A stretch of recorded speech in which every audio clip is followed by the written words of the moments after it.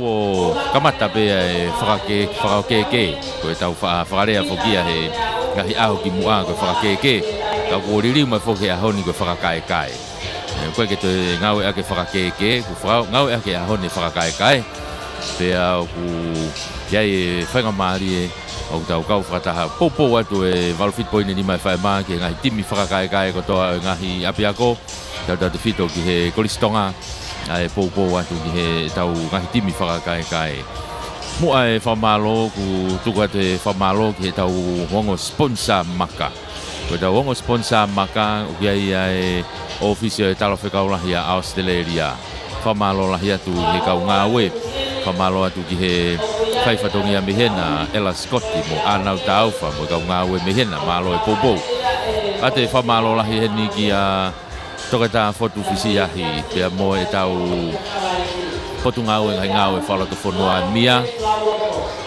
malu ai whoki e tau sipoti pia wate whamalo lahi te whaki ko ia o e sipoti ki ai pia o kai a one toto waipulu one toto anis pia mo e tau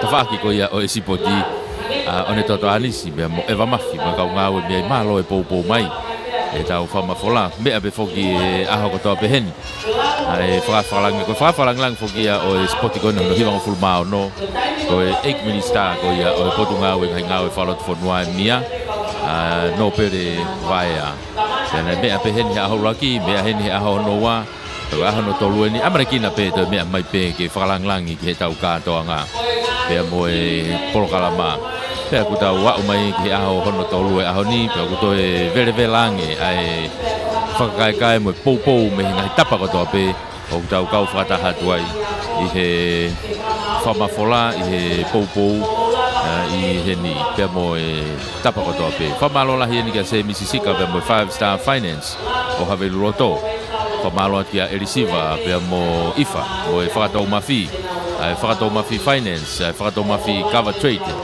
o veitongo pea mo e funga tuftere mei mataika vavau malo e popo hofie mau kava ko hofie mau seniti ko e whakatau mafi e tuu kota whaaki ke popo malo whamalo atu lotu lot palanite mo e ofisi whakapalesteni ko ia mei Seattle hange ko lau ofisi whakapalesteni mei Seattle mo e kainga Seattle malo o pito e popo mai whamalo atu kia nehilofi mo e miliona finance mo e miliona kavatonga o rei matu a vavau mo sia tautai mana whamalo atu ki he Harmony Enterprises o Halaleva kautaha wholesale ia na uhanga tufa e koloa whamalo ki Finau Construction so vaini ho fie mau nau langa hawhare pe ko hono ota mai hao meri ringa aue pe o kapau ke te fie mau haki senit whawavave o e Finau Construction sia whamalo atu ki te pola lolohea mo e kautaha ko ia Esiaola Quality Furniture o Havelu Roto nau whare ko nau mamana ia whamalo atu ki te Vitamisa Fifita pe mo e Siikaeola supermarketi i Loto Nukalofa whamalo atu toka ngai mai viri tau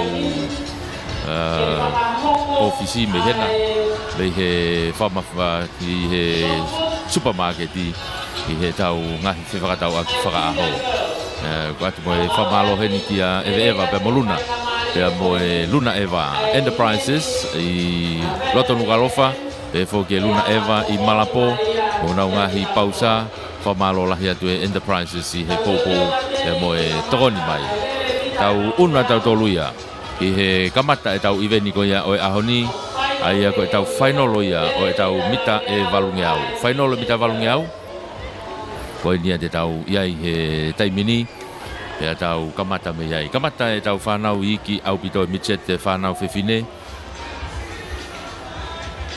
o ia te pewa i ke tau kamata e tau ngahi iwenia e tau tolu i he tau lere i he mita e valungeau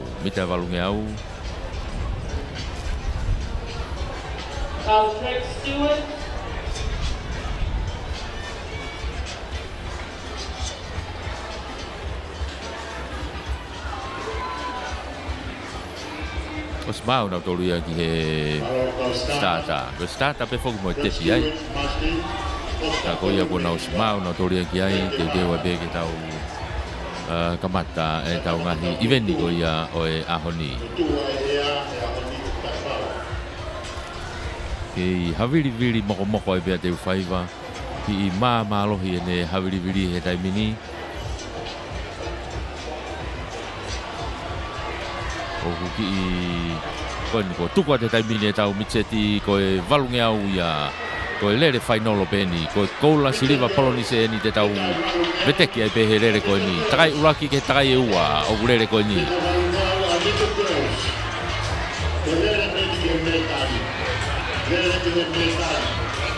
Umai tai mini ngau ke mata tatau ma pio jata kuilau ko hahake ko liahona o gai mo vahe kolo kunsalo tena ea mo side school o guna toe ofi haka mo nau ai mo hai tai mini nau takai mai ke uange au matu ke takai ua pe ai lere ko ni afe mai tai mini ke te au di manoa ko si unu mai tai mini a side school ia o taki he tai mini Figawa Maria Hona kunsalo tena ku unu mai moia ki mua denga fige kau fe au hi okay ya fe man ki hanga tonu mai tai mini ke taki mai ko ki kamata ke fala ka mai tai mini wa kolo ia io ko wa kolo o na ia ko fala ka mai tai mini ia ko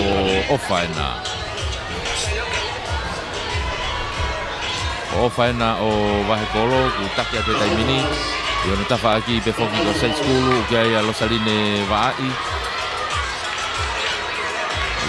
lere ko ia me side school ha ko na ke ta mi maria tu pe ko vahe kolo vahe haha ke tu pe na iho na tua lere ko ia haha ke ia tulipe tari ko haha ke ia vai me vahe kolo ko nanse foto ka ko tu ko lere ko mo heta mini ko ofa mo helo tu skubea ia ofa skubea na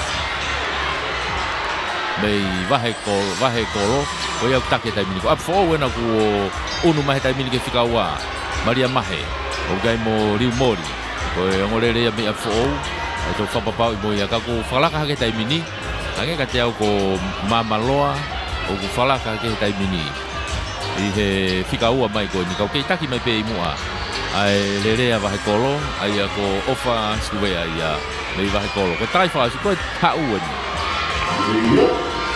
ko lere ni ki te pie ni ko tuli mai he ono tua pe ko vahe ko aga tau ga ko loto ai voi siliana ka ko na ya mai na ki te pi o ko mai no ai tu ha ko ia i ku na ia ya ko fika wa na ku alo atu ko bonga o ko ha ko loto mansiu tu kalau ya na to ki fa ko ko ta be ai lere ya o ki te pi ke to ya te ka lere me mui ka ko mai no pe tai mini ko fufu ko laia o aho no tolu o kuna ia ofa mo i helo tu square o tipiko ya vahe kolo ki tana ke tu ke metali ko vahe kolo tu ke he pe fe au hia mahino pe fe au hia nga tim lalahi mo na u fe au hi ka ku na tau te si o fok tau toria ki he au ko tau nga tim vahe loto nga ya ko loto fu fok na ngata pe na tolu he mitseti mo tiunia ke he pe na ki fangi fe au hia na tolu ya nga tu ko ya tau te pile ya nga ko ne tu he tai mini ka ke ko la vai mitseti tau hoko ta pe tau tolu he ke tiunia ko tau tiunia ai fanau fifine i rere mita e valunge au ki toko la yang e fanau tiunia ia i rere ko ni to toko la yang e tau fanau fifine ai tiunia ia tau tolu ia ko ni nau osi loto malae te teu ke nau hu mai ki loto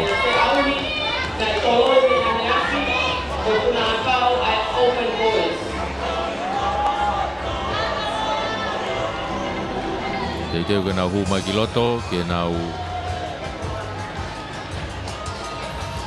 nau hu mai ki loto ke lere nau fe au hi kuna o stariui kuna o si I he loto mala e he taimini ko teu pe kana hu mai ki loto ki he leine ke kamata e nau rere anau tolu. I he mita valunge au ia e tau whanau Fefine Junior o ni au tau unu kia he taimini. Whamalo ia e befoki e tau kau sponsor i he tau whamafola malo e poupou mai. Whamalo ki he office e talo whikaulahi a Australia i tonga malo e poupou. Kau whaifatongi a mei ai ke i whakawa umai tau toko ni. Pea kuhange ko lau koeni e ni. Kau ku ke i toe ai tawhaki e taha ke i toe mai ngahi turiki. E lava pe ke toe whaiha whakatangtangi atuai. Ko ia. Whamalo lahi atu he poupou mo e toko ni. Ia te whamalo lahi ke tau hange ko mo mea mai tau live streami ko Valerie Adams e nau ku i loto mala he taimini. Pea mo e ne whai ako ai heni ke pakai ke tau sporti mo whanau pea na umai ki tongan i taimi katoanga ko ni tau whamalo lahi i he potu ngawe ngawe whaloto whonua malo e poupou malo e tokoni mia whamalo ni ki a Semisi Sika pea mo 5 Star Finance whamalo ki a Elisiva mo e whakatou mafi Whato Mafi Cover Trade Team pea mo e Whato Mafi Finance o Veitongo pea mo Mataika Vavau whamalo ni kia lotu palanite pea mo e tau ofisi kona i Seattle ofisi whapalesteni mei Seattle malo e poupou mei hena ko e whamalo kia nehi lofi mo e Miliona Finance mo e Kavatonga lei matua mo Seattle Taimana Harmony Enterprises Halareva Finau Constructions o Waini Pamalo ki a Te Pola Lolohea mo e Esiaola Quality Furniture have loto Te Vita Misa Fifita pe mo e Si Ikaiola Supermarket mo e Monoparts Pamalo ki a Eva Moluna pe mo e Luna Eva Enterprises malo e Poupou Fra o te pe tau Pamalo ki a Paula Moi Latu malo e Poupou mo e Troni mau pe I he taimi o tau whenga o e aki ai to e lava whoko mao e tau ngahi live stream ko ni I he ngahi live stream ko a Paula Moi Latu malo e poupou me hena ko ia tau kau whakataha to e be I heni o e teu ato ni he tau mita walungeau a e tau whanau Fefine Junior ko ni au tau iai I he taimini ia Hange ko lawe ane nai ko toko tolungo fulu mani mau asi he tau risi ko ni. Toi ki toko lahi ange ai whanau Fefine Junior. Pea o tau hanga tu pe giai ko toi ko lele foko ni kuwawe pe. Takai pe ua. Lele ko ni takai pe ua. Ai tau lele.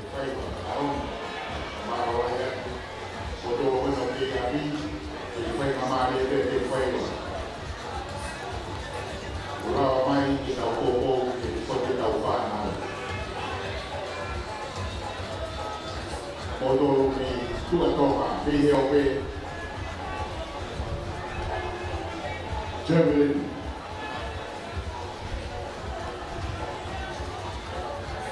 Katanya kau tolong singkat Javelin sio hifo ke programa Open Girls Javelin. Sika ai Javelin ai Open Girls. Taim tatau pe fogo ku lele mengahi event ni pe fogo ko ia I loto malae. Ai event ni loto malae ku lele pe boia e tolo ai puna I loto malae ko tolo ku ia ngahi tolo ko shot put mo discuss ko tolo sika ko ngahi puna o ko puna akau ko puna loloa ko puna maolunga puna stepu ai ko ngahi event ni pe ia ku lele ko ia I loto malae. Te aku tau tui pe vave au puto pe ai ne tu ko ia I he ahoni. Te atu e tau lele ko ia Junior he taimini. Toko tolu ni mako ni unau lele. O wa tu ko te taimini. Ko I kulupo e ua kulupo taha na tu he stata tepi kulupo taha na ki tu atu ki loto. Ka ko na movete atu he taimini. Lele hake anau tolu ko ni hange ko tuang atu ha kapakuka kufanga fatapu. Kage ko anga pe o lave ki ai ka ko na ko tohai na ia o ku osi I mu ai he taimini. Ta fe mai kona ko tonga hai ko lia hona o kia pepe mo Monga Orive ko Mama Loa ko Kunsalo tena ko tere hake mo yaki mua ka ko ngo lia hona na ko nai mua loa pe na wai he taimini na wa fe mai ke te ni manoa ko ha ko ni ko takai pe ua ha ko ni pe takai fa o sileva vave pe na urele na tolu e taimini tonga hai pe na mo Kunsalo tena ki fala ka mai taimina Kunsalo te a fo o wena mo lia hona I hona tu a pe kia pe mo ha pai pe foki tailulu o kuna I he taimini he rere ai ko Kunsalo te pena mo a fo he taimini ai ko Kunsalo te ko na o kia I fala ka te taimini a fo ya a fo ko matavai kafoa a fo ya ko Kunsalo te ko lovely moa I hona tu a pe o kia ya ha pai ko finau makafi a mei ha pai ko na fala ka ke taimina finau makafi ko tailulu I hona tu a pe vave aputa mo turi ato ofa tu iono mei tailulu pe ko losa africano ai ke ka ko si mava he mai ki mua a fo kia ya matavai kafoa ko na ku mua pito fikau atu pe no tu a I ha pai ko finau makafi vave pe mo turi hake taimina side school na fika tolu hake taimini ko kia ya Brianna lele Noah ko ya gurele me side school I heni Brianna molani man ko ngo star ya side school wena no wa fe mai ko hanga tonu wena ko na ke taki mai pe ko fo ka ku vave apu turi mai ha pai ai ko finau makafia ko lani man wena me side school wena no tu a pe ma wa fe mai ki hanga tonu taimini ko ha wen ke tepi he taimini fakala ka mai taimini a side school ya I he nawa mai ko ke tepi ko na ko lani man wena me side school wena fakala ka mai taimini pe mo ha pai ya o fika ua mai na wa mai ni ke fa mai ke tepi ko na ko filemu ya na me side school ko lani manu ko koula ya ulaki koula ya aho ulaki kata ko ya to turi mai taimini ari hona ya otolu aya ko tonga hai side school kata side school hapai pe amoria hona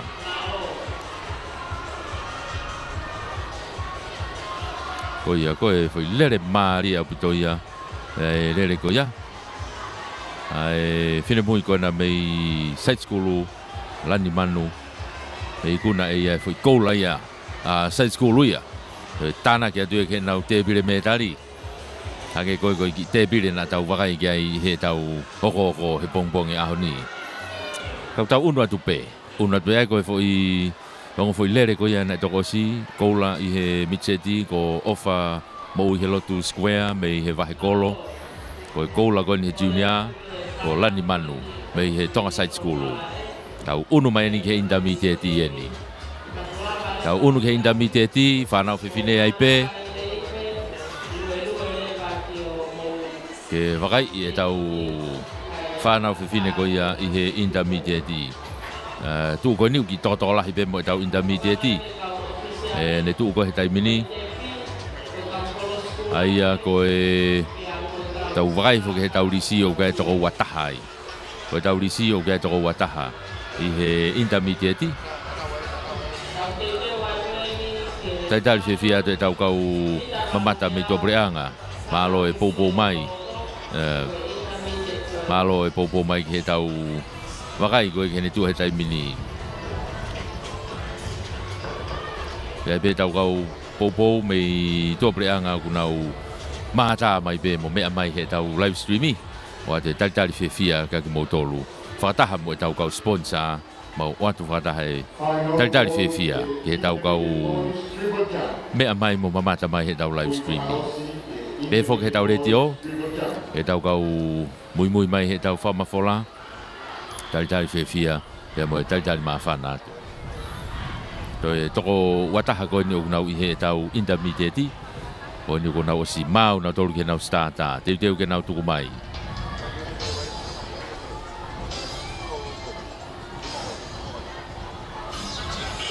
tu kwata taimine intermediate foi kulupu ai pe ua kulupu na tu he tepi kulupu na ki tu at ki loto ki he ve matapa na tuanga mai tai mini na wafe hake ke tolu ngau he tai mini na ke mata tatau mai pe hanga tau asi hake loto takuilau to ta hine dia hona i he tafaki pe koe o dia hona ka kona u te tu hake pe o lele mai ka ko sai pe dia hona ta ku mu ape ia ai ko na ka lele he tai mini ke ia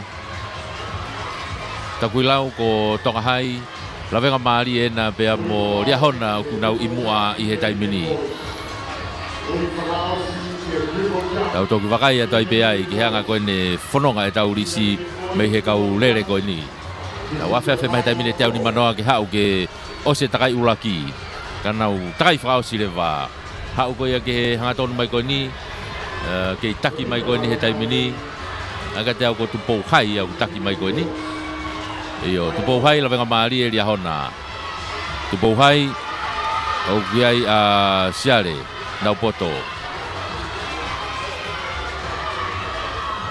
o ia ko tau kaurere ia ko he tai minia la venga mari e kona ko vika he ai ko foi kulupu ia ko na mo he tai mini giai pepe mo hapai nai o ku vave au puto e tuli ato hapai ko Lucia Loniena mei hapai vave au pito ne unu atu ki mua gai pe mo ap fo o hono tafaki ko lele mi ap fo ko lineni kutu pe mo mareni taula mi ap fo kake ko taki he tai mini o gai hapai o gai ali hona pe o gai pe mo ap fo wai lucky watolu ia vave pe mo tuli atu ali hona kona na humu ko he kamata ko na te tuli atu pe ia mari mo te ap fo hono wa ku na ia pe e ko afo e ua mo ri hauna ua pe mo e hapai ona tolo e nai mua he tai mini afe mai ki hau ko ke tepi e to mari anga ko na feta ta o mi mai ki he tepi i he afe mai ko ni ki hau ki anga tonu he tai mini ko ni na ofi mai ko smava he mai tai mini Lucia lonyo hapai mai no pito ko afo o na ia hona tu ape ko taula pe mo kutu ko na ku fala ka mai tai mini i he whikaua ena ku lele mai tai mini ko lineni ka koina ko si na o te kete pi he tai mini ulaki atu pe a Lucia ua tu kia a fo tola ria hona ko ia ko foi lele ko ia foi koula ia a hapai to tana kia tu ke ngai metali hapai pe a Lucia Loni ko na star ia hapai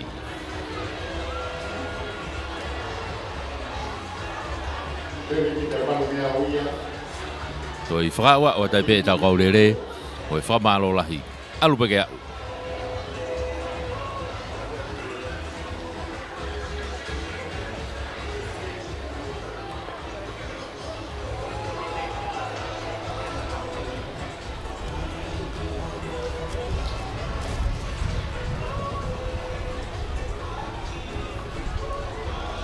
ai ke ko ne tu ia ko he tai mini ia ko mahino atu mo indamiteti to ate foi koula ia ko ia e Lucia Loni mei hapai katau unu ate tai mini ki he tau whanau whiwhine ko e te uwakai ki ai pe ko openi pe ko e sinia te tau hokata pe ki ai o openi tau hokata tolu ki openi he tai mini ki toto si mai ka urere ko ni to tato lupe urere he ni ka ko wakai tau ki loto mala e ko e star na ia ko up for o ku i loto he tai mini a yantama a toa talo ni lere ni ngahi lere takai lalahi mo nei kuna pe wa mai ki na urere fuka takai taha ne to e taki lere ka ko e lere ko ya ka ko tui be na ki wa ile ka hake pe fogia e lele ko ya ka ko ne tafe ni mangau ko to luafe wa mai ni ko he valunge au pe janta ma atoa lele me hena Christina Takitaki sela tu yono ko tonga tu po uruaki ohi ko janta ma atoa Brenda Maupese ko Tiresa Tamare Pisila Tuangalu Vino Latahi ko Susana Tuipulotu Lucy Tania Lama Amelia Manuhapai mo Kanesoni Palanite Ko kau lele e foi lele ko ni to watu pe ai apia ko ka ko te wakai tu hanghange o to ki to si iange ai kau lele ko ni.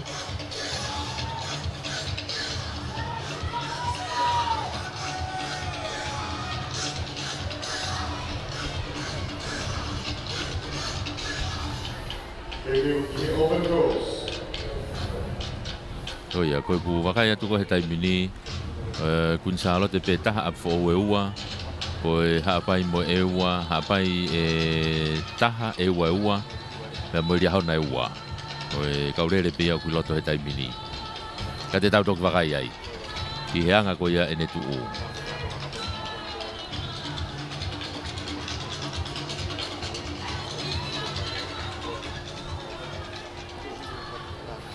o ske fai longa kula pe sata pe ku ai pe fok mo te pi ai te ke nau tu watu ka ko o si hina mo tau fuka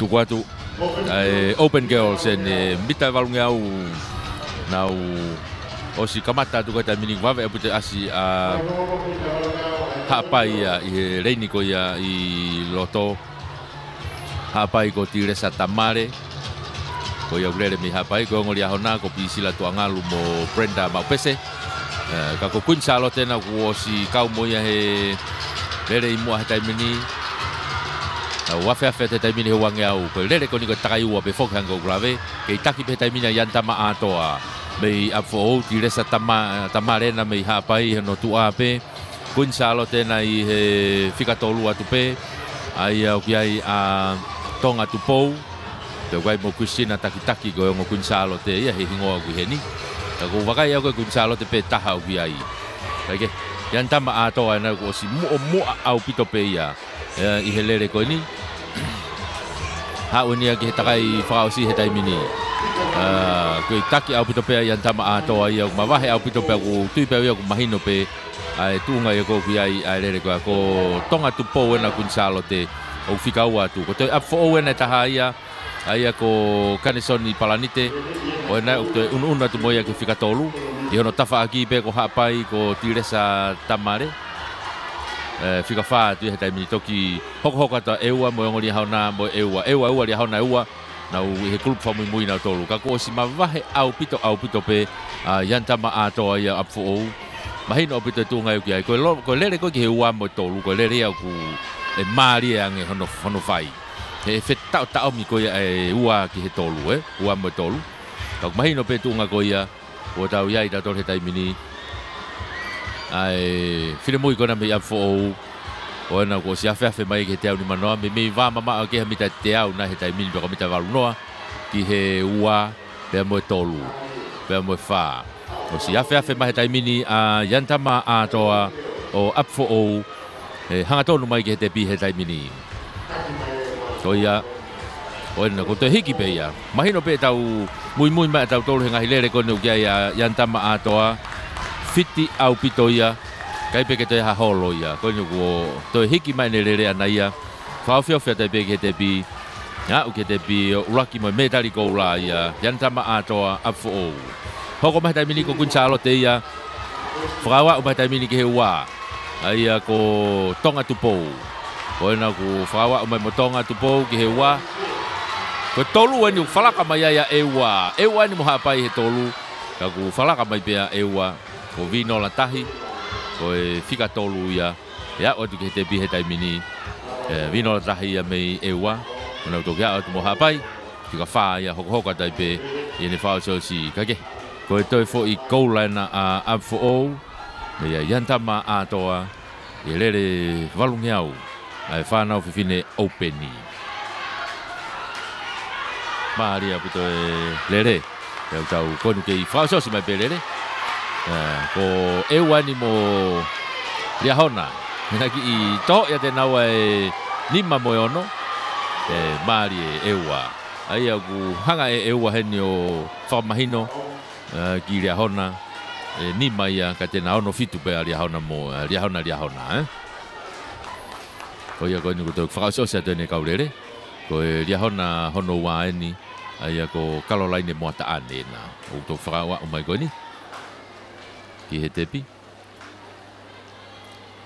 O ia ko toki au mai na Caroline Moataane lia hona ka kone lava ia ai valungeau intermediate tau hoka tai be ki he tātu ko e whanau whiwhine valungeau ko e senior ia kau lere ko ni u toki tōtolahi kau lere ko ni ai au ku lau atu pehi ngoa ka toki mui he api ako he nelere ai au kia Maria Soakai ko Hala Pupuahi Vunga ko Emeline Loni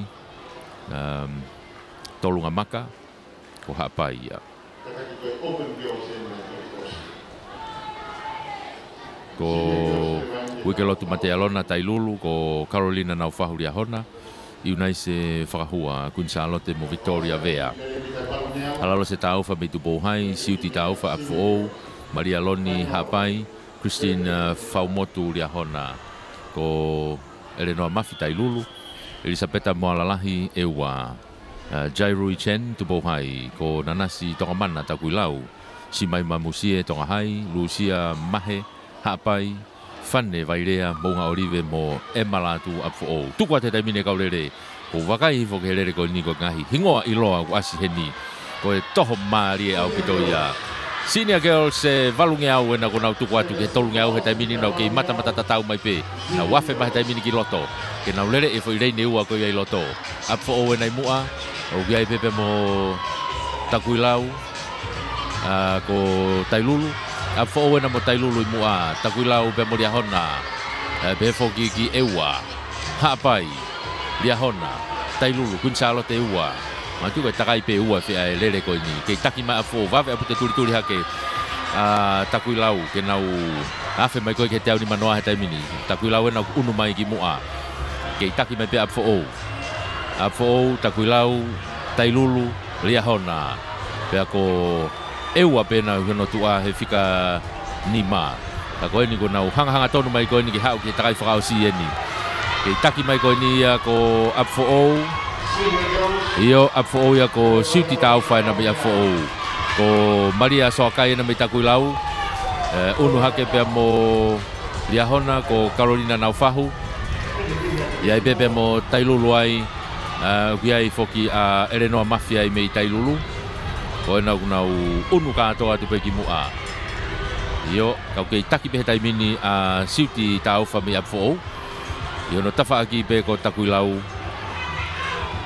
Aya ko Maria Soakai me Takuilau siuti taufa Maria Soakai me Takuilau Riahona na ku ofi abuto moia e fika tolu heta mini Carolina Naufahu fika tolu ia tau ke taki pe heta mini e mari e nau afe mai ko ni ke nau lova ke te bi pe te nau ke tau hia ki he kulupu ko imui au pito asi mea Kunsalote vave huma Kunsalote mo tonga hai e kulupu ko ia hono wa tau ke taki pe heta mini ko afo pe ia ke taki mai pe siuti taufa ia ko Maria Soakai Takuilau o ke fika wa pe ia ko Carolina Naufahu mai Riahona o ke he fika tolu pe ia ka kwange ko lau vave apute tuli mai tonga hai mo Kunsalote e ha ko ni ke afe mai ko te ni manoa ai ko Kunsalote na ko si unu mai ia ka ke taki mai pe afo ko siuti taufa afo tuli mai ke ia Maria Soakai tuli mai Maria Soakai ke siuti taufa afo mo Takuilau Apo na mo Takuilau haot ke wanwa haot ke hongo fulu haot te tamini ke tepi apo be ko tolu ene una toha tu jai ko Riahona mo Kunsalote fika tolu atu pe Riahona mari e foi lere ko ki tomu ile ka tuli ko Maria Soakai i hene na lere mai ko hanga tonu apa pe mahana ki lere ki mua langa iki mua tu be ano fa ngamari nana toki ofia tu pe tepi ago ilo pe na e uraki pe siuti taufa kai ua tu pe Maria Soakai me Takuilau e toki vete ia me he taimi ko te tau whanonga ki he whake metari maka i fo e ko hena e valungiau e senior girls ke tau whanonga ki ai he whake metari pe ko haina e uraki mo ua o ia kagoia ko foi to tana ki to foi gola taha apfo me he mita valungau ko ia ai sinia tau una tatol ke tau whanau tangata mita valungau ai pe ke tau whanau tangata ni mita valungau mitseti ko wakai fu ke tau lisi ko toko wavalu o kulere heni toko lahi au pito ai ka ulere ia vahe pe ke kulupo ua Kulupu te nau tu he stata he tepi. Kulupu taha te nau ki unu atu. I he tawhaki ko ia o foi manafa ko na turiki ke hu anga mai ko me tu a. E tawhaki ko ke chim. Kau iloto reini pe ko ke huinga ku nau itu a he manafa. Nau iloto pe reini ka ko foi tawhaki ko ia. O ku nau ia i.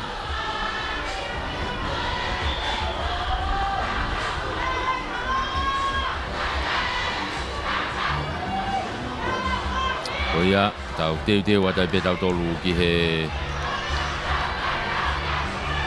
walungeau e tau whanau tangata anu tau iai he taimini. Ai kou lau ki te tau toki mui atu pehe ngahi hingoa. E lolotonga ko ia, a ene rere a e tau whehau hi mei loto. Kau ku iai pe whangi ako katoa. Ngahi ako katoa unau heni nau tolu ia. Tukua te taimini whanau. Nau movete atu. Nau whakawa o hake taimini ki he tolungeau. Nau whakawa o hake tolungeau he taimini o ki mua pe he taimini a Bunga Orive, pe he whoki ki Mamaloa. Toloa e nau ki he ta whaki. Ria hona, o tama ria hona e na. O kuna i mua nau he taimini. Wawe au pitoanga ko ia e na rere. Koe maari e whoka koe lere e kau kiti e unau lere koe ni e. Kau kui mua pe masi toloa. Hoka tae ngota ma ria hona. Koe uraki ua tolu. Koe masi ria hona nei taha ku na whetao tao mi maari e nau he uraki mo ua he taimini.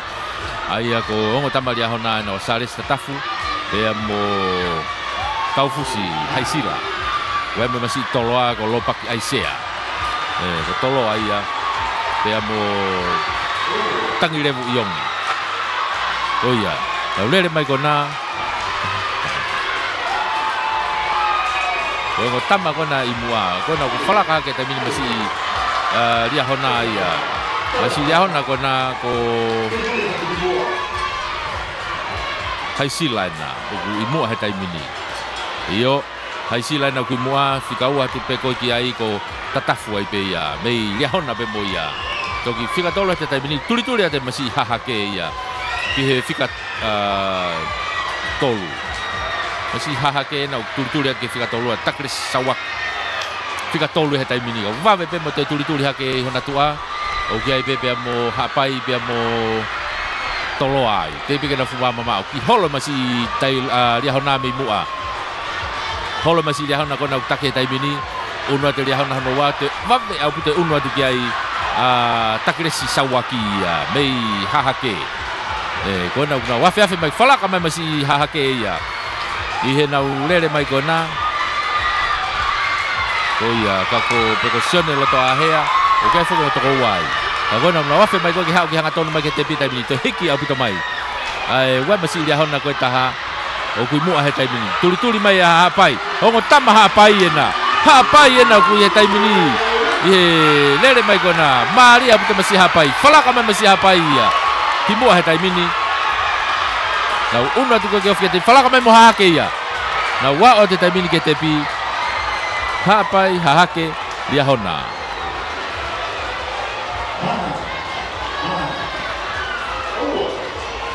Ko ia vave au pito. E anga koe nau tuli mai kau tama. I he foi lere maari e ko ia. Nā tau toki kau whataha toa e masi i ko ia mei hapai. Tō ate masi hapai ia. Tuli mai masi mo ne taimi mai. Pea to e asiri ai ko e spike hapai pena hau mo ia. Ko spike ko na urere ki ko e one loa ko hapai. Ko ia ko ki tui he masi i. O ma au pito. Foi koula ia hapai. Maari e hapai.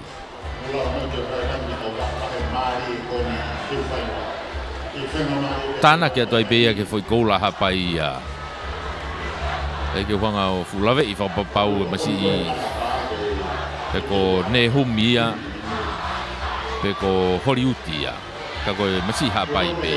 Ko tama hapai ia. E ne tuu ko he taimini. Ka ke ko te foi koula ia hapai. E tau sipoti. Tana ke atoa ke nau ki.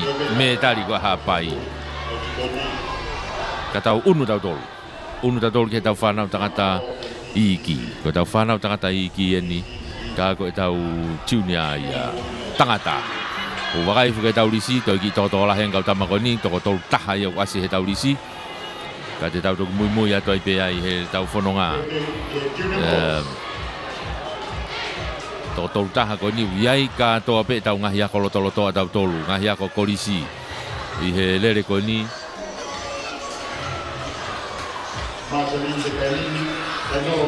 mei tau toko ua to ai pe mei he ngahi ako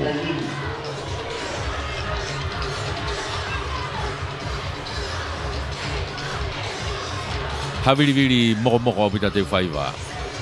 Pau te ke mea mai ki te whaiva. Sai pe ke tō mai peha ki saket. Ke tariwha ki pe. Pe ko tui mai pe ko whi whalani maa whana. He ku ki i havili moko a te whaiva. I he ahoni. Tau whamoe pe ke alo maari ai pe angai ne tu. Kono ki i vai e he pongpong e ahoni. Tau pe pe whoki he whamatala ea wai ki alo tāma ki uha. Te tau whanonga mo he ahoni. Ka koe tau unu mai tau tolu koe ni ko whainga maari e pe.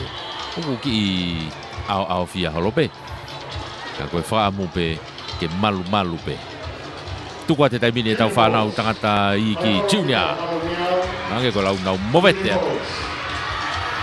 Kulupu koe ai mua au pito kia e tamatai lulu ia. Kei alu hakai pe kulupu mua ia tai lulu ria hona apu o kia e pepe mo ewai. Pea mo toloa. Ko kulupu ia i mua he taimini. Nau lere hake ko ia. Kata kange o mounga orive nau ki ai. Pea mo takuilau. Kei take taimini ko masi ria hona pe mo atere. Ria hona atere. O kia e pea mo ewai. Ria hona atere ewa. Turi hake masi toloa. Takuilau. I hona tua he taimini. Na wafe mai ke hau ke teo ni manoa he taimini. Kei taki mai pia ria hona atere ewa. Ko laki wa tolu ia. Kau kai ke fu mamao mi hona tua a toloa pe mo takuilau. Toloa e ua na guna i mua he taimini. Ka koe taki mai he taimini ko ria hona ia. Ria hona. Iyo. Koku iai a siweri tu i fua ria hona. Ko masi koe na mei ewa. O rose la tu ia mei ewa. A te tau toki mui pe hano hingoa. Ka koe masi koe nau kei take taimini ko siweri tu i fua ia. O ria hona ko hingoa iloa na ia. Asi he ngahi iveni na nei kuna nef. Ka koe ni te hoko atu e hahoni. Ai nau lere. Wawe pe o si whalaka ke taimini mo toloa ia. Whika ua he taimini. Nau whetau ni maari. Ko toloa na ia e ua. Raki he ua mo tolu he taimini. Ai ko ngo tama toloa na kuna si unu hake mo naua ki o mua. Ko fifita. Ko masi e taha pe foki ki toloa i pe ia. Toloa e taha ko ifaremi o kusi. Ai ko kona kuna si mua mloa na wa he taimini. Ngo tama toloa ia. Ai ko ngo tama toloa ia. Ifaremi o kusi. Pe mo vunivalu fifita. Afe mai ko ki hau ki hanga tonu he taimini. Ko naua pe nai ki mua. Kai ke taha ia ko naua toko ua pe nai ia. O una lere mai ko ia i mua he taimini. Ko ena. O toi hiki mai ngo tama ia. Hau ngo tama ia. Kai ke te aha whelave. O ngo tama toloa pena. I mua. Tena ulaki tena toi toho pena ke te pi. Iyo. Kei ulaki pe masi ko na ko Vunivalu. Toi whikau atu pe kia i Ifaremi o Kusi.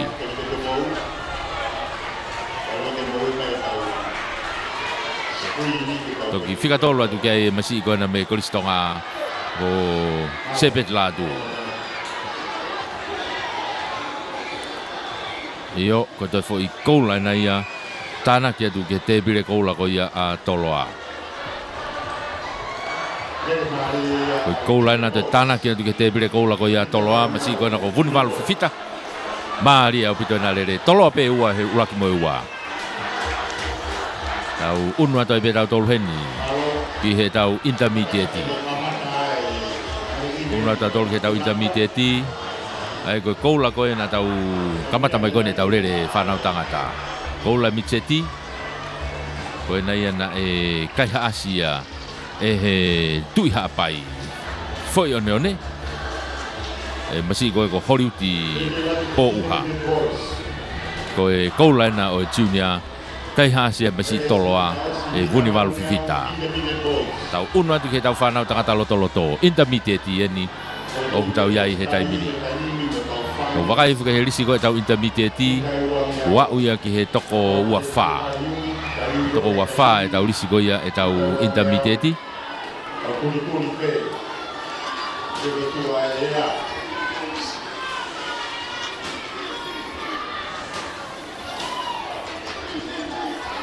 Ako ia e tau iai he taimini. Te tau toki lawe peke hingoa. E koe tuu koe niu kamata ke toa te tau whangia kolotoloto me heni. Toi mai pe tau ngahi kolisi lalahi. Kau kau a mo unga orive i he ngahi kolisi lalahi. Te koe kau e nau whafofonga anau tolu heni. Tuku atu intermediate he taimini unau tuku atu. Nau ke mata tatau atu pehono tukuang atu e intermediate. I loto au pito o kiai a tere. Tonga hai e nau no tua. Koe mo ngori ahona toloa. Nau tatakai mai koe ki hanga tonu mahi taimini he tolu ngeau. Kei atere pe tonga hai toloa. Ia eri ahona e ua ko e ua. Kai pe he foki ki he munga orive. Kai ke. A koe nau ko Santelu. Santelu ena i he whika wha he taimini. Nau wafe mai koe ki hanga tonu he taimini ke au ke te au ni manoa. Kei taki mai pe he taimini ko tailulu. Koristonga Iyo, kei taki mai pe tai mini Valunge au weni ko takai ua foki ko takai uraki eni takai ua frausi. Kei taki mai pe tai mini ko atere pe a toloa. Atere pe a toloa ka nau kei mata tatau mai pe nau rere anau tolu ia.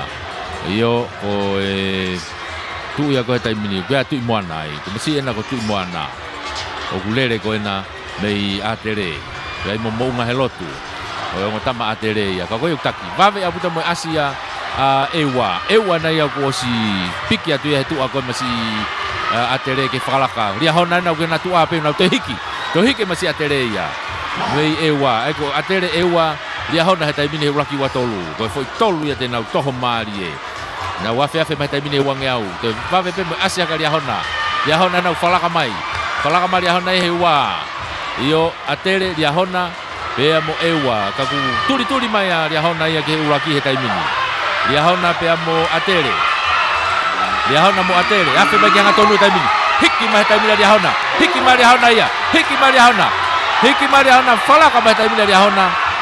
Alu atoi pe ke au ke te pi.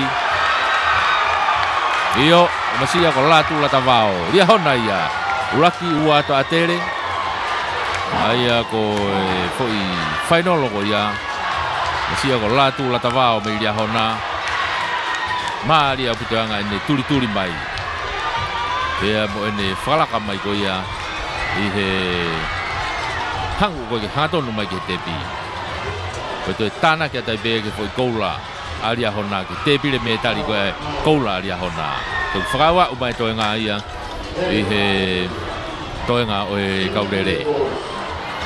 Ka koe tau whanau loto ia. Tau unua te taimini ke tau openi.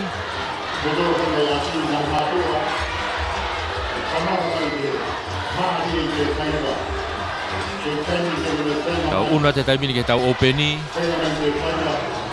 Ko ki wakai fo ki tokotolahi pe mo openi au koe tokotahani mai. I he lere ko ni ke honga lave i pe hu mai pe ngo tama national o heni pe tena toki lere pe ki na waia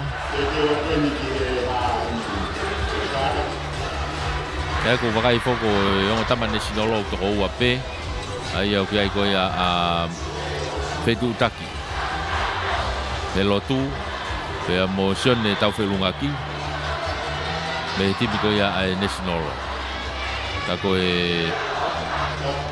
openi na nau iai he taimini.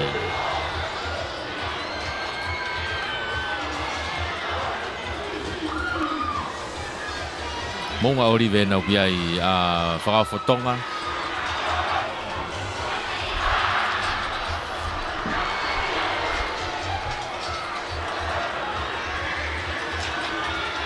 Teu atu peke lere ko ni ko maari au pito lere kau tama ko ni.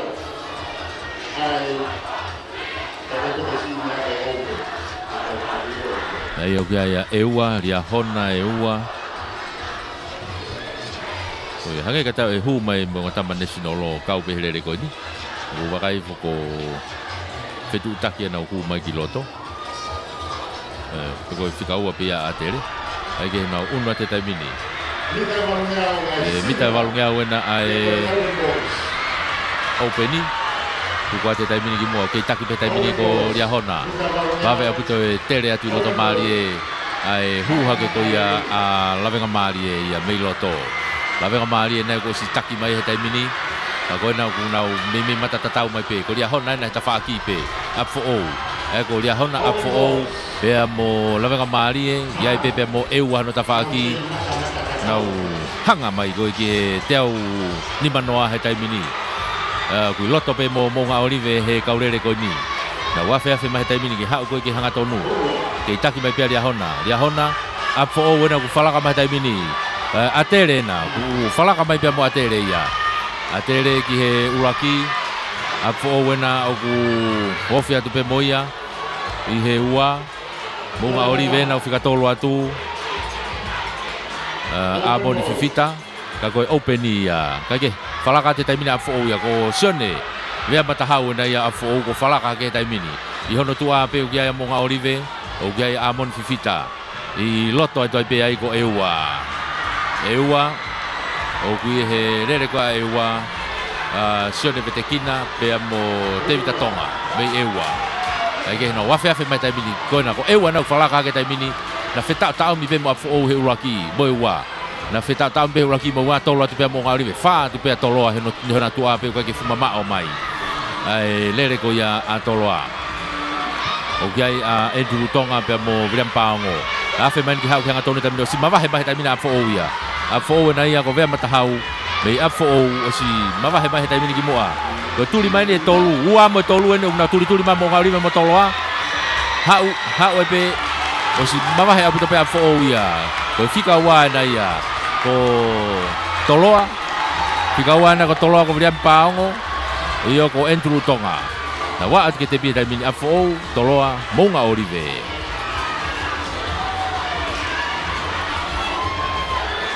mari apu to lere ka tama ko ni ka mahino pe ko uraki ko te tana kia ke te bile me tari ko ia a afo sio de vea matahau ko foi koula ia taha fo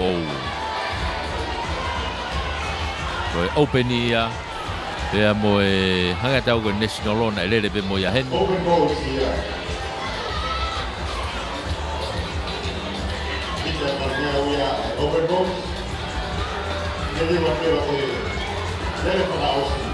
sinia tau unwa te tator ke sinia he taimini Ana te no fatonga e ia fetu taki he lotu na e kau ia hele ko ai national ka ko ia ko tau unwa tau tolen ke fra osi ko sinia ai tau pepe tau tolu ko foi lele ko ai national na ma ia e fetu taki una ka ki asia masia ko sone tau felunga ki ai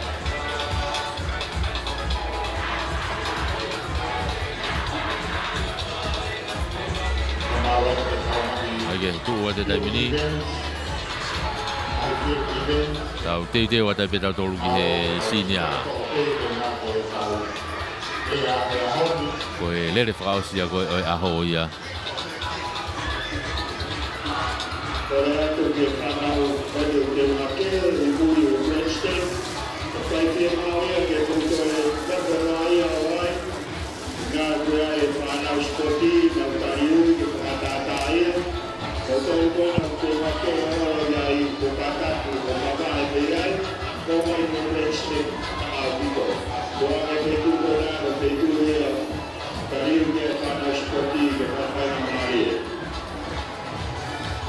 Ko tau whanau tangata lalahi di sinia.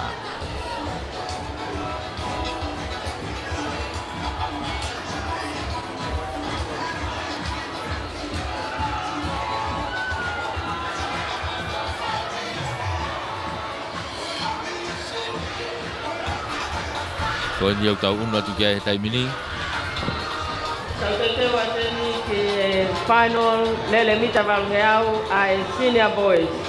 Iyo, o ni au tau iai he taimini ko kai ko ke tau lisi ko ya. O ki toto la he bembo tau whanau senior. Ai au iai e toko uataha. Ia lisi ko ni o guheni. Kako e hange ko lau ko ngahi. Hingo atu ki mua ni tau heni ai. O iai te vita sawaki lia hona. Ko lon tenisi na mi afo. Kau lele tione paseka me toloa hapai na ofa gine yafu me hapai a mini to pui me eua o fuka me toloa ai sake le meki me afo kake ago e tunga ku tau ai I he taimini ya tu kwa te taimini tau whanau sinia e rea tu taimini na wafeafe mai ko si Kei mata tatau atu ai pe ko e ngo tama ewa na ewa pe mo ngoria hona mo toloa na na imu ai taimini ewa toloa mo ngo tama dia hona mofi au pe mo tailu lo na tafaki na unu mai ki ngo reini ko ye loto tailu lo na fakala ka ke taimini ai ko ewa tailu toloa dia hona ewa tailu lo na ko si motu mano ha ke ya ki mua ne ko fa pau ibe masi tailu de tuku e ka ulere ki mua Eu ko e ko tailulu ko eua liahona fakafala kama taimini mo ngota matere ofi mai mo ngota matere ki mo taimini ka ko tailulu na ku mo ape ngari ko na wa umai ni ko ki he takai fausi yeni ko eua na ku mo au pito ko na ko paia he mo na ia me eua masi atere ko na imua o giai a taufa tau fai na pensimani me atere imu ape o si holo mai masi e wa ya ka gona ala te taimini ko o tama atere na dai mu ha taimini ura te moria hona ki ai atere na moria hona imu ape taimini na wa fa me tol ga taimini ria hona na ko sfala ka ma taimini ria hona ya I mua o ga ya David Kite Sawaki o ria hona ya ya be mo takuilau unu mai mo takuilau ia ki mua he taimini o gia ia vise sio tolu o takuilau ia nau hanga mai taimini ki hau ko ia ki he uange au I mua he taimini o ki fetau tau maari e mai ai o atere lia hona nau hiki katoa mai fitoko wha ko ni eua pea mo takuilau nau hau he taimini ki hanga tonu nau kei hiki katoa mai pe hau atere takuilau eua pea mo lia hona takuilau mo ewa takuilau na mo ewa na ki unu hake ki mo taimini lia hona na tu ape na wa ki of ke te taimini na wa ki bita flau ke te takuilau ewa lia hona Maria o pito yang afu ile ko ya takuilau ewa lia hona yo ko to tana ke to pe ya ke te pile metali ko takuilau ai na fu kola ko ni vise sio tolu ko takuilau ya Maria au pito fu lere ko na fa so sia to au ke te pi ke fa so te kaurere ko na ki foi toho ko ni na nau tatau pe na ke hata te fai ke he to ki vete mai pe he na wa ko ke te pi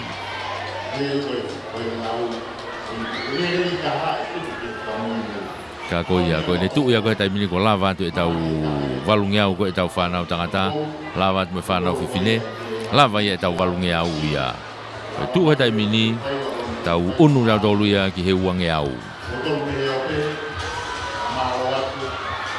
tau unu da dolu ki he uange au he tai mini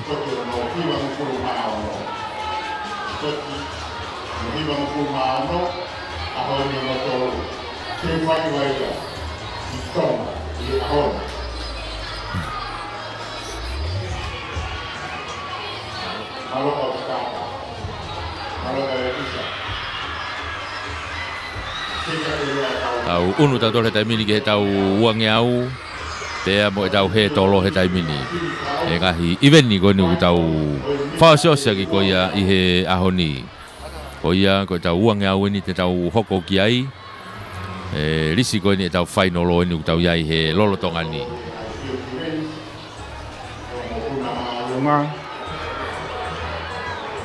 ke ongo one pikaulaki one pikaua Kamalo atu ka ofisa. Kai ko tu ngai ko tau la o mai tau tolu kia he tai mini. Pea mo sotu. Uang ya wenu tau teu kia kei whamalo ia be foki e tau kau sponsor a tau tolu ia. Malo e poupou, malo e tokoni mai. I he tau sponsor e tau whamafola. E he lea pe moe ata e tau re te o walu fit poini ni mai whaima e foki he tau ata e tau live stream ko ia ai Broadcom FM broadcasting malo e poupou mai whamalo ai ki he office e tau whekaulahi ko ia Australia i tonga malo e poupou pe moe kei kau mai ki he tau ngahi whamafola ko i ko poupou ai pe foki ia ki he moilelei Pea moe poupou ai peke he tareni tiko ia o e tau whanau malo e poupou. Whamalo lahi atu kia kumotolu. Ko ia koe whamalo ia. Whaka o tia ke office e talo whekaulahi Australia i tongani. Moe kau whaifatongi ia mei ai. Whatawanga peo mo mea mai pe he tau live stream i pe. Ella Scotti pea mo anau moe kau whanongo. Ia mapa moe kau tangata malo e poupou mai mihena. Ko e whamalo lahi ki he CEO o e tau potungau e whalotofonua ai mia ki a toke tā fotu fisiahi ka e pehe fōki ki he tau tawhaki e sipoti ki a one toto anisi pia mo e poupou mai me tawhaki ko ia malo e poupou mai e potungau e ai ngahi ngau e whalotofonua mia ko e tau ongo sponsor maka ia o e tau whamafola malo e poupou mo e whaatokoni maupe ki he tau whengau e aki mo e walfit poine ni ma e wha e ma malo e poupou mai e Broadcom broadcasting i he ngahi tawhaki ko tō peu whai ha ki tautapa atu ha sponsor whaki tautapa atu ha kore tokon oku mo tuu fia mai peke tau whengau e ak whakataha tau kua te whamalo lahi ai i he ngahi poupou ko ia ia e whamalo lahi ai pe ki a se Mississika pea mo e 5-star finance o Havelu Roto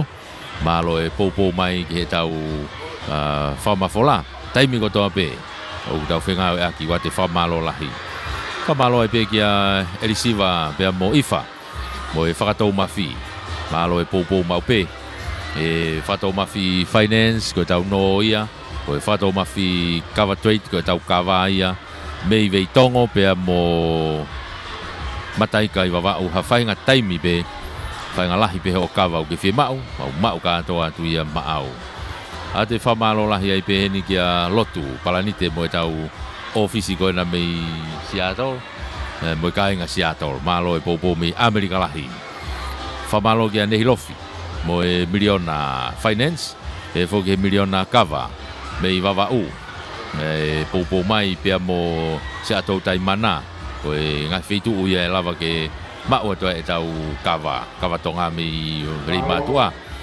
whamalo lahi ni ke Harmony Enterprises mi Halareva kau taha wholesaler o unau tuu ke whakakakato ho ngahi koloa e tuku atu e tufa e tau ngahi koloa whamalo atu whamalo ni ke Finau Constructions o Vaini pau ke whemau nau langa whare ko e whemau ha o ke langa hao whare mau iai ke toko ni atu. Pera pau ke te whemau ke iaha ki senit whawawave. Mau te lava pe o atu ia maau. Finau Construction sia mei Vaini. Pera pau ke whemau ke mau ora mai ha o mea rere uta, mea rere ngā ue. Mau lava rere i pe moia o tuku atu moia. Whamalo lahi atu. Whamalo lahi atu kia te pola lolohea.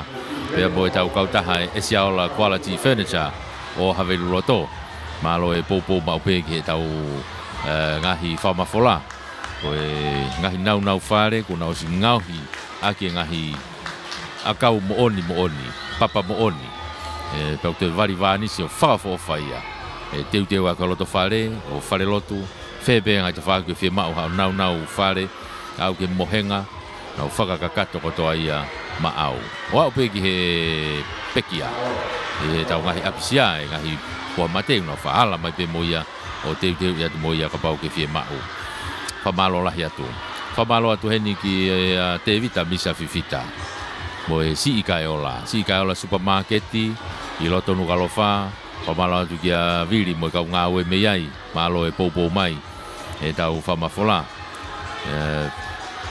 Ta te whamalo heni kia Eva pia mo Luna, pia mo e Luna Eva Enterprises, i heni i loto nugalofa, ai ni pe koni he halatau whahau i mua koni teu whaiwa, ko e Luna Eva Enterprises ia, malo e popo mai Malapo, malo e popo me ai e Luna Eva Enterprises me Malapo, mo e Malapo Quarry, wa te whamalo lahi, pe e popo mai, malo, whamalo ati e tau ngahi kauta. Whamalo ati pe kia Paula moi lantu e tau te whakawa o tai tau live streami o e tokoni mau pe ke tau whengawe aki malo e tokoni mau popo i he tau whataha. Kau whakakaekai.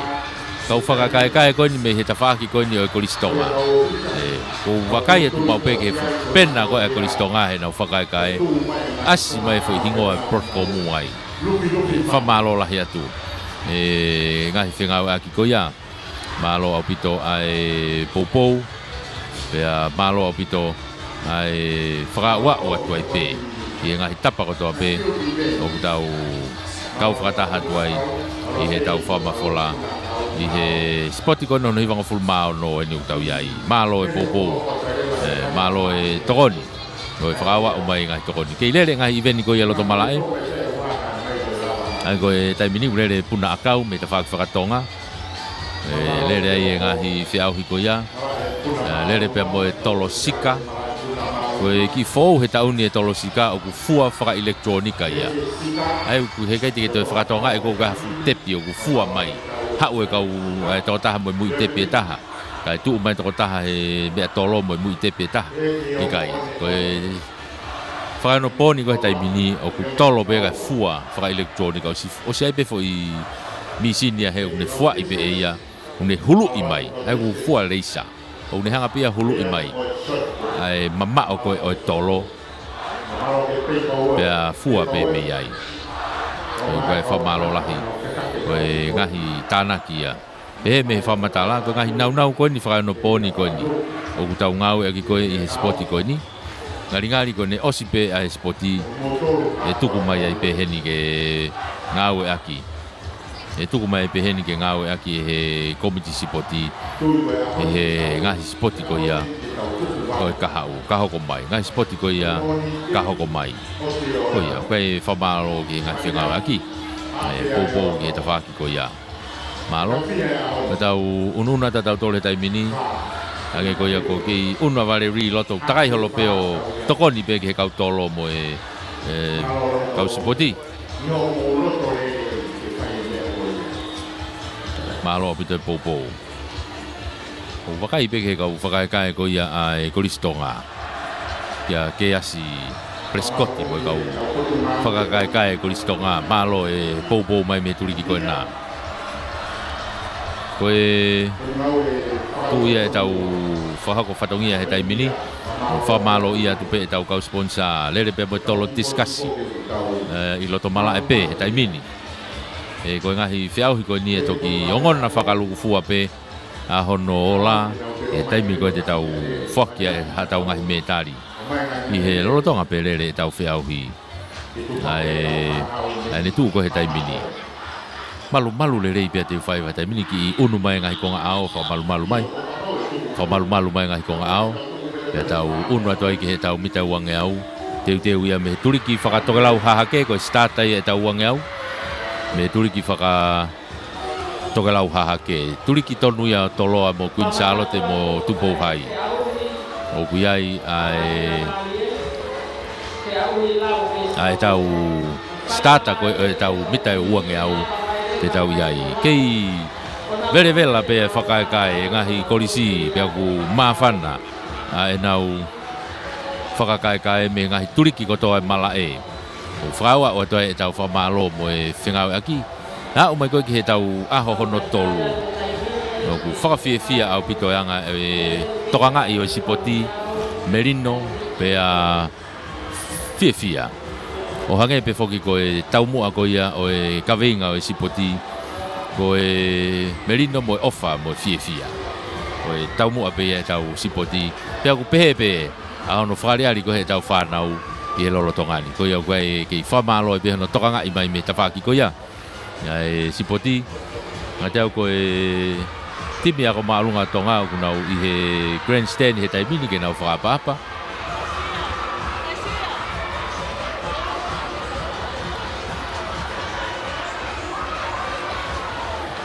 Peko hae polokalama urere he taimini. Kako tip spot ya ai ako maalunga tonga na ia ku nau I he nau laka mai taimini ki mua ke grandstand ni. Ke nau whakapapai.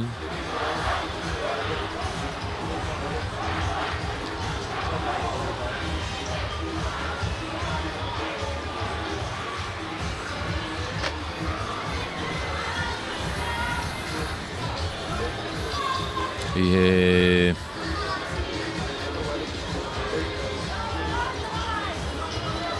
he nau lau wes fola pe.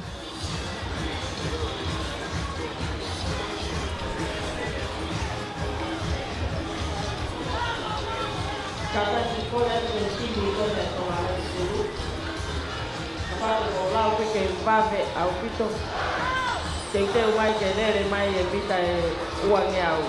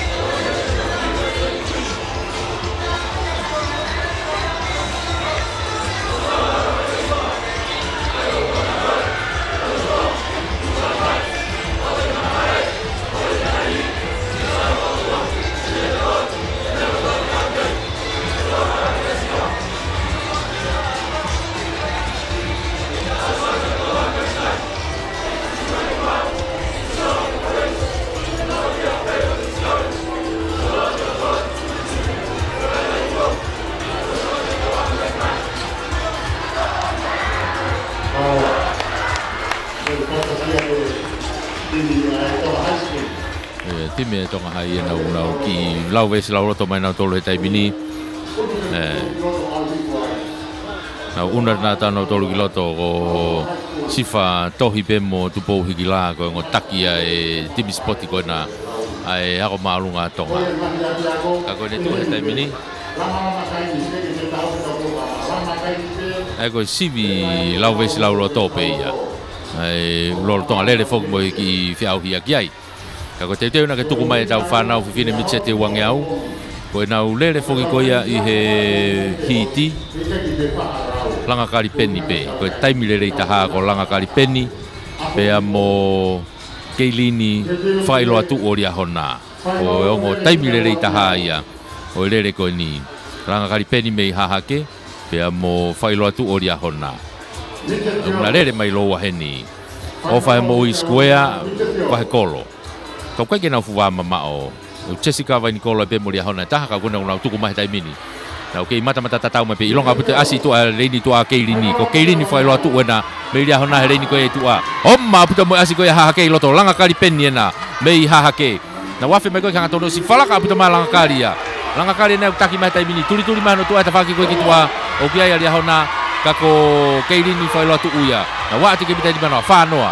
Na una te taimini ke ofet ke te pi. Kei tau ke te pita mini ke uraki pe haha ke dia hona pe mo vahe loto vai kolo kataki ai ko ofa square ia me vai kolo na fika tolu ka ko fo I lere ko ia mai no pe langa kalipeni I he akolo toloto haha ke ua to keilin fai lotu me dia hona tolu leva a ofa square me vai kolo mari au pito lere tau ko osi e tau whanau whiwhine I he Micheti lava e tau Micheti ia tau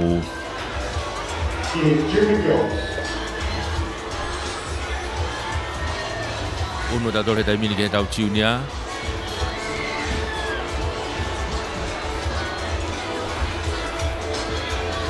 unu taimini ke Junior final of geni ko e taimini rei taha ko e nau lere na mauia Ringi Pere whakautoki me he timi ko a ewa ko Ringi Pere na ne mau e taimile rei taha I hono tawha aki pe na iai a manusi uvea o ria hona ka e pehe foki ki a orinei riu tai o ria hona e ko ngai taimile rei taha I ka unau rere mai peheni iai mo Ana Maria Vahe mi tonga hai o Susana Kaufusi me tai lulu ko ngo ewa ko lotana kiu be mo Ring Pere whakautoki iai mo rea lofi tongatea weisiriana lotoloto unga tea foriaki me tai lulu ko nau teu ke nau tukumai tai mini nau ke mata tatau me pehe ulaki mita te au nau iafe pehena me mata tatau pe nau taimia nau toluia wawe apute asia ewa nai lotongo Ring Pere whakautoki me ewa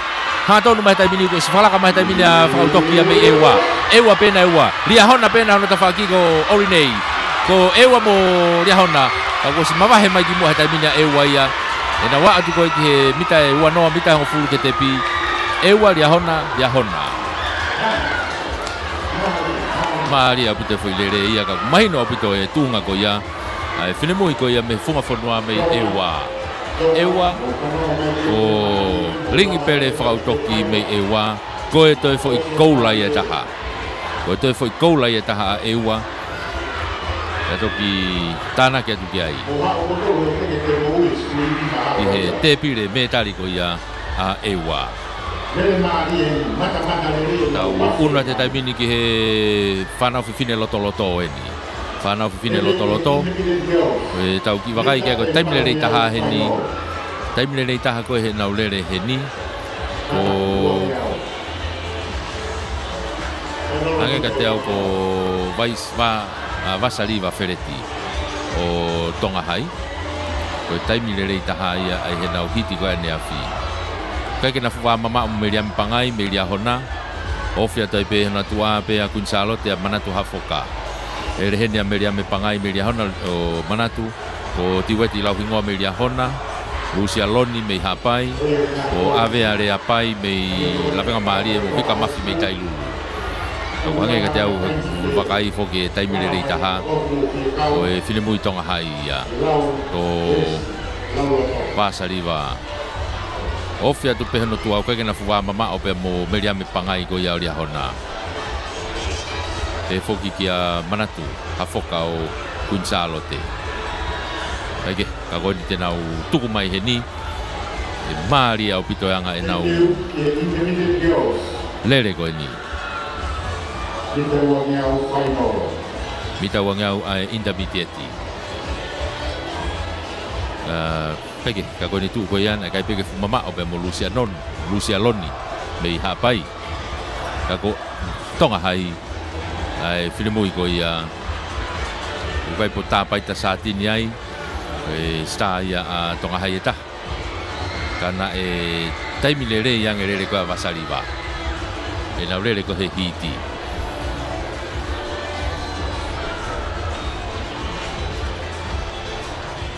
ia te nau o si tu ko nau ngai maka ia e kunsalo te ria hona ua Tonga Hai ua ia be mo hapai mo tai lulu na te ko ke ase la venga mari e helere ko ni io ka ke ase la venga mari I he final ko ni a avea ai ke tu ko nau ngai maka tai mini tu mai hau he taimini ko kau tuki mu ai ni he mala ko ni I he intermediate wawe apute asi tua ko ia alia hona pe tua media me pagai na media hona ona una wafe afe mai ko hanga tonu he taimini na osi asi mai pia mo tiwe ti lahingoa dia hona tonga hai na ku kamata ke asi mai ya saat ini ke taki pe dia hona tonga hai dia hona tonga hai ke taki pe dia hona na wa te taimini ke mita ngo fulu na ot ke te pi taimini dia hona tonga hai Maria Pitono lele I fide bui ko na media hona media me pangai alia hona tai mi lele I pene lele ki he ahoni ke nei kuna e koula I he mita e uange au ai whana fine loto toki whika ua tu kia ia Vasaliva Fereti pia mo tāpaita saatini o tonga hai ko ua ia mo tolu Kako te foi koula ia taha a lia hona tāna kia ke nau te pire metari intermediate girls ia tau una te taimini ke tau openi whana fine lalahi au pito ni openi I he tau lere ianga koe tau wakai koe ki he taimi ko koe nau lere mahino pe heni ai ki makehe pe ai taimi ko ia Caroline Loni o hapai I makehe pe taimi a Caroline Loni o hapai o ia nai taimi lere I taha o ki hoko ake kia where unga mafi o apfo o e taimi lere I taha o whikaua aia pea pehe foki ki a Camel Tangitau o Queensalote pea mo otolata mafi o tupou hai ai ko ngai taimi lere ia ia mo Florence Akalo me Queensalote ko Nancy Loni ai pe me eua pe foki ki a Mariana Manumu me takuilau pea mo ate lai te tau fo open me eua ai ko tu ia ka final mai ko ni openi tau hanga tu kiai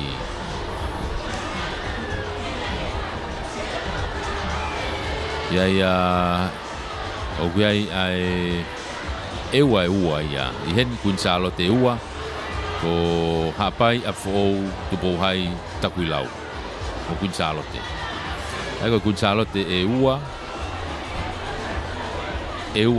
apfo tupo hai takuilau eua ai ko eua Mari nau lova ko ni o wange ko lave o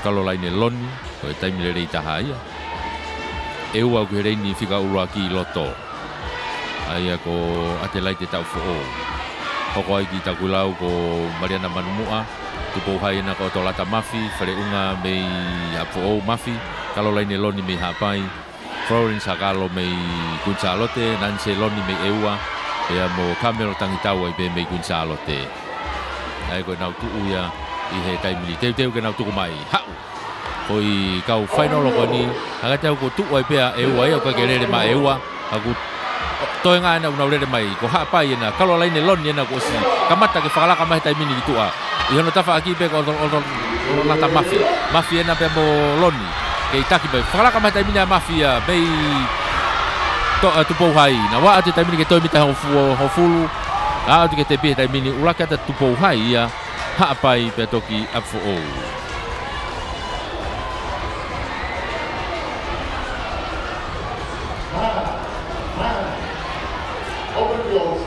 ko ia ko tu ia he taimini o ikuna e foi lere ko ia e otolata mafia o tupo hai I he lere ko ni pe toki ua tu lewa kia Caroline Loni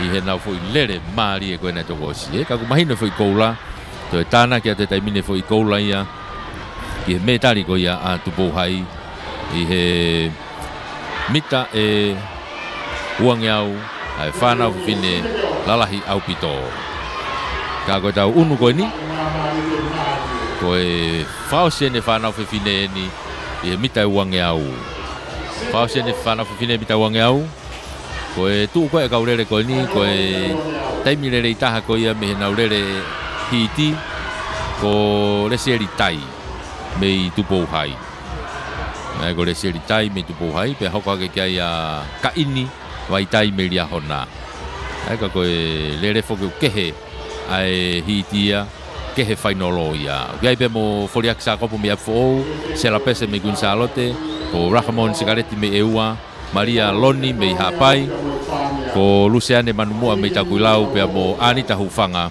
me tonga hai. O ena ko kau lere na ko kau star ko to ena nau lere mai heni. Kau star ko to ena o whanau whiwhine lalahi sinia o nau lere mai i he foi lere koe ni.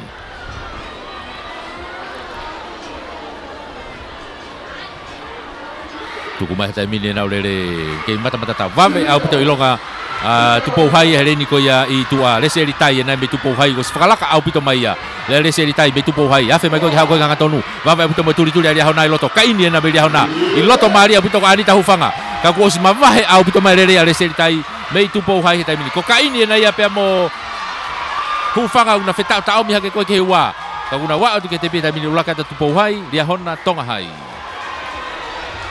io mahino pe lere ko ia mawahe au pito mai pere se ritai ia mei he kamata wa mai kene osi fa mahino pe ia ko ia na taimile rei taha pe ko ia pe no te taimile rei taha pe ahoni ka ko te foi koula ia i te pile metali atu bo hai ko le se ritai mei tu bo hai tok fika wa tu ka ini vai tai me lia hona pe tok tolo to Anita Hufanga mei tong hai ka ko siliva polonise pe ia i hanga ko tu e tau te pile o metali tau unu ki tau tolo he tai mini ki he aiku lava e whanau whiwhine ia. Tau unu maamari atu pe. Ki he tau whanau tangata. Whanau tangata i he mita uange au e tau Mitseti. Whanau tangata ni he Mitseti. Koe tuu koe ai taimi i he nau hiti. O wakai hi whau koe taimi le rei taha nai mauia e Mataias Foriaki o Side School. O taimi le rei taha ia he nau hiti o Mataias Foriaki mei Side School. Hoko hake ki ai o ki ai a tari whatawhehi mei lia hona kata ko mamaloa vairea mei hahake. Ofi hake pe mo tari whatawhehi mei lia hona. Ai ko kau me ko taimi vave ia ko he naurere pe fokia mafulongo poa o toloa ka ko e hake ko lauto ki vete pe me mala e ka kurere he nia mafulongo poa me toloa o emosi moala me hihifo Mataias Foriaki me Side School Hollywood po uha me hapai ko siao vairea me toloa ko nehumi lauola me hapai tari whatawhehi me lia hona pe mo mamaloa vairea me hahake kau star nia o e Mitseti nau whakari ari mai heni.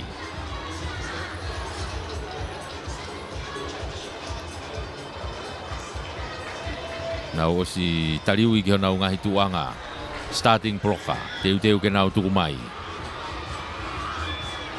Fuka ku hina mai e fuka me he starter. Hina tu mo e tepi. Oena teu ke nau tuku mai. Leine valu itu au ki ai kona mamaloa vairea mei mamaloa mei hahake. Kai ke tau te talanoa hiti. Tau talanoa pe ke liri osi ko whainolo. Tuku mai tai mini nau kei mata tatau mai pe wave au pito asi loto toloa. Siao vairea mei toloa hereini ko e loto maari au pito. Kau nau kei tau mi maari hifo nai ko emos moala. Nau wau mai ko ke hanga tonu ko ni kei taki pe tua lia hona ko tali whatawhehi pia mo hahake e pe tua. Ko mamaloa vairea. Kau nau wau mai ki loto. Kei lia hona pia mo hifo. Lia hona mo hifo. Hahake na nota whaakipe. Na wofia te taimini ki au ko ke te pi. Au ke te pi tamini. Lia hona hahake hifo.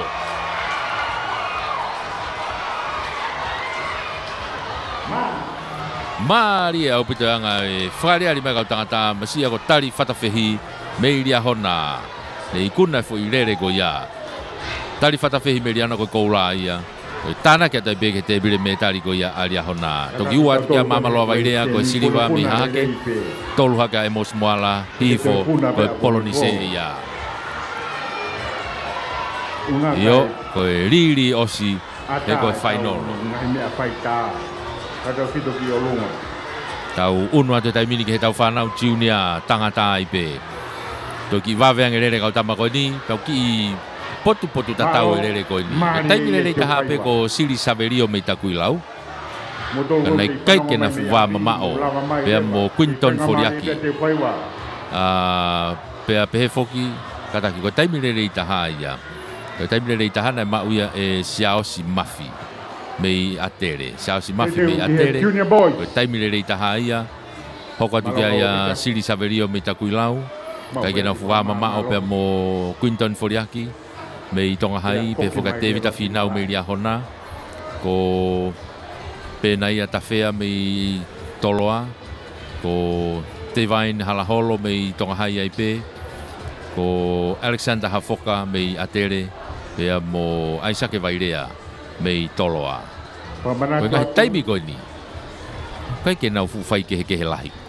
Kau hange ko lau toki vete ia heni. Koe riri o si eni. Ai kau tangata koe ni na whalau atu. Whainolo ia mita wangi au, i tau whanau junior. Te kahiria te tau whaki me tari. Koe koula, koe siliva, koe polonise eni. Ose whaki me tari te tau toki rere fuka.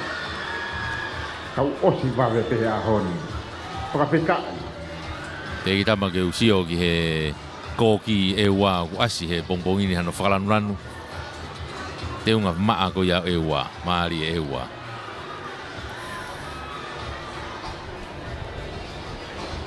Yep, tuku mahe taimini e tau wangi au whanau tangata junior. Hau kei mata tatau mai pehe taimini hange ko ulawe o kunau taimini tatau pe. Ongo tama aterena, Alexander Hafoka pe mo Xiao Si Mafi. Nau si mua na he taimini. Afe mai ki hau koe kanga tolu koe na momo mai taimini ko Xiao Si Mafi. Tawhaki pe ko takuilau ko Saverio. Mafi mo Saverio. Saverio na me takuilau. Atere takuilau tonga hai. Atere pe taimini nau mua he taimini. Falaka hake taimini takuilau. Takuilau atere. Toi atere tonga hai pe. Au ke Maria Marie au pito foi turi mai taimi koe masi takuilau Sili Saverio o te tana ke toi peia ke te pire koula ko ia a takuilau ia foi metari koula ko ia a takuilau tau junior ia ni ke tau tio kiai na ne ngoi o kwai be ngau kiai junior ia o tau ia i ko he taimini ko osi ma opo mai no fo ia i te whaiwa he grandstand he taimini ko ngahi lere Marie ni ko tau ia i he loro tongani o sen patau hoko atu ki he tolo ai ko he tolo ia ai tolungi au mo whaange au te tau unu atu ki ai ke whainolo ko ni ai ke teu mai taimini tau whanau tangata loto lere ko ni toi waweangi taimini rei taha ko ia nai wakai ki ai ko sefo mai langi mei atere ko taimini rei taha ia sefo mai langi i ono tafa aki be ko sione wakata mei toloa pea pehe foki ki he setare ki whinau o toloa pe ka koe kaurere ni ukia sione kiu mei eua po astu polota kui lau sione ka foa afu ou setare ki whinau toloa sefo mai langi atere ti itari kolomalu tu bohai maka maire whahokotau lia hona pe mo sione wakata toloa nau tolo na he taimini ku nau he stata teu pe ka nau tukumai malu pe haviri malo ya pita teu fai vai taimini nau tukumai taimini intermediate nau nau ya he taimini leini loto ga sione kiu mai ewa leini ko ya tua he taimini ko lia hona maka maire lia hona na ko atere na loto mari he taimini ko sefo mai langi na matere pe tafaki pe ko toloa ko setare finau i tua au pito ga ko ya setare ki pe na lere mai ko ni he taimini ko sione wakata kau na wa ke te bi taimini atere tu pohai toloa kai ke fuwa mama o pito lere ko ia sefo mai langi pe mo titari kolomalu o tu pohai tika tolo ato na tafaki ko sione wakata pe me toloa pange ko lau ko foi koula ia taha tana ke te bi ko ia atere sefo mai langi ko intermediate ia tau unu na dore taimini ke tau openi pataki kau field events kau openi tangata ni te tau ia he taimini patonga yangi o kuwawe e tau track events atau to ai au tau sio ta dore taimini ke taimi ku vave au to peanga e tau lere e tau tolu ia ai he tu ko ni ko ngai final ko foi lere ta hape e kureti ko ia ko final pe Philippines. ko pe to ki tua ia anai ko tau lele fuka ai ko hiti ko tau ngahi lele fuka motu e to fai ia anai ko ia tatu ko ke tau lele ahoni ngari ko lele ia to ki fo loa pe fo ki ha tau ngahi fo ki ha tau ngahi metali ai ko tu ko ni osi he tolo ko tolu ngau mo fangi au pe e huleva ai tau metali ka ko tamai ni unau tu mai ko ni he open ia hau na ke mata tau mai pe tai mini va ve apute asi mai ni ko ia loto apito a ewa nei loto te vita pau ka me ewa loto apito ga ia a fo o pe monga olive na ko si mo mai pe lona seni falaka apito mai ki mo a ewa na ko pau ka me na wa te tai mini ke vita flu wa ke te pi tai mini monga olive ewa pe mo tu po hai na ofi fataha tu pe te pi ka ko monga olive ko petelona sedi oka o ia be fokia na taimile le taha ko he nau hiti ko ia be nau taimile le taha nau lele ko ni ko ki foi koula ia amonga olive ia tana ke atu amonga olive ke tau te pile te ube ke katoanga tau unu mai ke tau lele frausi ko ia o e mita wange au ai whanau tangata lalahi e ni tau iai to ki wawe ange whoke taimi lere ko ni tau unu whatau tolu ia ki he lere ko ni ko e taimi lere i taha ko nei he ni ko Merino Tafuna Meria hona o wakai ia ki ai ko Merino Tafuna e taimi lere i taha pea ukiai pea molole sio sailosio up for all kai pe he foki ki a Christian Tupou o ria hona pe ai ko ngai taimi lere ia ka urele mai pe ai ia mo te vita veikoso mi Santelu ko Sefo Stefano mi tonga hai pe foki henere tolu mi atoloa o Samuel Alama mi eua pe mo una latiume mi apfo tana ki atu ia i hongo tama ria hona hongo tama taimi lere ia i helere ko ane afi mo masi apfo ai ko Merino Tafuna Christian Tupou me mo apfo ko lore sio sailosi ko taimi lere ia au hange ko lau toki vete mai pe lere ko ni na o si tuku mai taimi na wafe afe mai ke hako ke anga tonu taimi ni ke mata tatau mai pe o tama dia hona na Merino Tafuna na ko si unu mai ki mo o Christian Tupou mo Merino ko tama dia hona pe na mo apo ye laki wa tolu na wa te taimi ke mitai wa noa mitai mo fulu wa ke te mitai mini dia hona apo dia hona hage ko glave ko tama pena ko nau tolu pe kana iki tomo hage pe Christian Tupou o ma o foi lere ko ya to fika wa ta loresio sailosi me afo tolu atu pe Merino Tafuna pe ria hona ko te foi koula pe ria hona taha tana ke tu ke nau te bile metali Christian Tupou tolu wana mu ana pe ria hona to be better be screen tolu wana mu iyo ka ko ne tu ia ko tai mini hangi ka tau e lere mai tau national kata ki kau he tolu toi foi lere taha national iyo to lere mai tau national ke fausi akia ai tau mita wange au o henia sa si vakapuna me toloa o Daniela Takai me national a Tonga pe emosione tau filunga ki be me national a Tonga tip hofonua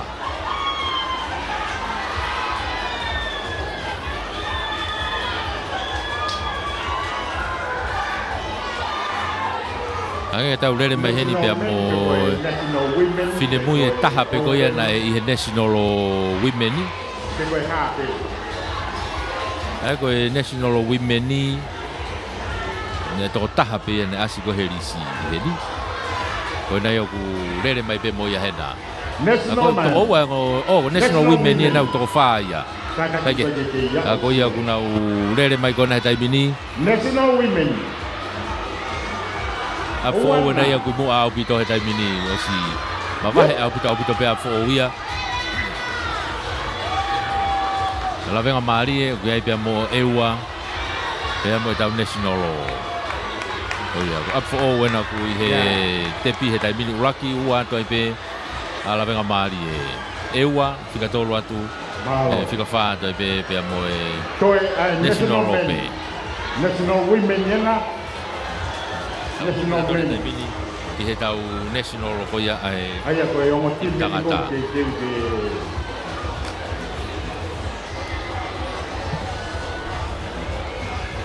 National ko tau ngai tim tangata ni tau ia he tai mini.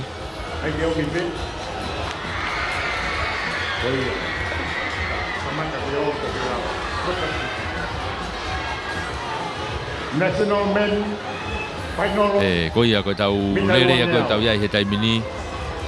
Ai au tau kau whakataha toi pe ai i he whainga maari ko. Sai apu te spotea toloa he ahoni nau. Me tari koula hoko hoka toloa ia. Maari e toloa.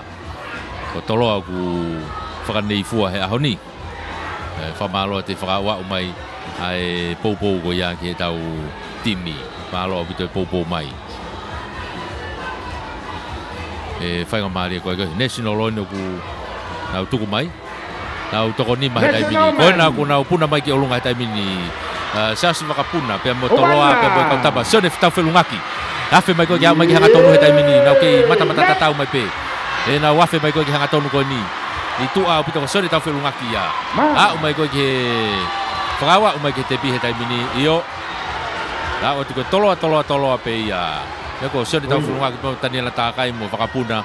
Nau iai fetu takena pe mo tailulu kau tama nana nei raki wa tolu pe kau tama toloa i he lere ko ia e tau tim fafonua ai national ia ko lava e tau mita wange au whakakakato atu ko ia i he ni tai mini lava e tau wange au tau te wa te tai mini tau tolia ki he tau he tolo Mita tolong au ya mo fang. Tolong au fang au he tolo tolong au fang au. Mai mo tau. Te tau ia i he tai mini. Kau pe pawet Tarina.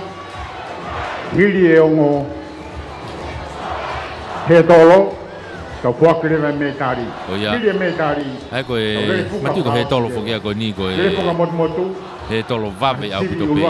Le foka poa by 100 meters relay. Ko tau lava he ahoni. Tau whakapeta te tau tuku pehe tolu.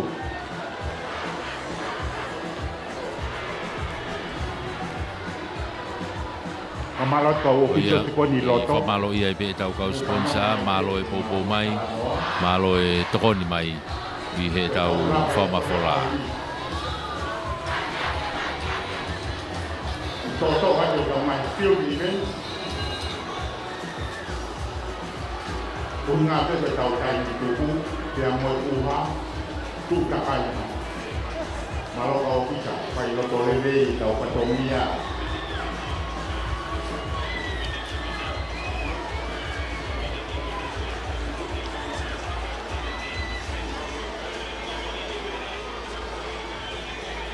Kamalo lagi kita sponsor ini tahu seperti ini PCC.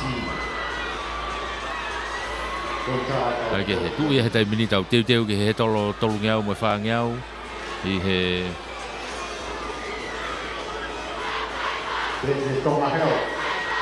final man te ko final ata pe ni kai ke to ia hato e feeling au a he ni pe ko hato e tai mi ko e lili osipe i he ne tu ko ia i he tai mini Kamalo dia Ministry of Internal Affairs. Ogune tokana ai sipoti tokana. Pele dia potong ngau ya ko ngau e. Malo ai provide me transport ane afi. Pe ahon dia mo ilo te kau pai mama ni o. Kau tu mo ke ko e tunga e ko tawa mai ko ki ai i he tai mini ia ko ia pe pawa mo salina te mai tau isi me tali ko me tali de hili a he tolo ko me tali de hili a he tolo ke i foto tu he tai mini tau ngahi he tolo ke i lere pe ngahi event ni loto malae ai ko puna ko e tolo o wakai pe ke lere puna akau me tafa ko e puna lolo me tuli ki ko e ria hona mo ui ba ai fakai kai ria hona me na puna akau me tuli ki ko ya e puna lolo aka taki tafa ki ko ni ke fakatonga o ke tau puna lolo akau me ai o se he tolo Mohu mai ngai timi. Koia koe tuia ai taimini. Ngai timi spot kong e kau ki he. Te watu ki he tau. Pipe he toro mo haku mai. Ko ngā wa kongi kongi. Whainolo he tolo mita tolu ngeau, mita wha ngeau. I he tolu ngeau fo ki he turiki koia ki he whakatonga hahake. Ai turiki koe nau ki ai a... Lau besi na oto, whaia he ahoni. Moa kongi kongi pe ki mua. Turiki koe nau ki ai e ta whaki whakatonga hahake. Turiki koe papatohi kai. Oku starta me iai e tau uange au, tolunge au me iai. Pea tau hoko ato elewa. I he whake metari. Taipta tau me whakange ko lawe o ku iai pe mo e whiauhi koe lau vesi lau loto. Hai o ku whimau ke hu mai pe ia. I he taimi koe o ku ata ke nau. Unu mai pe nau tolo lau vesi lau loto pe. Ta koe konga ia e tau kau whataha e tau programa e Houani. Whamalo ia e pe tau kau sponsor. I taimta tau whamalo ia heni e tau whengau e aki mo e tau ngahi komiti koe i heni. Ai paperwork, malo o pito paperwork e whakaua o mai e tau ngahi risi ke tau ngau e aki. Malo e ngau e lahi me hena. Au lawe i pe koe ka ngau e whengofua ka ku. Whamalo ia pe ke i whakaua o mai e tau whengau e aki. Malo e poupou. I he tau whamafola. Whamalo ati he tau o MC me turiki koe. Ia ia vilai via mo taisia. Malo e poupou. Koe tau ngahi polokalamai au tau kei toi toi mai. E tau whamafola i he ahoni ia. Pe auhi loto malae, pe koe ngahi field event, ka taki ki toto o mai pe, ngari o ki wawe pe tau track event. Ko ne lava pe tau final ko ni o e he tolo mita tolo ngea u pa mo e wha ngea u. E hoko atu lewa ki he lere fuka mita te au, pe ko e lere fuka motu. Pa ko ne lava e tau ngahi track event i he ahoni.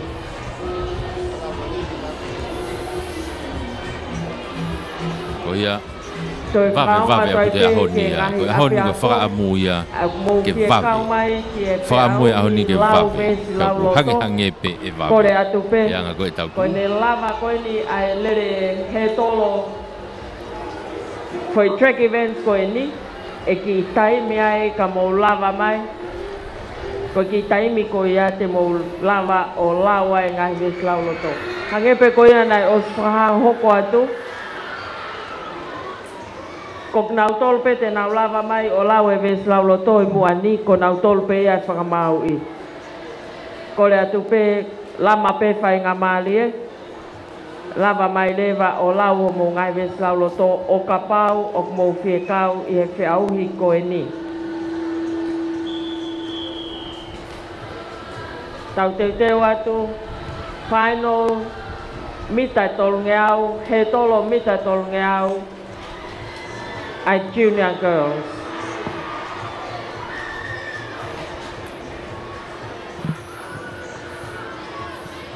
Koe tuu koe taimini ko nau i he ngahi maa ka taimini teu ke nau tuu mai. Koe whanau whiwhine junior ai, te nau kamata mai tolu ngeau. Aia koe wakai koe ke nau ngahi taimi. Taimi le rei taha koe he lere koe ni ko Orinei Riutai. Ori ahona. Taimi le rei taha ia he lere koe ni. Orinei Riutai, me ri ahona. Hange uki mama o ia me toe ngā. Koe hoko hake peia ki ai ko Teisa Fuko me i wahe kolo. A koe anga koe tu e taimia o ku ki wā mama o e taimia. Ai o mai a koe ki loto mala e o ku ki ma wahe e nerere ana ia me he toe ngā koe o e kau lere. Ka koe taimi rei taha koe star ia ria hona ko Orinei Riutai me he junior. Ka ke kau lere mai ai pe heni mo vai moana aho afi me ta kui lau. Tau anga whasi eiki me i side school ko manusi uvea me ria hona matawai ka foa me a fo'ou a me ria whakautoki me eua Pea mo Susana Kaufusi me Tailulu. Ka koe tuu ia koe I he taimini. Ai teu mai tau whanau whiwhine Junior ki he mita e tolu ngau he tolo. Ai koe tau Junior ia. E tolu ngau e rere mo e tau whanau tangata me iai. Ia unu hagarewai ke itami te ti. Lere he tolo whangeau ia. O whai e pe ke lalai taha.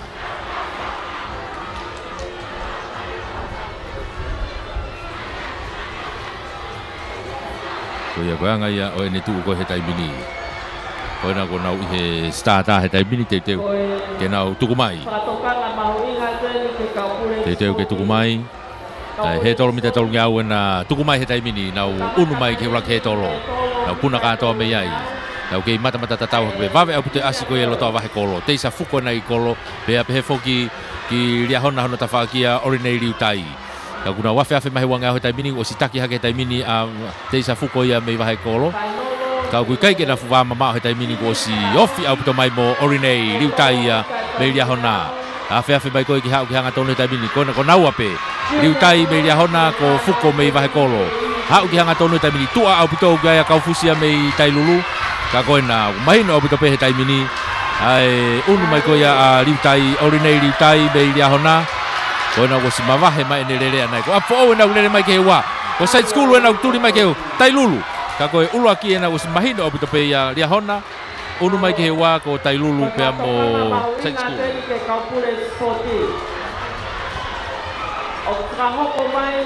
ko ya ko foi ko la ya ria hona te tana ke tai be ke na te pile me tali ko orinei riu tai be ria hona Maria puto ilonga pe mawahe nerere me ne taimi ko ane afi mo ahoni pe te fopa pau I pe nerere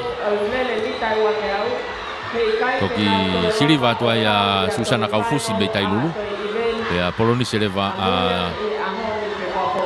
tou anga fasi eiki me side school ya ai ko lava ia tau he tolo ngau e Junior Fefine tau unu tau he taimini ke he tau Junior tangata he tolo ngiau e tau Junior tangata ko le tu ko e taimi he kau feau ko ni le rei taha ko taimi le rei taha le mau ia e romantiesa mausia romantiesa vea mausia e ko e talavo ia na ne ikuna ko e pe taimi le rei taha ia na hiti me ane afi ko e hoko hake pe ki ai ko hono kaunga rere pe ko ia me kolistonga pe ko siau si mafi ai ko naua pena e taimi le rei taha e ngota ma atere siau si mafi pe mo romantiesa mausia ka kuto e kau pe rere ko ni a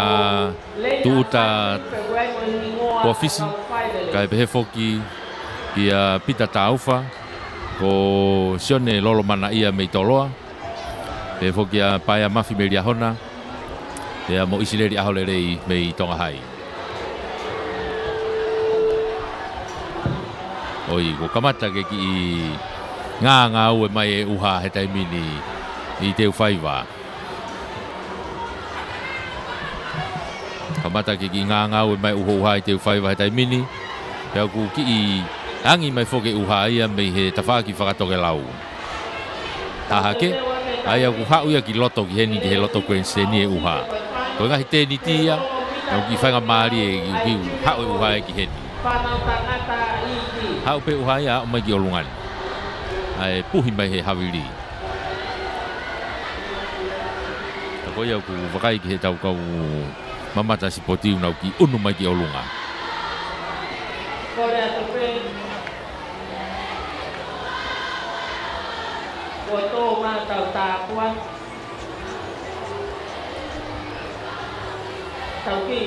Stata na una tu mai tai mini ki whakamoko pe. Loro tonga pe ne moko te ki whakamoko pe e uha. Ka koe ne tu ia koe he tai mini. Uha ki yafu le kere ka pe. Ka ku ke mama pe. Ngari pe koe ki fu pe. Kata e te hoka tu pe. Mahina foke tu e tai mini ko ne fetukutuku I foi ne a ana Koe whetukutuku hake ni kau no fo ia ki olunga. Pea ngari tu pehe ai pe no fo koe whano no fo ni koe ai no fo ni. Ia ne tu ko he taimini. Koe ia ko tau o ta tole taimini ki ai. Tuku mai taimini he tolo mita tolo ngau koe whanau whiwhine. Whanau tangata ni no koe mata tatau mai pe. Wawe puto ilonga ngo tama koristonga behere ni koe loto. I he tawhaki koe na wafe mai ke wangau he taimini ke taki mai pe ngo tama koristonga. O ina he ni koe loto au pito koe a Siaosi, Mafi, mei atere. O ina wafe mai koe ki hao koe ki hanga tonu he taimini. Ke taki mai pe he taimini ko romantiesa. O romantiesa na ia mei atere na ku mua mai koe he taimini. E nea mai koe ia ki he tolo whakaosi. Toi hiki mai nerere. Koe whawa o ta pe ki he tepi he taimini. O tu ke tepi. Koe uloaki ai pe ia ko romantiesa ia mei he kolistonga. Toki hokwa te whikaua whikatolu ia. Ko mea pena o whakatonga i masi kolistonga. Romantiesa vea mausia. O ia. O masia me kolistonga ia. Ai kuna foi lere ko ia. Toi tana ke atu ke te mele metali ko ia. Ai kolistonga. Ai na foi kula ko ia.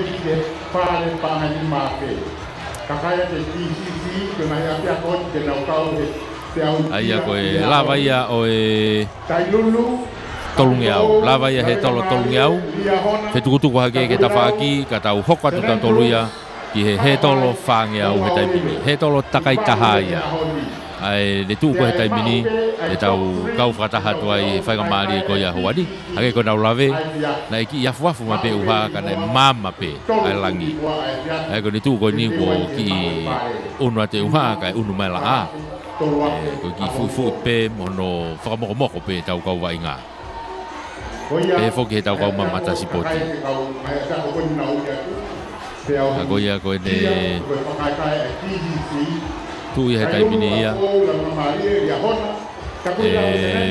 Ia e whainga maari e ko ia e koe tau timi whakaekae e.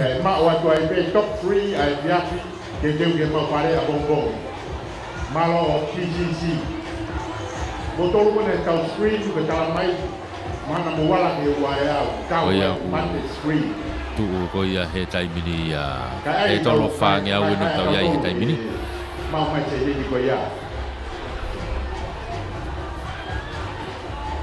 malo TGC ko ia ko e whangia au ni te tau ia ai ko intermediate ia o alo e pe ke tau openi whainolo ko ia o e tau he tolo mita e whangeau. Nau unu mai ki he starter, pe te tepi pe whoki ai. Ka e whapapau i ngahi turi ki kotoa ku whainga maari e. Ke tūtuku mai ki e tau starter he taimini. I he tau starter koe ni he mita whangeau. Kei whakaua o te be whamalo ki he tau kau sponsor. Malo e popo, malo e tokoni mai ki he tau whamafola. Tatau peherea moe ata i he tau Facebooka, i he tau radio, live malo apito. Malo e poupou. Tau teiteo a taipe. I he tau whainolo, o e tau he tolo takaitaha e mita e whangeau. Whamalo ia heni e tau sponsor i pe koe tai tuku pe whamalo lahi a pito ki he ofisi e talo whikau lahi a Australia i tonga malo e poupou mai mo e tokoni mai Ella Scott pia mo e kau ngau e pehe tau ofisi malo e poupou mai whamalo heni ki he CEO mo e kau ngau e koia e potungai ngahi ngau e whalot whunua e Mia ia toeta whotufisi ahi e poupou mai ke tau whamafola malo e tokoni mo e poupou e whamalo ma ke heni ki a se Mississika pe mo e 5 Star Finance o have roto whamalo ki a Elisiva mo IFA pe mo e whatou mafi a e finance pe mo e Cover Trade whamalo i Veitongo pe mo Mataika whamalo a teipe ki a lotu palanite mo e tau whaifatongia mai mei Seattle mei Amerika malo ki ane hilofi mo miliona kava mo miliona finance o rei matua pea mo Seattle tai mana malo ki Harmony Enterprises o Halareva whamalo ki Finau Constructions o Vaini. E foki ki te pola lolohea mo e siaola Quality Furniture me have roto whamalo ki te vita misa fifita pe mo e si kai ola whamalo te pe ki Eva pe mo Luna pe mo e Luna Eva Enterprises tatau pe i hedi nu alofa pe moena i Malapo malo e poupou pe mo e tokoni mai ki he tau whamafola. Nga tawa ko taki dia taki ni mangeau Kaya tona ko na kolisi tapiku kenau taki kahake Kuke ka pau nau pia mare na toke to hiki hake Malo TCC kakatoa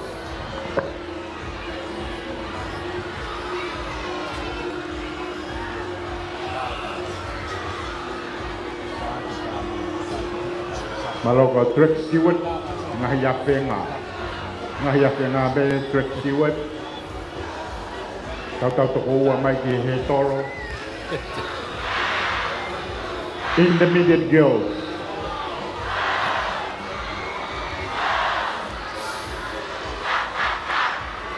Ke he koe teu atoni ke tau he tolo takai taha ni mita whangau Intermediate i enu tau iai he taimini me he ngahi hiti koe taimi le rei taha i he ni koe taimi koe ia a tāpaita sātini o Tongahai tāpaita sātini o Tongahai koe taimi le rei taha ia i longa pe ne taimina e ki mawahe pe ia me he toenga kage kaku te kau pe he lere koe ni koe ofi taha ke pe kia i ko ofatu i fuari ahona e angori ahona ka pe foki ki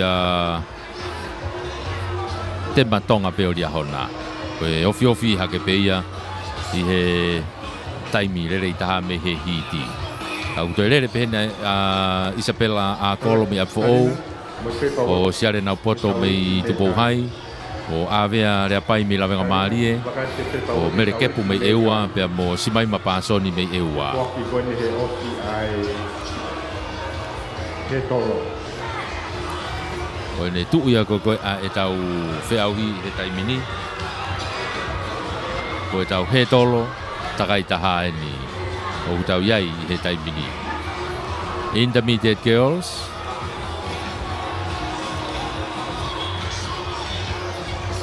Reine uraki e nau kiai a fōu. Pamanas pakau sa te ngaha pia ko konde nau kau. Wanga ko ki wakai atu he taimini. O si pe koe ai ni. O tai lulu, ati ko, lawenga maali, lia hona, takui lau, lia hona e nai ua, papai, monga olive. Mo tolu te mo kau he pe au i kia, pakai kai. Lere he ni Tongahai, pia mo. Pili pe lere koe ni takai atu ai TCC. Tau kai ke asi hena a lawenga maali e mo apu o, i lere koe ni. Kapau goia.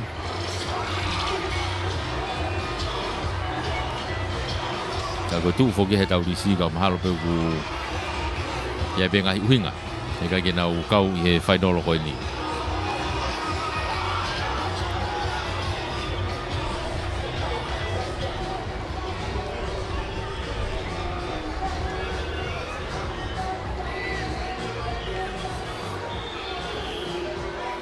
Intermediate Girl yo te teu ko si fuka hina ko te pi pena mo e starta una i tu be fitu tatau pe te whailonga mai mo ngahi tawhaki ko toa ko e malae ke mahino pe ko ata tatau toki kamata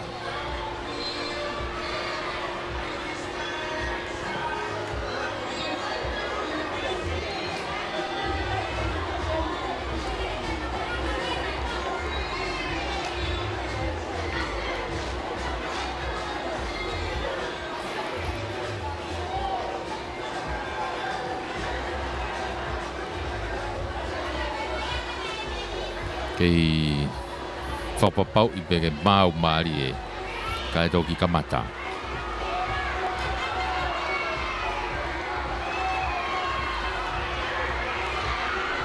Kei maa opo ale taimi ke toi maa opo ange ai no fo he taimi ni. I ngahi turiki ko toa pe o mala e. ai au tatau peia ki he ngahi tafunga o kia e tau whanau ako pe iai pe mo ngahi matu ai nau popo me iai ko grandstand heni o iai pe mo ngahi matu a mo kau popo heni e fonu mai o tawhaaki ko ia o e tau nofoanga ko ni he grandstand ni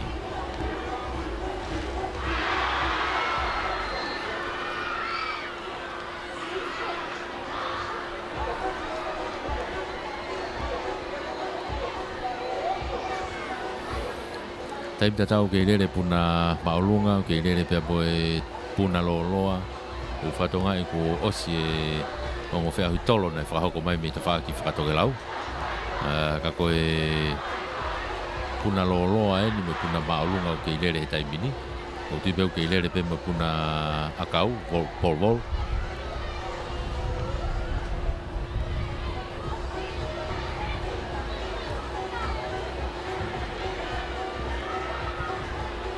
I rere pepe mo e tolo sika I he tawhaki whakatonga haha ke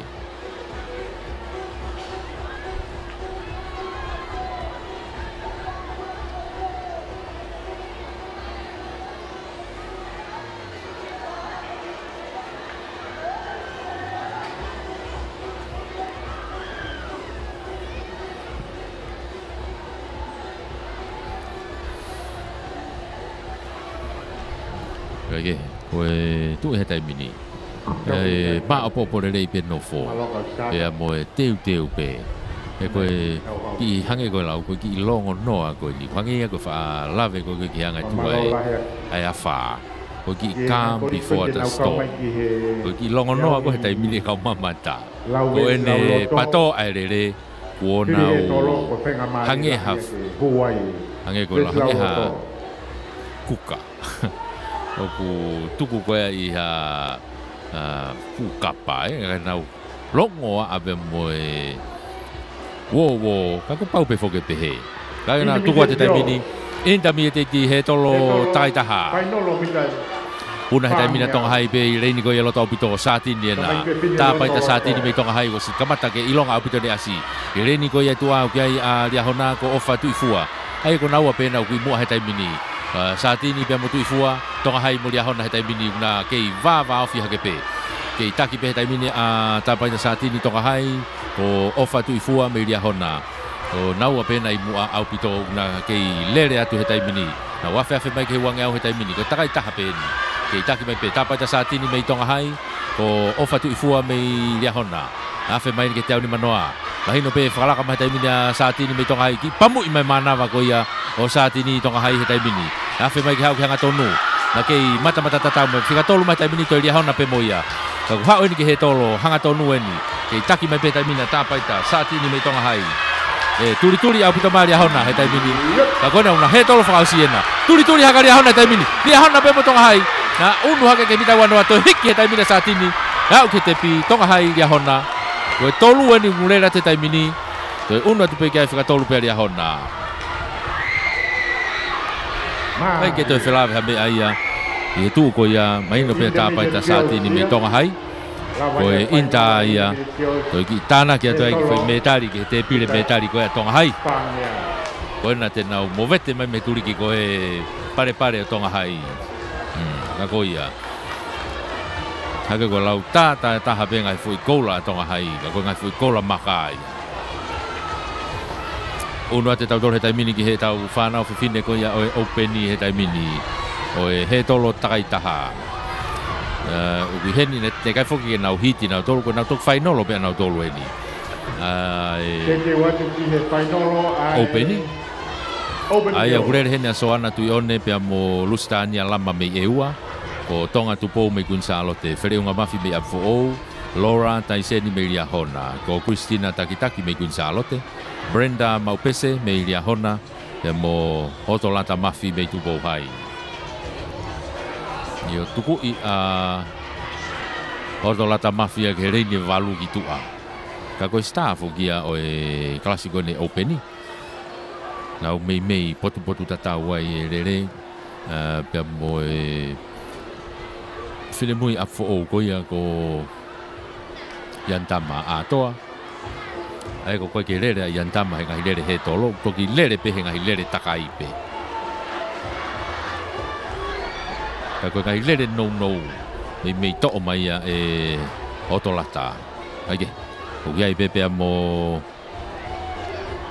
o file moi ko na meria hona lora tai seni pe mo mau pese ka ko ka lere ia na falau atu ko ia teu pe Gonzalo teu ka ia tonga tu po pe mo Christina Takitaki apo ko fere unga mafi kage to e full starter na to e foki mai ke kamata fo o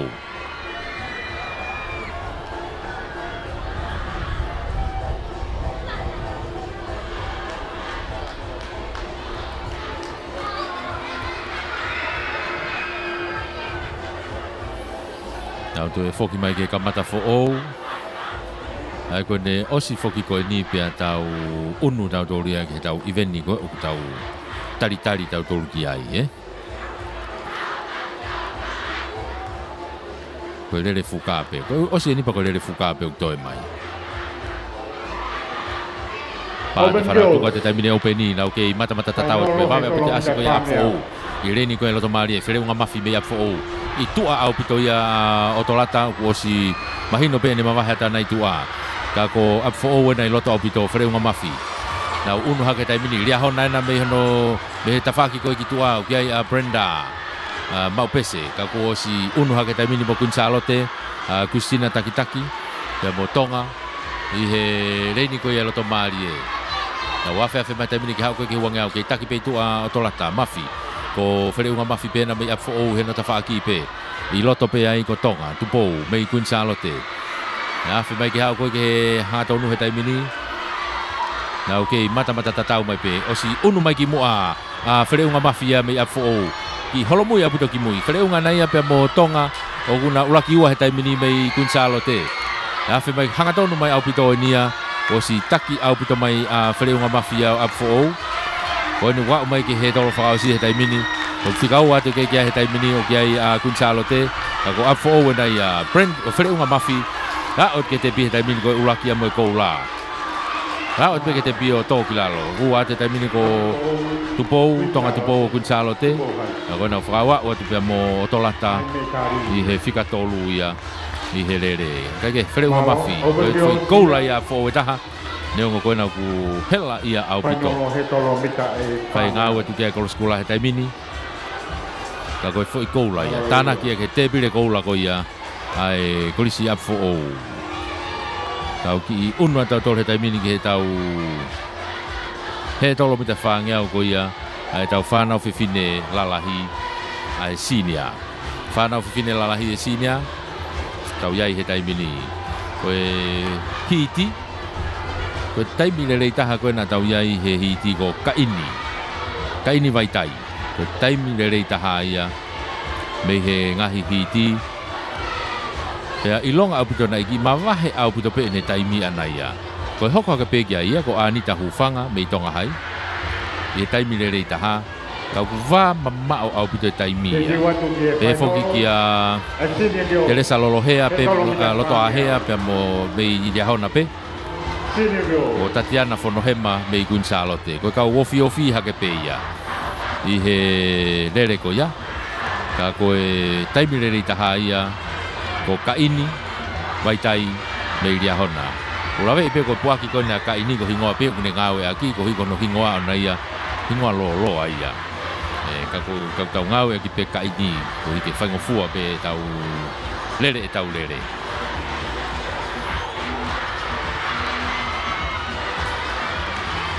ya ye lere ko ni dai ko dia hona e ua ko tonga hai Gonzalote e ua hage ka te au ko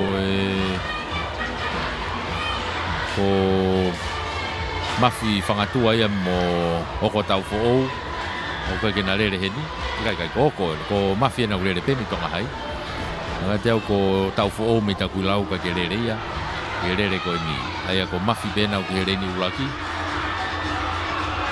ta hiki whalaka pe o rene tolu pe ko ka india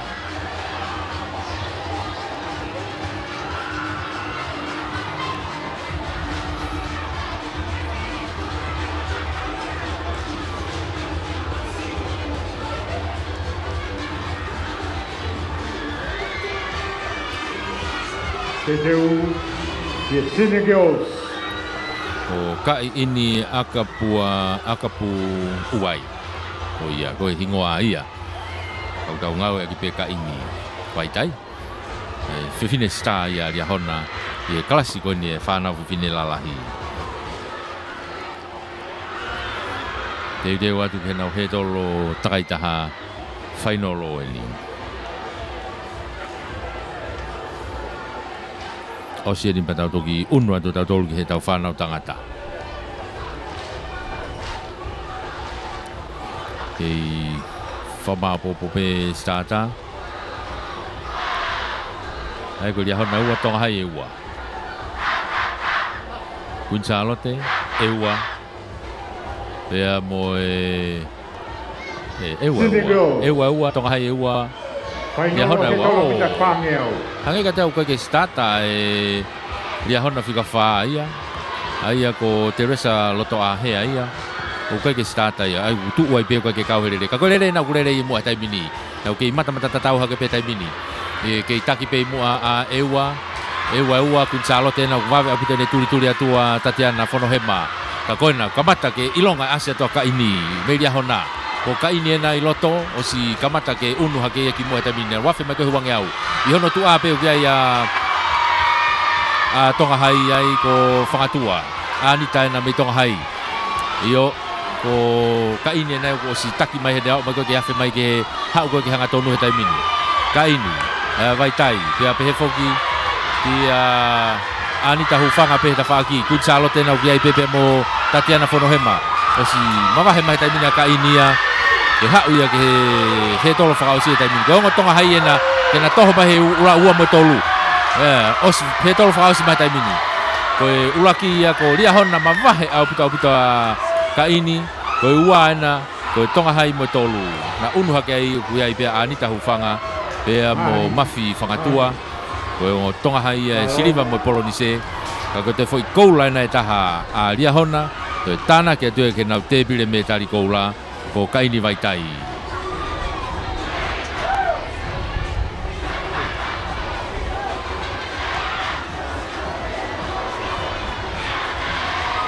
kaike koe lava ia tau whanau whiwhine ia tau unua tau tolu ke tau whanau tangata he tolo takaitaha i peni ka koe intermediate ia. Intermediate e tau whanau tangata. O kuheni a taimile rei taha koe me nau ngahi hiti. O kuiai a Sione katoa. Sione katoa me i toloa. Ka e pehe foki ki a lopeti tau whiulunga ki a i pe me i toloa. Hei koe tama toloa ia na mao e taimile rei taha koe ia me he hiti. Kai ke na fuwa mamao ai na o taimi ka uto i lere pe lere gonia o kusino Pascala mi tonga hai so ape hungalu me eua ko Joseph po oi me afo Devita Kurikef me lia hona ko Frank kai hea me atere ya mo tewila man hapai me takuilau Intermediate boys ka ke ko tunga ia tau ia he taimini ia ai whainga maari e koe au tau kau whataha ki ano whakakato ate tau whainolo i he rere i he taimini ke whakalangi tau te aui spoti he tolo takaitaha e tau spoti koe kaltaha mo ui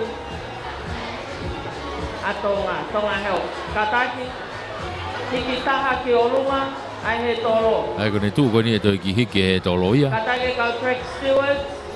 Ko hiko e una te nia hiki hake pe toi hiki hake. Ko hiki hake nia ki olunga ai tau ngahi he tolo. Ko hiko e whanau tangata lalahi e ni.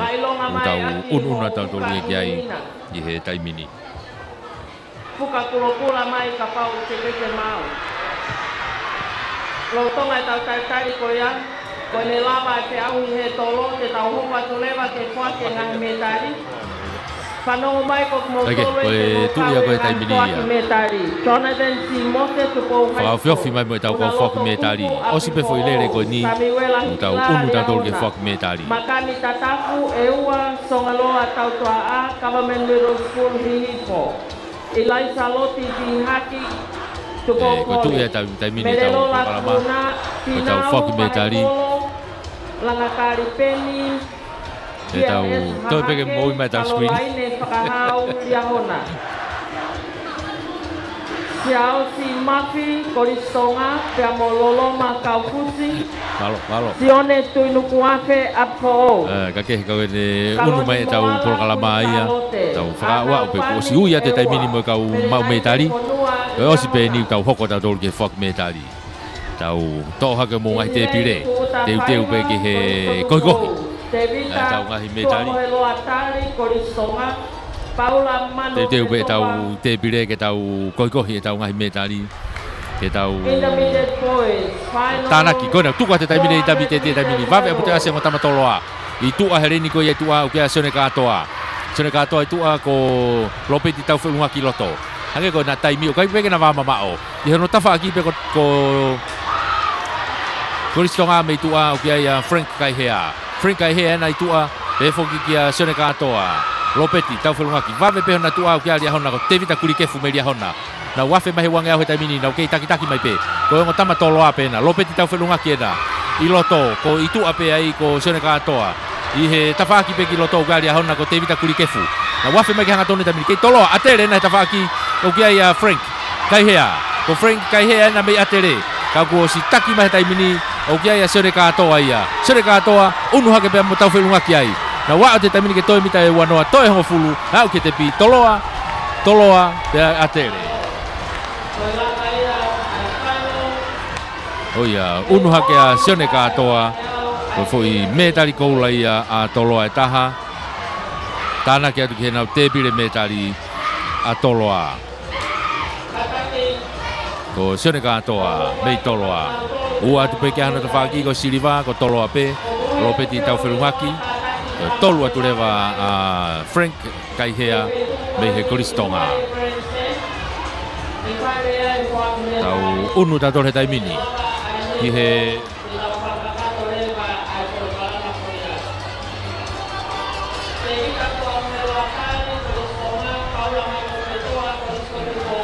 tau unu tato he taimini ki he tau he tolo ko ia ai whanau tangata lalahi au pitope ko openi ia asi he niko he nau ngahi hiti taimile rei taha ko masi hapai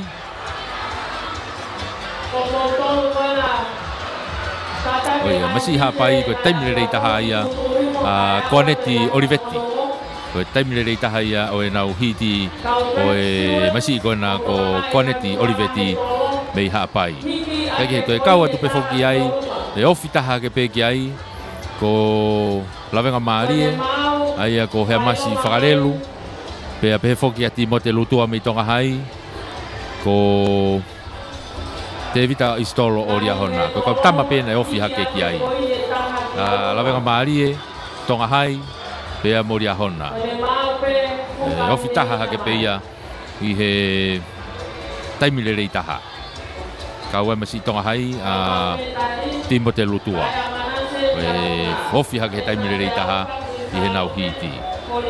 Te kau e pehe i he iveni ko ni e whainolo ko ni a te vita kirioni mei eua ko lotu palu mei atere pe foki ki a hea masi whakarelu mei lawenga maarie ko safinati lire mei tupou hai pe a mo sione vea matahau mei apfo o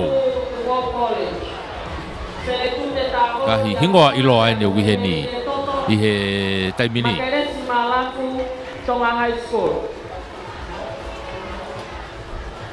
Ko le tu ia ko e tau lere he taimini ia ngahi Richmond Sigaleti eua loto mo ua talau Tonga High School. I he e tau Tonga tupo Puinsalote Naomi Palanite pea mo Kanesoni Palanite te wa tai peki ai ai ko lere ko ni ko lere mari e ia ai lere ko ni Sofia masih hapai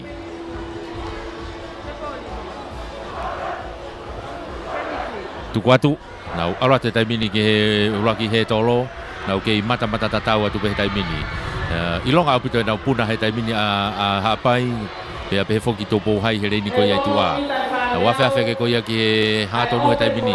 Wafe aputa asa lawe ngamali he mas farelu. Kau ke tu ape apfo o ko sone ve mata hau na me apfo ke taki be tai bini. Ki to mu ya asi ko to lo tai bini. Wafe asi hake tai bini. Kamata ke asi hake ha pa ya. Mesti ko na ko quality Olivetti. Na wafe afe mai tai bini ki hau ke wangi au ke taki be tu apfo ve mata hau. Yono tafa ki be lawe ngamali ko farelu. Na wafe mai ko ki hau ko ke teu ni manoa tai bini ko kamata ke asi lo to quality Olivetti ya. Be ha pai. Afe mai ka tolu ke taki me pe ve mata hau me apfo. Fakare lupe mi lawe ngamali ko Olivetti na me ha pai. Ke taki be tu apfo na tuli mai tai bini ha pai. Ke apfo pe ha pai mo lawe ngamali. Ke taki be apfo ya. Taki pe apfo tai bini. Na wa tu ke frafia fe ke bita wanoa. Ke bita ngo fulu ke tepi. Apfo ha pai. Lawe ngamali Iyo. Koe hange ko lau foki koe aho lahi toki vete be me mala Ko to foi gola e tahaia apfo tana ke tu hena te bile metali sone vea matahau o homa ke rika o isa apfo tau una ta pera toluia ki he tau final ko e tau whanau tangata lalahi e sinia. Mei he hiti, koe ongo taimi le reitaha koe me tau hiti. Ia me sui folau o toloa. Eko me sui folau o toloa, koe taimi le reitaha ia. Te foki ki Andrew Moala o Tongahai. Andrew Moala Tongahai. Eko taimi le reitaha ko me sui folau mei toloa. Eko taimi le reitaha ia. Taimi le reitaha ia e tau taimi ko ia ko me sui folau ia mei toloa. Tau hange foko lau ko taimi e lai pepa. Ko tau unua tau tolu ko ni kai pe mo Tongahai. Andrew Moala mei Tongahai ko e hoko hake pe taimi le reitaha. I he ngahi hitia ai ko kina ia kai ke fu wa mama o nau taimi ko Tongahai ko Andrew Moala ia i he taimi le rei ko me ane afi ko tau mi hake pe hona tafa ki pe ngo tama ko na mi apfo o pe mo atere i loto pe ia na wa ko apfo o mo atere ko ngo tama ina hoko hake ai mulinu utu ine au pe mo lole sio sailosi ka ko hake ko lau ko final oi toki vete pe mei mala Kau ko mau e kau tama ki ona tuanga to lele pe henia seti taufa mei atere pe ko kiunga o fahulu mei lia hona ko isireli fatai mei lia hona ko risala o le vai mei tupo hai na to lele mai pe foi lele ko ni to kai ke na fuwa mama kau pe mo seti taufa o atere tai milere au pito le ni ko ia tua kau hange ko lau kai ke na fuwa mama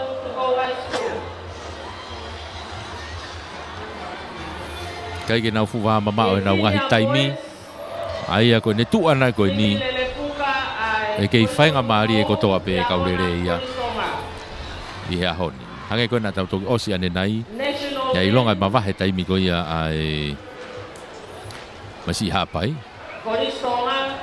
kana lele masi afo ia o ma ia ia ne ona i mui ane taimi ke mau pe ke mau pe taimi ia i he lai pepa mo tau taimi ko e o i loto mala e ka ko ne tu i he taimi ni ia tau hanga tolu ki hele he tolo ai tau whanau tangata lalahi e sinia ai ko e he tolo whao se ne whange au ia o e whainolo whao se ne he tolo whange au tau iai malo au pito whamalo atu ki tailulu kolis tailulu e tokanga i mai tau pepa weka malo au pito e tokoni malo au pito e popo mai whakawa uhake tau lisi i hono taimi to tonu malo au pito tailulu malo e ngau e lahi mehen malo te tia whamalo ki he kolisko tupo nau ki sneki he ahoni e kuosi whakawa umai tau whanki i whamamalohi mei toloa malo au pito e popo i he tau ngahi ngau e koni kuhi ko tau ngau e koni tau ngau e whakatahape malo sai au pito e spoti a toloa he ahoni pea mo tai lulu. Toto pe tau ngahi i beli. Ngai konga ao ini utu kakai mai be. Kai vawe taha te tau lava tataki. O ia, te teo ke tau hoko ki ai.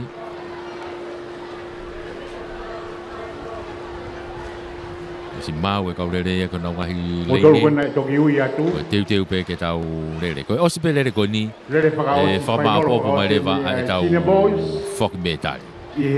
Osi pe tau lere koe ni, whama apopo mai tau whoki metari. Ke tau hoko atu ki ai. E a honi ia.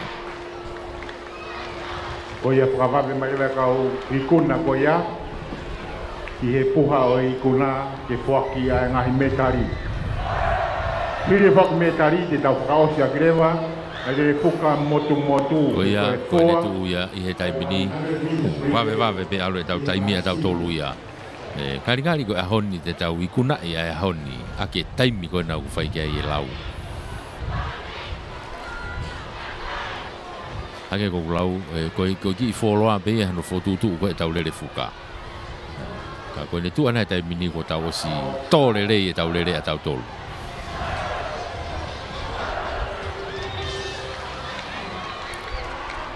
Toko ni mai pe mo e malu mo ne moko.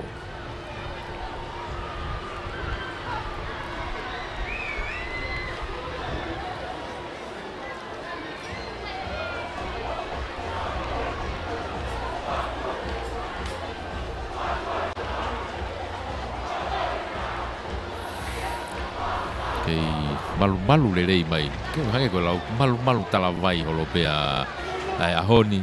Ia i vegi uha ko tau si lawe i lau i lope ki ai e iai pe hono ki vai ona.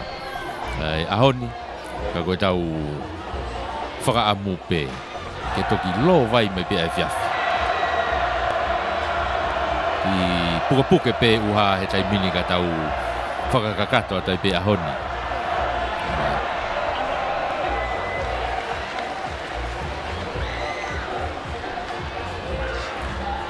Teo atai ke he whaosi ko ia o e he tolo takai taha he taimini. Tange koe ne tuku a te taimini e kaurere. Nau kei mata tatau atu pe wawe apute asa lia hona reni ko ia tua isile di fatai me lia hona. Haki tau mea tupe mo tupo wai risa lau ne vai tua. I loto ata pia ko apo o ia ko sailosi. Kai pe he foki ki tua i ko tonga hai ia ko Andrew Moala. Afe mai ki hanga tonu taimini ke taki pia lia hona i mua. Ko isile di fatai me lia hona. Nau ki unu hake taimini masi i toloa ko na ko me sui folau. I he reini ko ia loto maari e.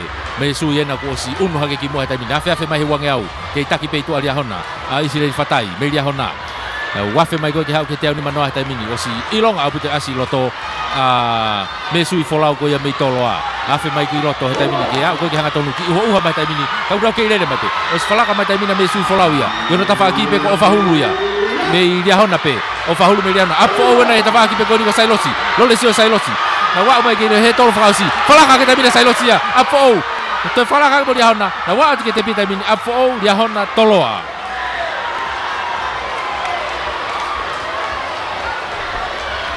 Kai ke he. Koe ne tuu ia koe he taimini ia. Hange koe kulawe. Koe ikuna ia e toki kai haasi pe ia. Mei loto. Me taimi koe whai ai aerere. Foi koula ia tāna ki atu ki Apfo ou. Ki Loresio Sailosi ia. O Apfo ou. Koe tau foi metari koula ko ia. Ki he nau tepire metari koula. A Apfo ou. Ki uha koe he taimini o kuki i lolo lahi mai uha he taimini. Ki lolo lahi mai uha he taimini. Ka koe au whima o rewa whanau ke nau ki unga wha malu malu. He kuo uha lahi au pito he taimini. Lolo lahi mai uha he taimini ma o popo rerei pe tau nofo koe ni grandstani. I hene tuu koe he taimini neongo ku uha. Ai tuu koe he taimini. Ai koe tuu fo koe ni koe toi pe hoko atoni ke he whaki me tari. Tuu koe he taimini koe whaki me tari. Ai ne tuu koe he taimini.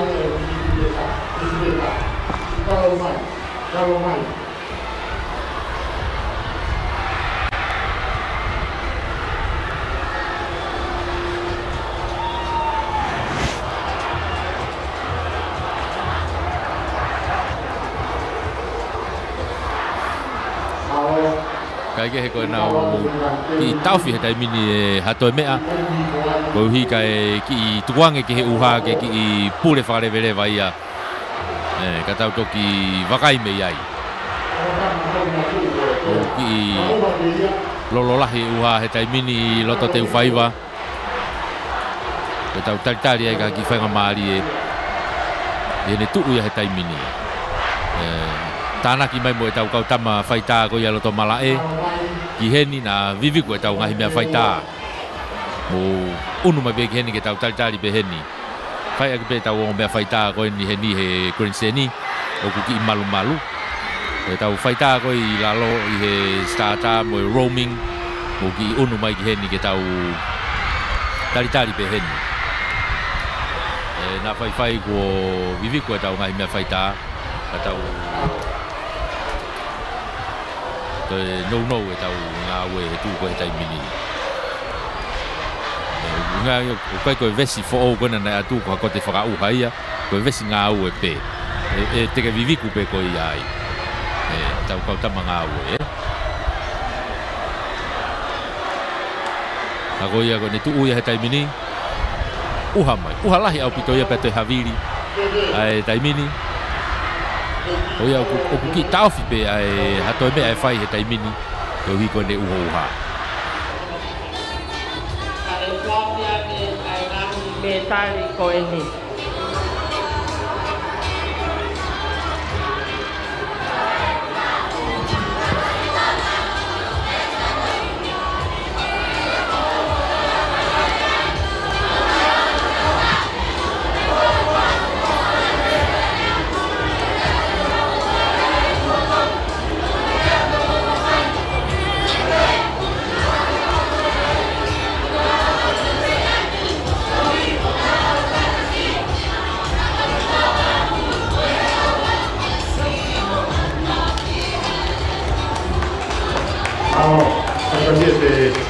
Lau hesi lau loto ko yang polisi lau ngamari katau hokot lewa ki tau fok me tadi.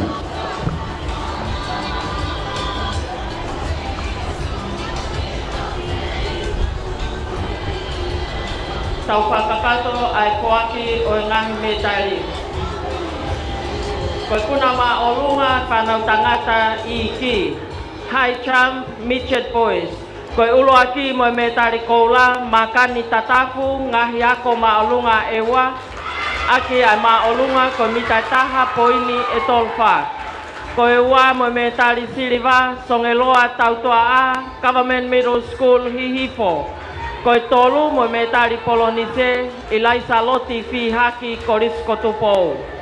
Midget Boys High Jump. First with the gold medals, Makani Tatafu Ewa Secondary School. Second with the silver medal, Songeloa Tautua'a Government Middle School Hihifo. And third with the bronze medal, Ilaisa Loti Fihaki of Tupou College.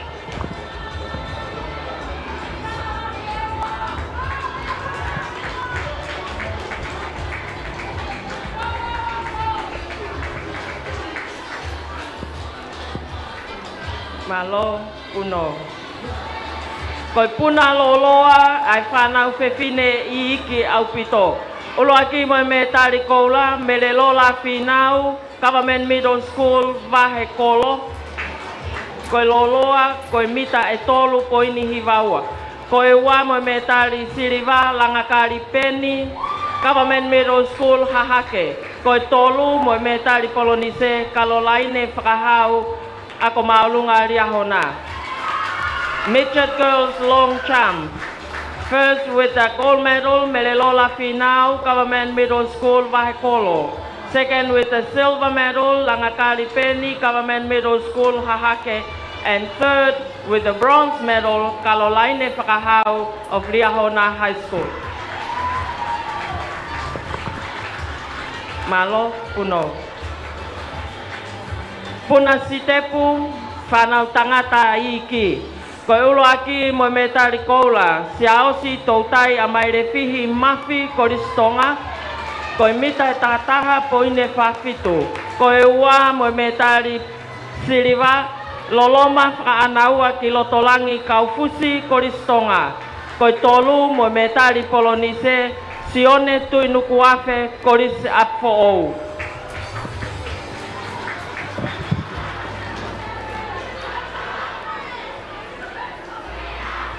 Malo uno. Koi tolo tiskas ai whanau fefine loto. Olo aki mo metari koula, kaloni moala, koris kuin salote, mita tol noa, koini ni mataha. Koe ua mo metari siriva, ana upani ngahiako a ewa. Koe tolu mo metari polonise, merenaite fonua ako maolunga oriahona.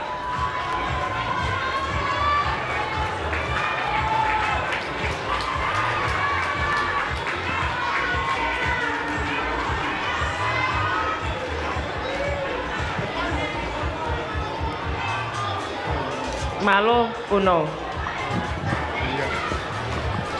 Koi puna akau ai whanau tangata loto.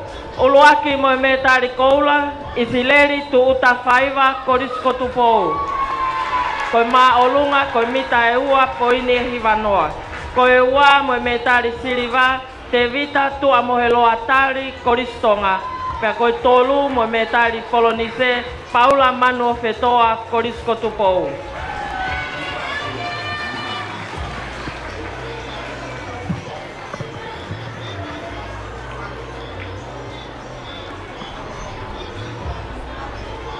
Malo uno. Pamaloa ke ik minista mo ui. Lava no pralang-langi o fuaki o ngahi metari koia. Kore atu ke kaupure ako, tau hoko atu ai fuaki o ngahi metari. Koe fe auhi tolo sika, ai whanau fe fine lalahi. Koe ulaki mo metari koula, paea manase ako maolunga riahona. Koe mamao, koe mita e toltaha poini e pitua. Koe wā mo metari siriva, etna te aupa koriskun salote. Koe tolu mo metari polonise, foriaki sa kopo korisi apfo ou. Senior girls, javelin. First with the gold medals, Paea Manase of Riahona High School. Second with the silver medal, Etna Te Aupa Queen Salote College. And third with the bronze medal, Foriaki Sakopo of Apifo College. Malo uno. Koi puna loloa, ai whanau tangata lalahi. Uluaki mo metari koula, merino tafuna ako maolunga riahona. Koe mamao, koe mita e ono, poini e tolvalu. Koe ua mo metari siriva, Christopher Veituna ngahiako a ewa. Pa koe tolu mo metari polonise, Violeti latu korisko tupou. Senior boys long jump. First with the gold medal, Merino Tafuna of Riahona High School. Second with the silver medal, Christopher Veituna, Ewa Secondary School. And third with the bronze medal, Violeti Latu of Tupou College.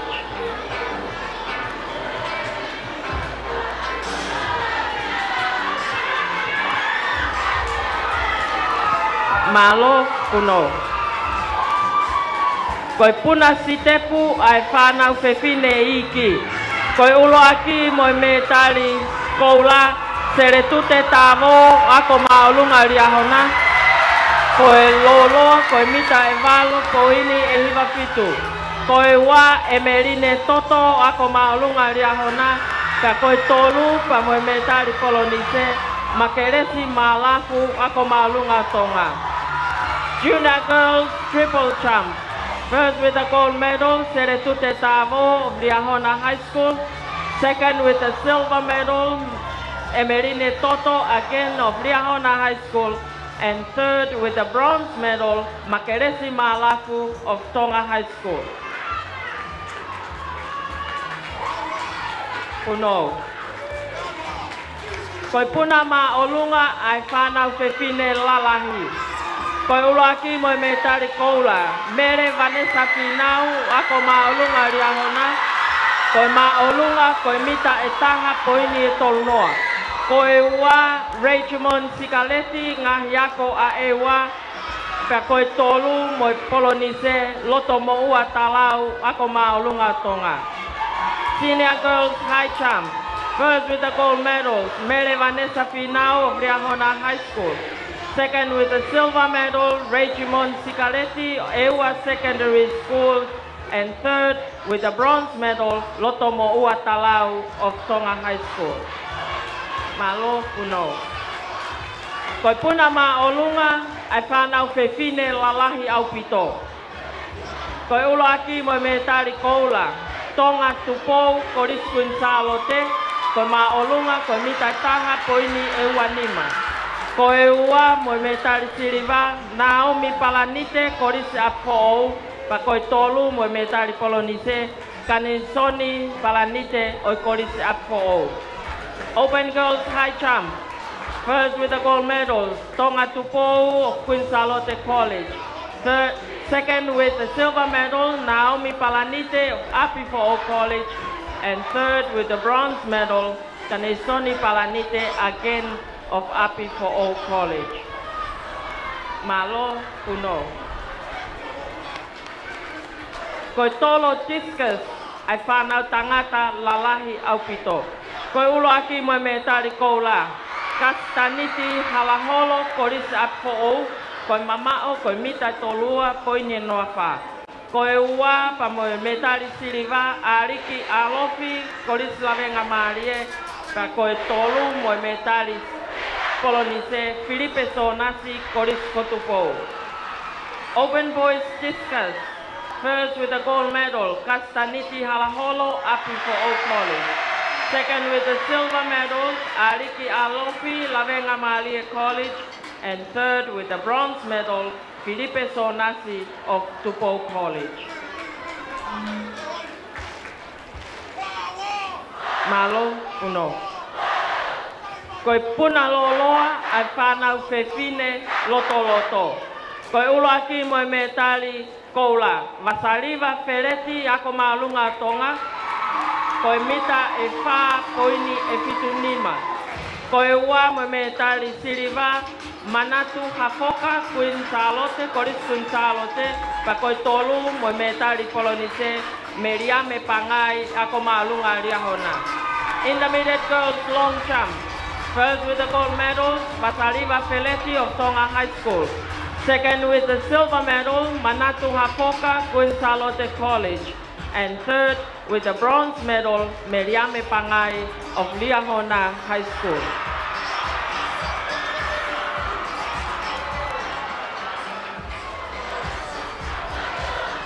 Malo puno. Koi tolo discus ai whanau tangata iki. Koi ulo aki mo me tari koula, Charles Seti Jr. Havili Kiore Koristonga. Koi mamao koi mita tol poin tol. Koi ua mo me tari siliva, Samuela Tupola ako maulunga tonga. Tolu mo me tari polonise, Sione Kavamoeaki Safi Koristonga. Junior boys discus. First with the gold medal, Charles Seti Jr. Havili Kiole of Tonga College. Second with the silver medal, Samuela Tupola of Tonga High School.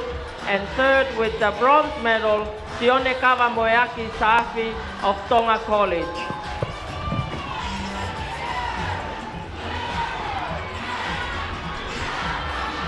Malo puno. Koi tolo discus ai whanau fefine iki. Koi ulo aki mo me tari koula, konai fukofuka, koris lavenga marie. Koi mama o koi mita wahiva poine valuono. Koi ua mo me tari siliva, Luisa Ono ako maulunga tonga. Pa koi tolu mo me tari polonise, Mona Zain Tongia ako maulunga riahona. Junior girls discus. First with the gold medal, Konai Fukufuka, Lavenga Malie Christian College. Second with the silver medal, Luisa Ono of Tonga High School. And third with the bronze medal, Mona Saint Tongia of Liahona High School. Malo puno. Koe whiauhi puna si tepu ai whanau whiwhine lalahi au pito. Koe ulo aki mo me tari koula, Laura Taiseni, ako maolunga liahona. Koe mamao koe mita hiva poini e tolunima. Koe ua mo me tari siliva, Caroline Loni, ngahi ako a hapai. Pa koe tolu mo me tari kolonise, Florence Hakalo, Coris Quinsalote. Open Girls Triple Champ. First with the gold medal, Laura Taiseni, Liahona High School. Second with the silver medal, Caroline Loni, Hapai Secondary School. And third with the bronze medal, Florence Hakalo of Queen Charlotte College. Kataki a Fapoponga Hapai.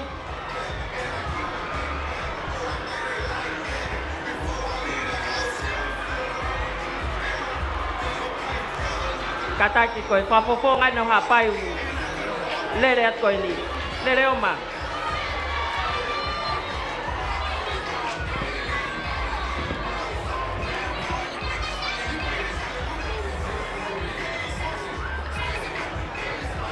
Malo uno.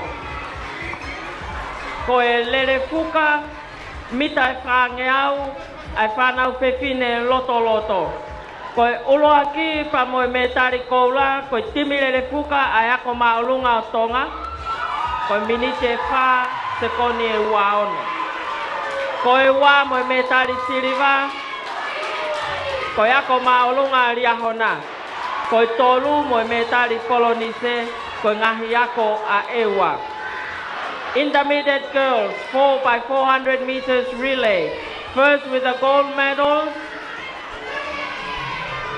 Tonga High School.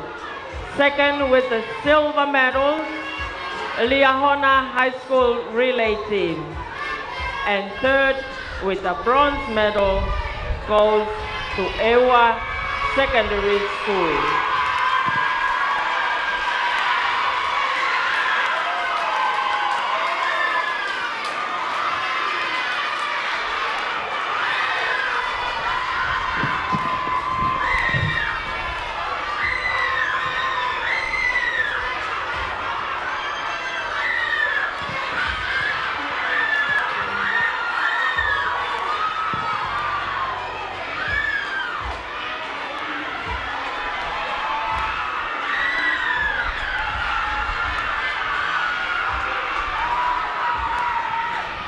Malo puno.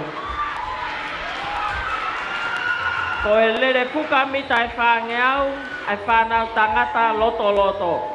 Koe ulo aki pa moe metari koula, koe timi lere puka ai korisko tupou. Koe minite tolu, se kone tolu nima, koine pituona. Koe ua moe metari siriva, koe timi ai ako maolunga o riahona. Koe tolu, ka moe metari polonise, koe timi lere fuka ai koristonga. Intermediate boys, 4x400 meters relay. First with the gold medal goes to Tupou College relay team. Second with the silver medal, Liahona High School. And third with the bronze medal goes to Tonga College.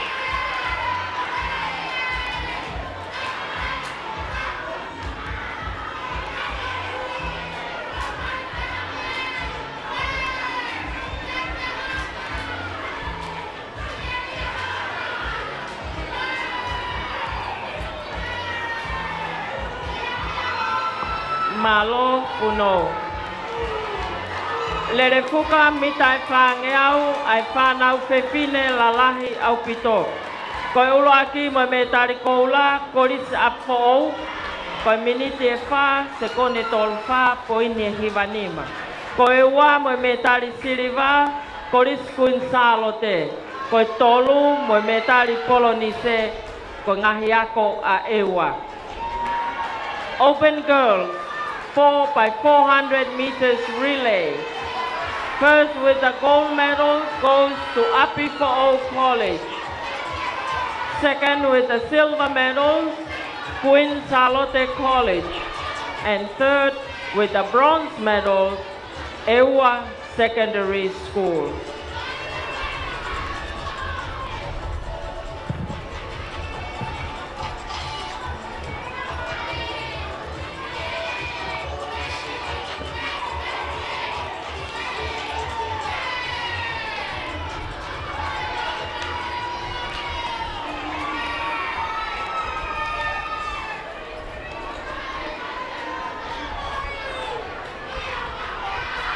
Malo uno.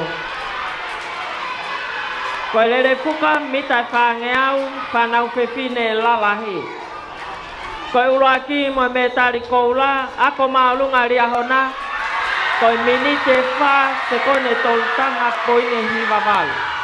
Koe ua mo me tari siliva, koe ako maulunga tonga. Koe tolu mo me tari polonise, koe ngahi ako a ewa. Senior girls 4 by 400 meters relay. First with the gold medals goes to Liahona High School. Second with the silver medals goes to Tonga High School. And third with the bronze medals goes to Ewa Secondary School.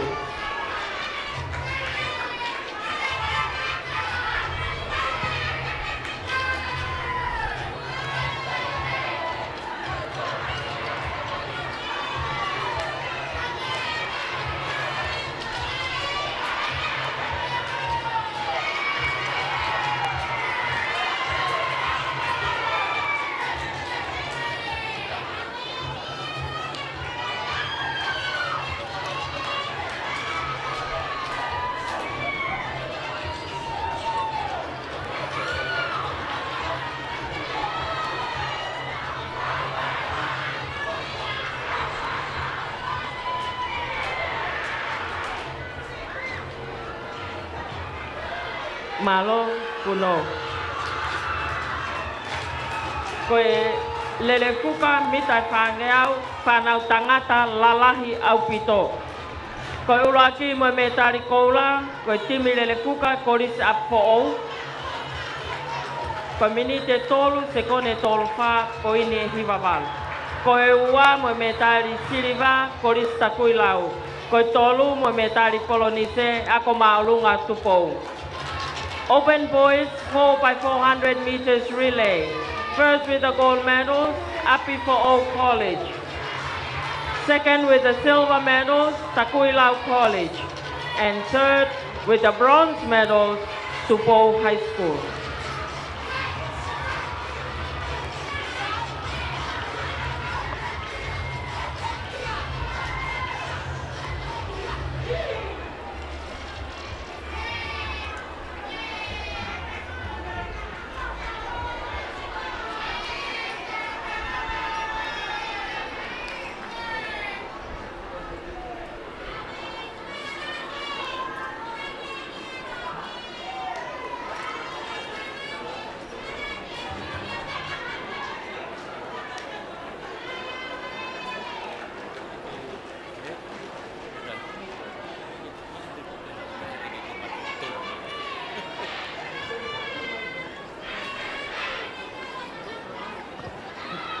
Malo puno. Lere kuka mita e whangeau ai whanau tangata lalahi. Koe ulo aki mo me tari koula. Ako maulunga riahona. Koe minite tolu se kone wahiva poine tafa. Koe ua mo me tari siliva koris kotupou. Koe tolu mo me tari polonise koris tonga. Senior boys 4 by 400 meters relay. First with the gold medals, Liahona High School. Second with the silver medal, Tupou College. And third with the bronze medal, Tonga College.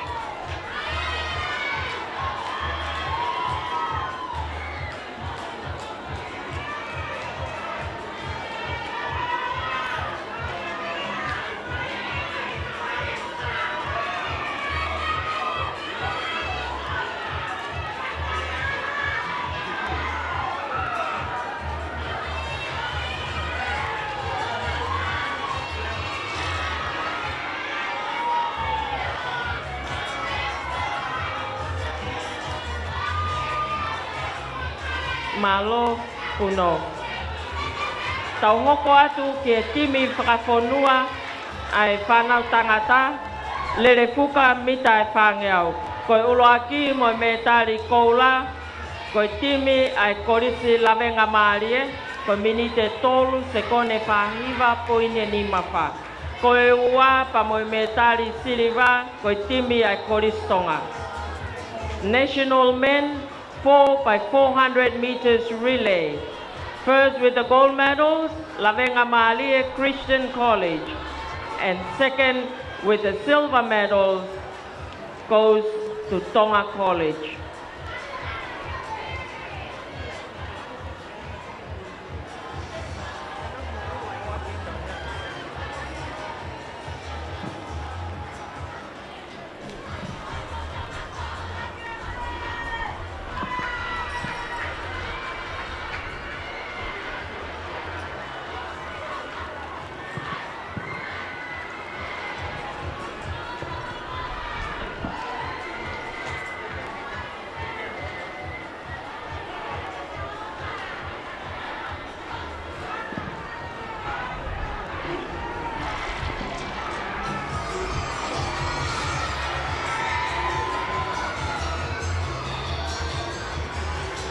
Malo puno.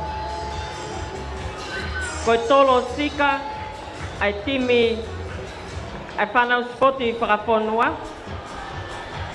Koe uloaki mo me tari koula, sai atu ngā whasi, korisi Lawenga Maalie, koe mamao, koe mita e ni manoa poini fitunima. Koe ua, pia mo me tari siliva, tau talatala po oi, korisi a po ou. Pa koe tolu mo me tari polonise, sione teu ako maolunga sa antelu. National men javelin. First with the gold medal, Sayatu Ngafasi of Lawenga Maalie Christian College. Second with the silver medals, Tautalatala Po'oi of Api Po'o College. And third with the bronze medal, Sione Teu of St. Andrews High School.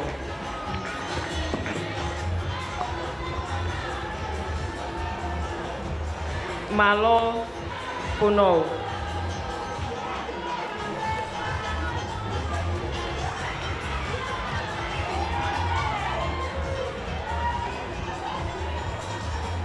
Kore atu, tau whakakato pa moe tolo shot put. Koaki a ngahi me tali, ke tolo mea mamafa.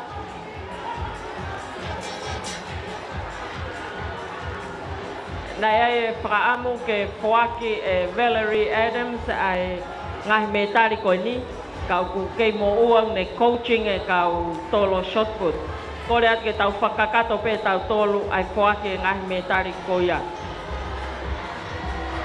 Koe tolo shot put, ai whanau tangata loto, intermediate boys shot put. Koe uloaki mo me tari koula, Jonathan Simote ako maolunga tupou. Koe ua mo me tari siliva, una loto kupu koris apo'ou. Pa koe tolu, pa mo me tari polonise, Samuela Hikila ako maolunga liahona. Kolosi mai ai pe whakapoponga. Intermediate boys shot put. First with the gold medals, Jonathan Simote of Tupou High School. Second with the silver medals, Unaloto Kupu of Apifo'o College. And third with the bronze medal, Samuela Hikila of Liahona High School.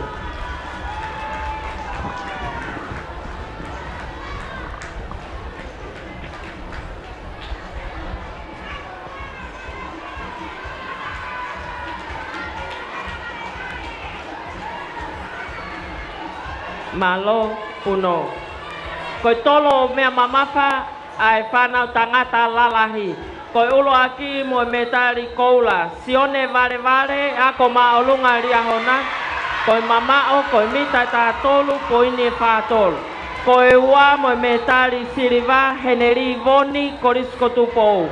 Pa koe tolu mo me tari polonise masiu fehoko ako maolunga o Tonga. Senior boys shot put. First with the gold medal, Sione Valevale of Riahona High School. Second with the silver medals, Henry Voni of Tupou College. And third with the bronze medals, Masiu Fehoko of Tonga High School.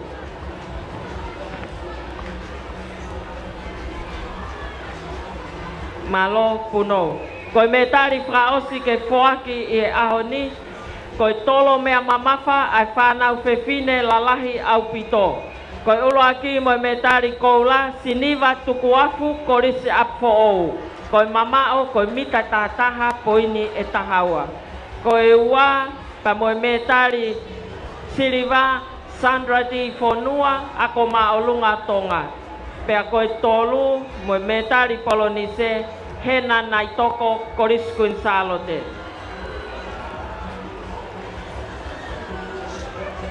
Open girls shot put.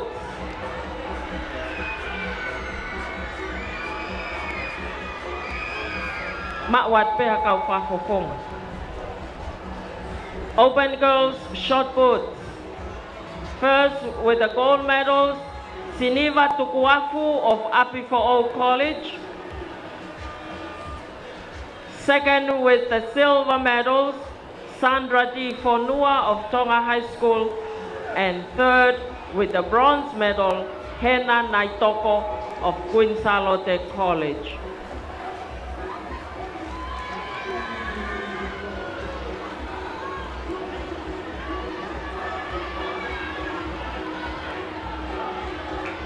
Malo puno.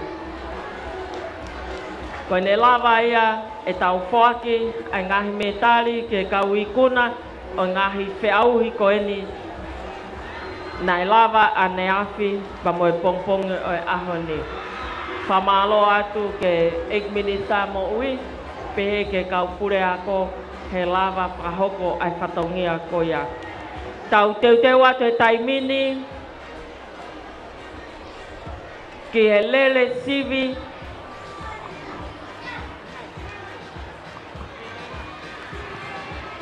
lere fuka motu pe koe lere fuka mita e te au. Kore at ke kau ofisiare ke maulawa mai lewa ki loto malae vahe ke ngahi fetongi anga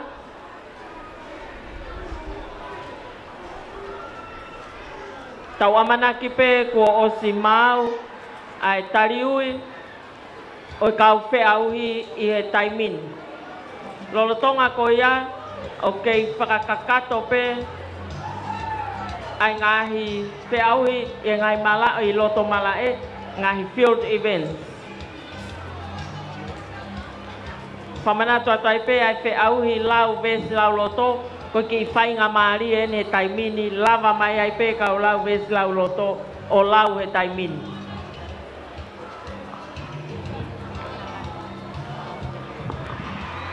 Malo taisia, malo at he lava ai whak metali koe ahoni. Tau te wat lewa koe tau field event whakaosin he ahoni, koe lele fuka motu.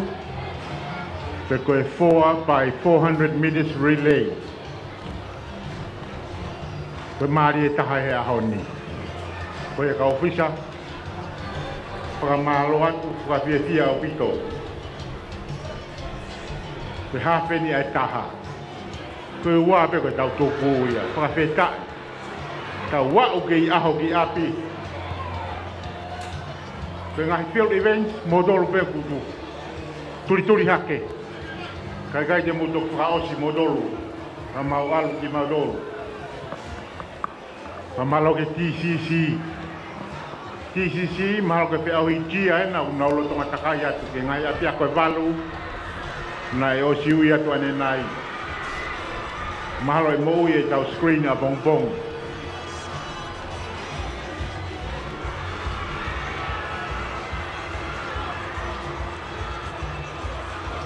Malo TCC. Pe whaki he Tonga Health. Pe moi Titi Cell.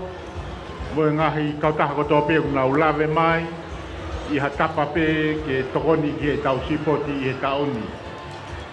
Poti hono hiwa mo pulu mao no. Malo kau skata, kau track steward. I a mai ko tau Alfa Osien. Malo.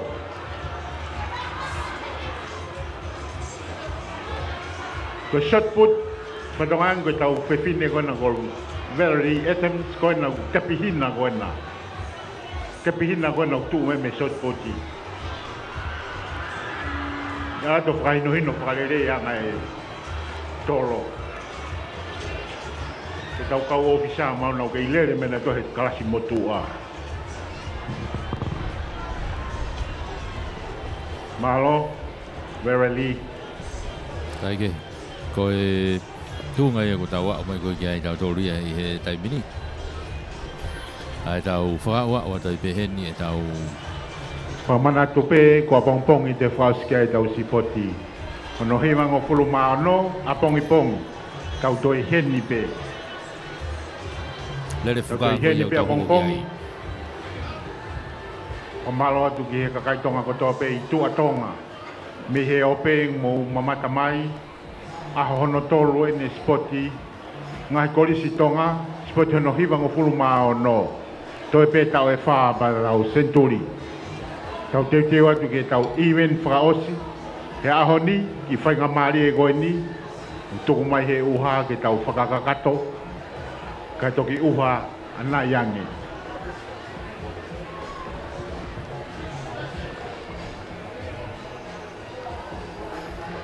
Pamalot ke kau ofisa kotoa pe, kau officials i loto, kau puna akau, bol, kau high jump, pamalot kau high jump, peke sika, javelin, peke ongomala e one, peke kau discus, malo kau discus, pea moe shot put.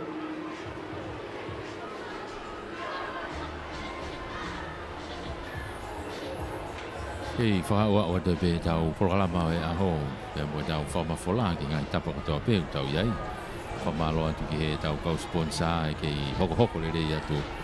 E tau whengau e aki, tau kau whakataha tuai i he houani ko e event whakao si pifo ki tau lere fuka motu ka ko e preliminary pe ko e hit. Ai ko tau ngahi tim lere Kolisi pene ua lava lau loto.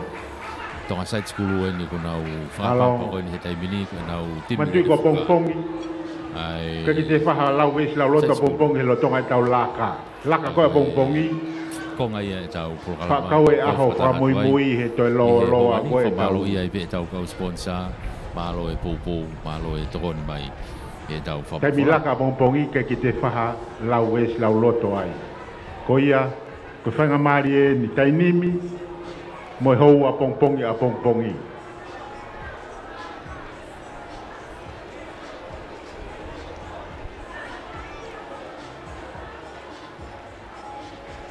Malo ka ofisa.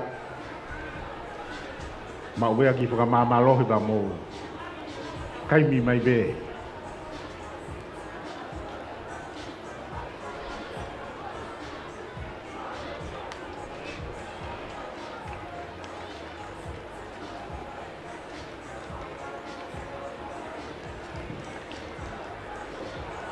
Pe tau DJ ko he te whai wa.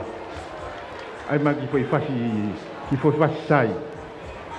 Tau DJ ko na tāne nai a ki foi kaha. Foi fasi sai.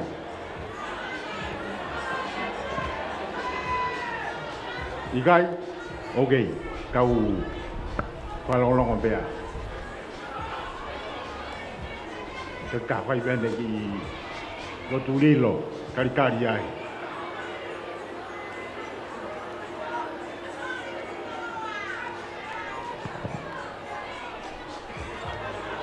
Tau te watu ke tau imen whakaosi, koe maari e taha ia. 4 by 400 meters relay, 4 by 100 meters relay, kataki, lere fuka motu. Tau whakaosi ia he ahoni, te koe maari e taha ia. Ai peka tau kamata koe nau nasi mai e uha me te whaki koe.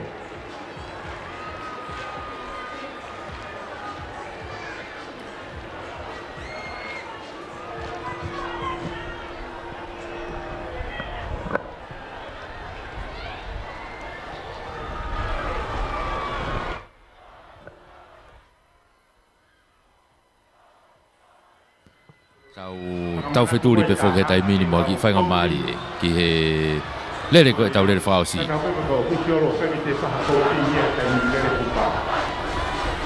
Foto upe koe kau lere ki he peitu ue o muna o siako na o ko hinga pe ki tau ki he sendet koe a maamani.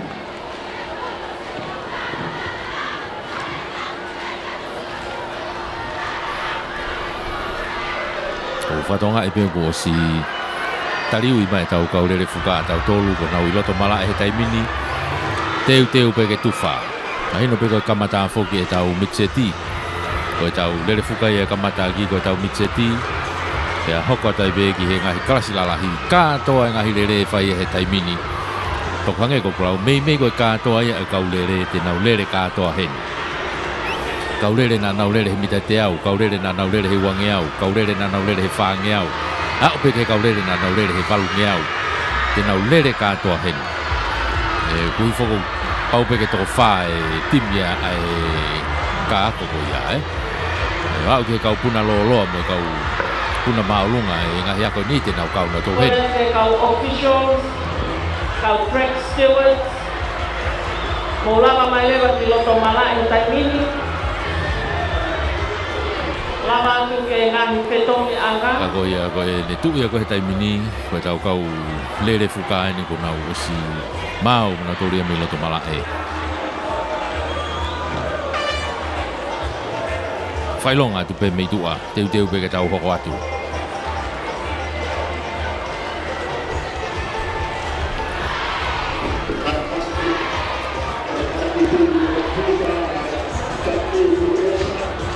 Dia tahu kita tai mini ke kamata tau lere whuka. Disiate haifurua.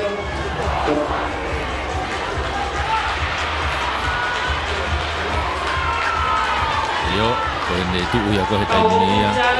Ngahi petongi anga. Kamata koe tau lere whuka tau ia. Ki whamalo ia pe tau kau sponsor.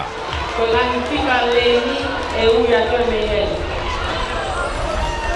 Malo e pou mai e tau kau sponsor i he tau whamawhola. Kau track steward. Pamalo e peheni ki he office e talo whakaulahi koe a Australia i tonga. Ko hi foki ko e sponsor, pe foki ki he potunga ngai ngau e whalot whono e mia. Kau poto mai ke leinu raki, pe iai ka mo e official e taha. Malo e pou pe mo e tokoni mai.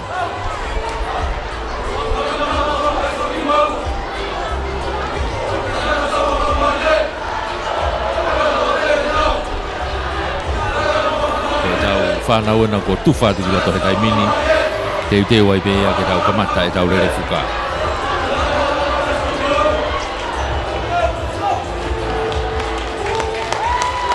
Yo, lau wesi lau roto nai ko lisko tupou, lava tuia. Tau hoko atu tau tolu ki loto, koe lere koe ni loto. I he hiti uraki eni e hiti ua. Tau whanau whiwhine i ki au pito. E Micheti. Koe time tai lulu kia ia skini taulama ko Melaya Ului ko Eva Paongo mo Meresei ni Pahulu. Time a hihifo kia Sulieti Stapa ko Mere Malolo Seini whahokotau pia mo Tatiana Manu. Time a Mamaloa kia Te Isaika ko Maria Huakau. Lovely Vayangina pia mo Sicilia Latu. Time a Loto Weisiriana pia Luciliu ko Halapore Manusiu Tuakalau mo Nesio Tuo ko Tupou ko Tonga Side School ko Tangi Mausia Siri Anna Ramsey ko Simina Lupeitu pe Molosaline Vai Timi ka vahe kolo mere naite Pateta o Faloto Moala mere Lola Finau pe mo ofa mo i Heloto Square dere ko ni ko dere mari ia ki malu ki habiri mai tai mini pange o ki na fuafu mai ha uha i hene tu ko he tai mini pau pe foki ke tau whanonga whakataha tau tauria pe moi uha i hene tu ko i he tai mini i whakatata ngai turiki he ko lere fuka he whetongi anga pau opito ke mau opito ia i hene tu ko i he tai mini ko lawe i tau te kai ke tufa ngahi turiki katoa Ai koe kau stata bena u nau heni.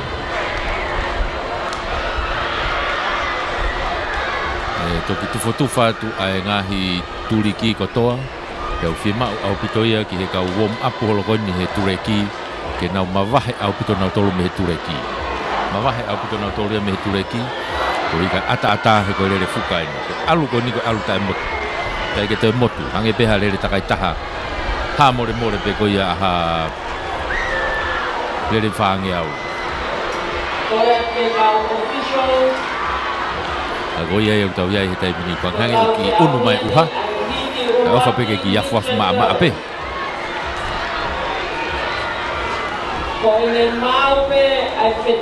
Hiti uraki me he hiti e ua. Nana koku lawe ia te taimini. Koku te ikai ke tufa e ngahi turiki. Ai kono toki tufa atu ena. Ke nau wau ke ngahi turiki. Tailulu, Leni Tolu, Government Middle School, Hihipo. I haviri malo hito aki, malo hipai e haviri he taimini. Leni Nima, Pe foki ki he uha, kamata ke ki tawafu mai pe mo uha he taimini. Tongan Side School, Leni Pitung, Government Middle School, Vahekolo. Kamata ki tawafu mai pe mo uha. Taimini ki afu maa pe. Ako tau teo ata tau tolu ki he tau lere fuka.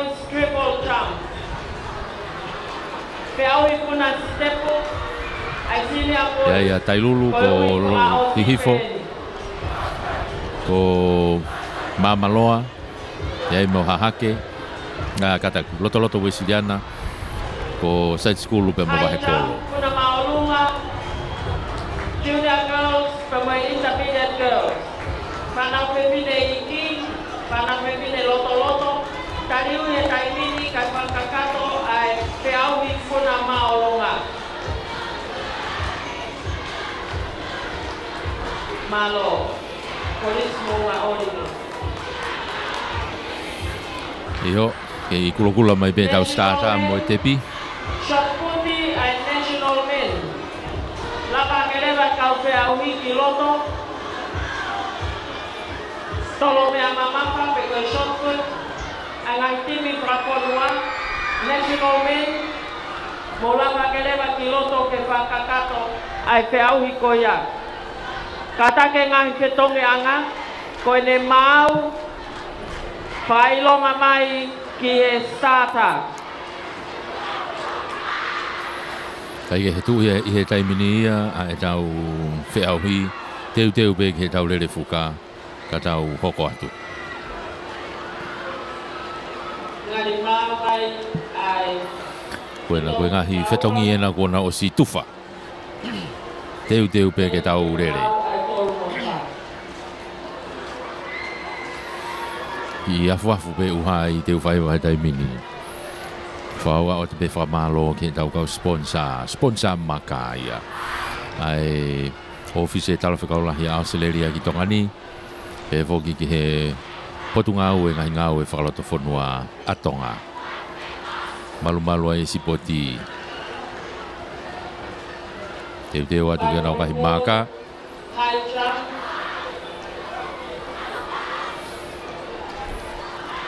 Hei koe ko tau iai he aho ni tau kei hao holope i he uha.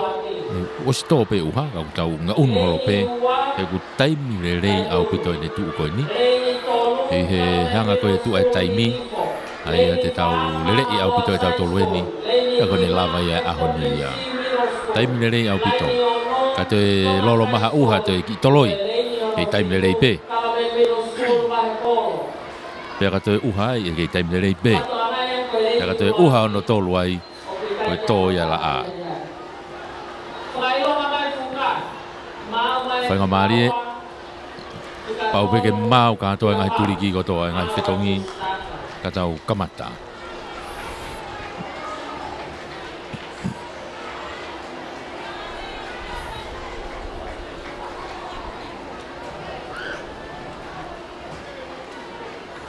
Iyo, teu. Tuku te taimini ulaki hiti ene whanau whiwhine i ke au pito le whukamotu ko ulaki kaurere na unu te taimini ke ulaki whetongi he taimini. Mame a pute asiko ia i reini roto a tailulu. Whetong katoa te taimini, whetong i tu a hahake, whetong ato e pehene a pia mo side school. Kau maa whoki a kolotoloto me sirana. Hahake tonga side school a kolotoloto me sirana. No kei ulaki watolu pe taimini. Ki kamata whalaka ke taimini side school ia. Na waa tiki whetong hono waa taimini. Whetong ata side school mo vahe hake. Ilong a pute asa side school. Vahel a kolotoloto na we sirana. Tailulu na iloto maari au pito pia mo hihifo. Kako si whalaka mai taimini a side school ia. E na waa mai ke whetong whakausi he taimini. Na mai taimini ke whetong whakausi. Whetong e taimini side school. Tonu au pito na whetongi. Osi motu mano ma side school ia. Toki whetong mai taimini hahake ia. Ko si tomu ia. Motu mano mai side school ia. I he taimini. Na unwa te peke tepi. Na o te taimini ke nitango fulu ke tepi. Ula ke ta side school. Ua tua hahake. A kolo pe tolua hi.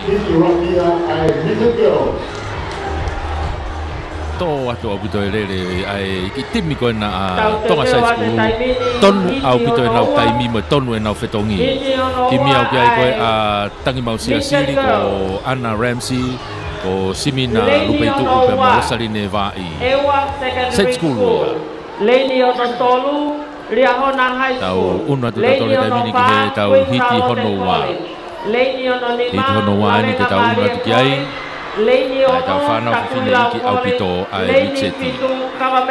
O pia ia eua, ko eua ulere mea i a seini whakaosi, ko Tilaila tui one, ko Merekiu mo Tefini ana. Ia hona ulere a Jessica Vainkolo, kalolaini whakahau, ana tōne mo Graylina whakailoa tuu. O time a kunsalo te, ko Ati Mafi, siutiti Fonua, Christina Nusi, loloahi hafoka. Time a lawenga maarie, ko Kakala Tatafu, ko Siasini Kenke, a sena Pakisika, te mo au no whakau ora. Time ko ataku lau, ia Fuilupe Manmapai, ko Finau Lilio, ko Stephanie Pautere, pia mo Loupai Nikata. Time ko ia hahake, ko ia Leslie Farekaono, ko Langakari Penny, Tiuripe Tari, pia mo Akape Ipo Wono. Ko e ngahi tipi au naurere heni. Reini ua ki utonu ke ia eua ka unwa eua ke aigo reini ua ia. Reini ua ke ia eua. Aigo eua ia ku he reini ua, reini tolu rewa a Riahona. Timi ko ia Riahona. Ko e reini wha o kia ia Kunsalote, reini nima a Lawenga Marie, reini ono a Takuilau, reini fitu a Hahake. Aigo ngahi reini ia, o kunau iai katoa. I he lere koe ni ka koe hiti hono ua ni o kutau iai i he taimini. Hiti hono ua ia.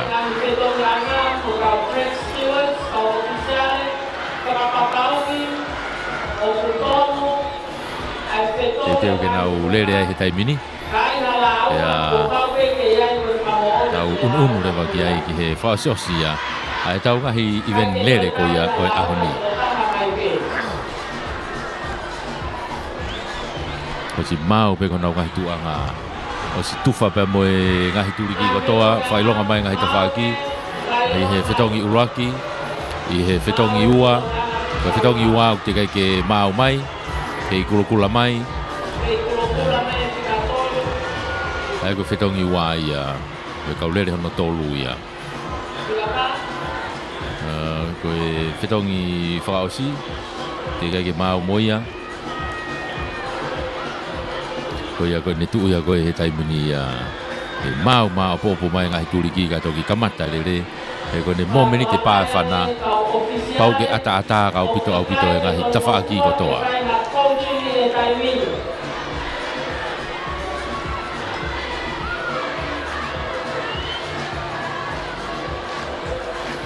e kulokula mai pe e whetong whakaosi e kulakula mai pemba whetong whikaua. O si nehina mai whetongi uraki ia, nehina atu mo e sātā mo tepi. Ai a koe o ngō whetongi koe o te keke mau mai. Ai nā whōtūtū.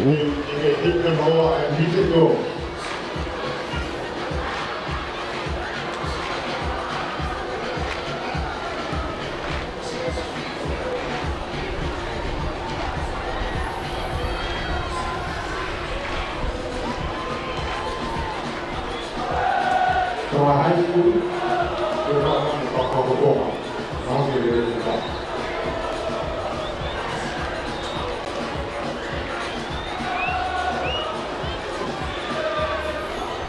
Kei whetaria ki pē ke māu maari e ngai turiki kotoa. Taimi ta tau pē ku ki afu hae uha he taimini i te uwhaiwa. Alu whakataha pē mo e hawiri, pē unu whakataha mai pē mo i ki moko. I he ne tū ko he taimini. Ke whai mo lele tau lele ku hika e nā toi momoko e whanau. Te maa fuke ke lele i he ku kei mawhana e uowa. Whai ku whoroa e nau tangu tū ka te momoko. Vai pa mingi hawa e hataha e lere e ngai taimi peheni ko slava e na warm up ko na warm mai heni ke teu ke lere ko toi ki tataria ko ni foroa ke toi ki momoko wo wa ia e te taimi o fa wesia e parpare mai wo wa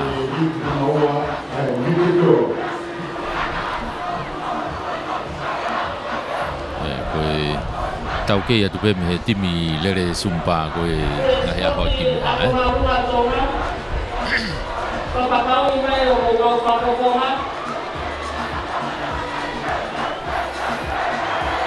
kei whatatari pe, ngahi turiki, ngari mau mai whetong iwa, kei whetong whaasi enu kei kula mai pe.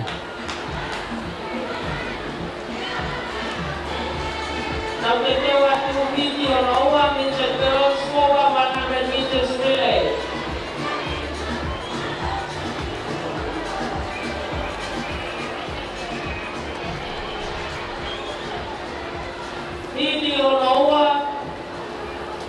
Midget girls. Laini Wa, Ewa Secondary Schools. Laini Tolu, Liahona High School. Laini Fa, Queen Charlotte College. Laini Nima, Lavenga Maalia College. Laini Ono, Takuilau. Laini Fitu, Government Middle School, Hahake.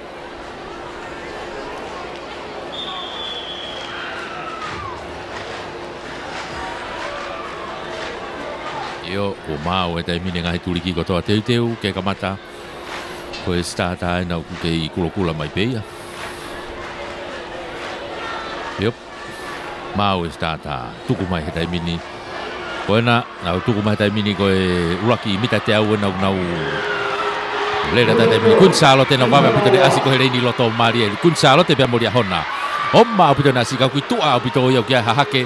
Pea mo takui lau, nau kei whetau tau mi mai pe, mata tatau pe taimini. Ka tam tōmu e whetong ko ewa. Ako na ko ewa nau tōk tūri mai. Kei taki pe mua hahake, takui lau. Lia hona nau tūri hake pe mo Queen Charlotte. Ewa nau wawe ne tūri hake mo ia. Nau wafa o teni ke whetong hono wah taimini. Whetong te taimina hahake, whetong ta lia hona mo takui lau. Whetong te pe mo ewa. Tōmu i mau pe whetong ewa. Queen Charlotte nau no tua he taimini. Na wafe mai ko te au ni manoa ke hau ke whetong whakausi e taimini. Kei taki me pe hahake. Lia hona nei loto pe mo ewa. Wawe au pute tūri a ewa. Hau ni ke whetong whakausi. Whetong e taimina ewa. Io, motu ma ewa mo lia hona pe mo hahake. Ewa, lia hona mo hahake. Ko foi tolu he taimini. Ewa mo lia hona. Ewa mo lia hona. Fi falaka ma taimina lia hona. Falaka lia hona. Tuli hana mo hahake e ke whika ua. Na wa te taimini ke toi mita wanoa. Toi mita hana fulu. Hau ke te pi lia hona hahake ewa. Man, Mr. Keo titi hono waya. Io, koe timi lere fuka ia lia hona ia. Wawe au pita nau turi hake o imua. Ea tau kau whakataha koe timi lere fuka ka lia hona o kia Tessika vai Nikolo. Kalo laini whakahau ko Anna Tone. Pea mo Krailin whakailoa tuku. Manitui ko hiti eni. Tau te tewa te taimini. Final o ia kia bongbong. Hiti Uluaki. Hiti eni tau whanau Ai tangata. whanau whewhine i iki au kito. Whewhine iki eni. Junior girls, 4 by 100 meters relay. Au unu ke junior. Number 1. Ai whanau whewhine. Laini Whikaua. I lolo mai uha he Koris taimi. Moa Olive. Hai lau kia. Laini Whikatolu, Government Middle School, Hihiko. Taimi koe mai musiene uha ia perepela ka kei taupatu pe rere. Koe taimi ni aku turekia. Kai ko fua rere tureki. Ako pau pe ke whaesio ki ai. Uha lo vai au pito he taimi. I uha lahi au pito he taimi uha lo vai.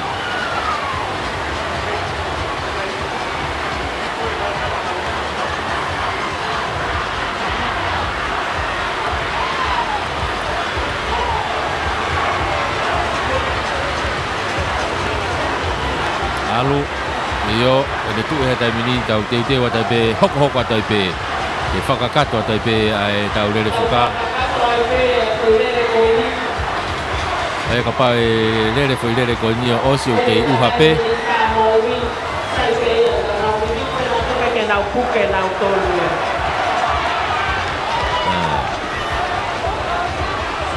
Koe ki holo uha ia kai. Lane assignment, heat number 1. Lere tau lere atau tolu ia Monga Olive.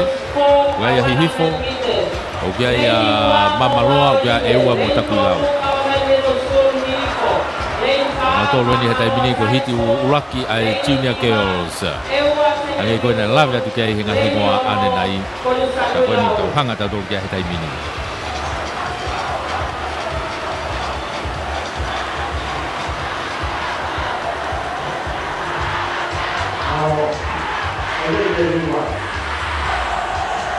Ia tau lele tai mini te watu. Ia ngoi ni uha.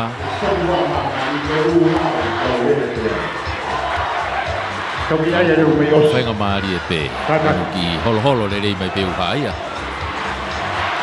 Kone osi lele kuka koe tau tuku.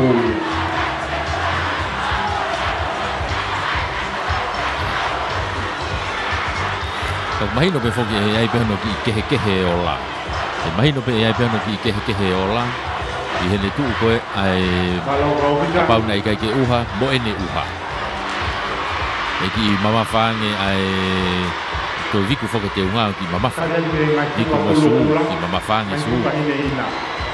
Peo ku ki i whetaulaki mo uha. E ai pehono ki makehe o na. Ai ola koia e mau i he lere koe ni. Tuke heange kau tamago su whanatula. Mahino pe ia, kai ke viko su ia ko ia.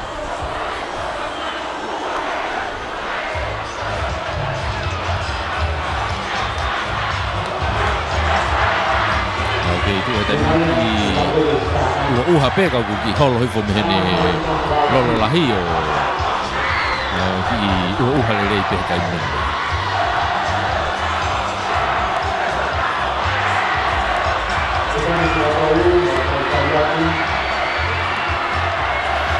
Koe ia, ke whatatari ke ngahi turiki ke whainga maari e mai ke kula mai whetong whika ua ia. E tuko te mini. Osi hina mai whetong whika ua ki ia. Kula mai whetong whika ua, hina mai whetong whika tolu ia, whetong whaosi ia.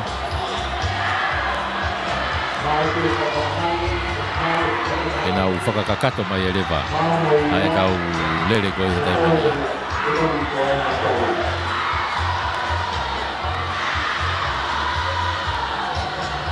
Ki holo mai pe uha he tai mini, ki holo mai. Ia whainga maari e kai tuku mai e tau lere.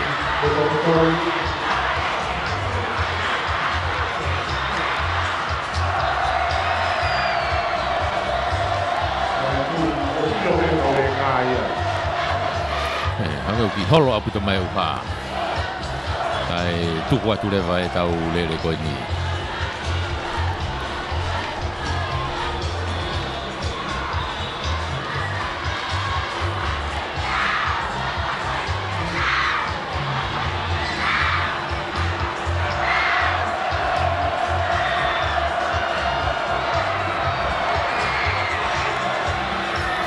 Tai mi ka tau pe ku ke ma opo pe no foi e tau whanau e ngahi tēni ti.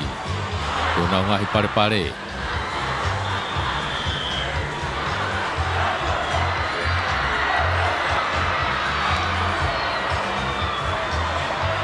Te watu ke hihiti o Rocky a Junior Girls. Kau whakatahato e pe tai mini teu ke kamata mai ai rere tai mini.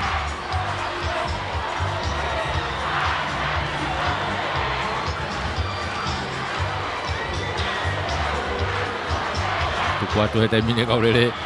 Ki tafi. Yup. Ake ka te au ko Monga Olive. Ki kamata lere Monga Olive. Foki mai ke toi restart tabe toi kamata fokope.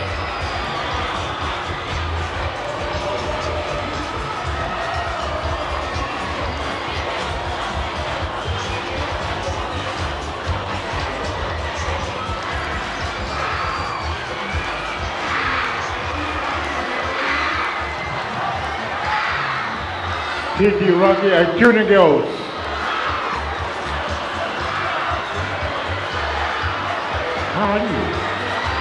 Kua te taimini ulaki toko ulaki bita te au taimini o fia fete taimini ke fetonga te taimini takui lau lia hona hihifo o ma puto moe pike atu na toa mamaloa io ko ena ko mamaloa na I he tawhaki pe munga olive a fea mai he fetonga fika wa taimini fetonga te taimini a ewa fetonga ta takui lau fetonga ta hihifo taimini aia ko ne tu ia he taimini ia ewa na kui mo au pito hoko te peke a takui lau hoko te peke ai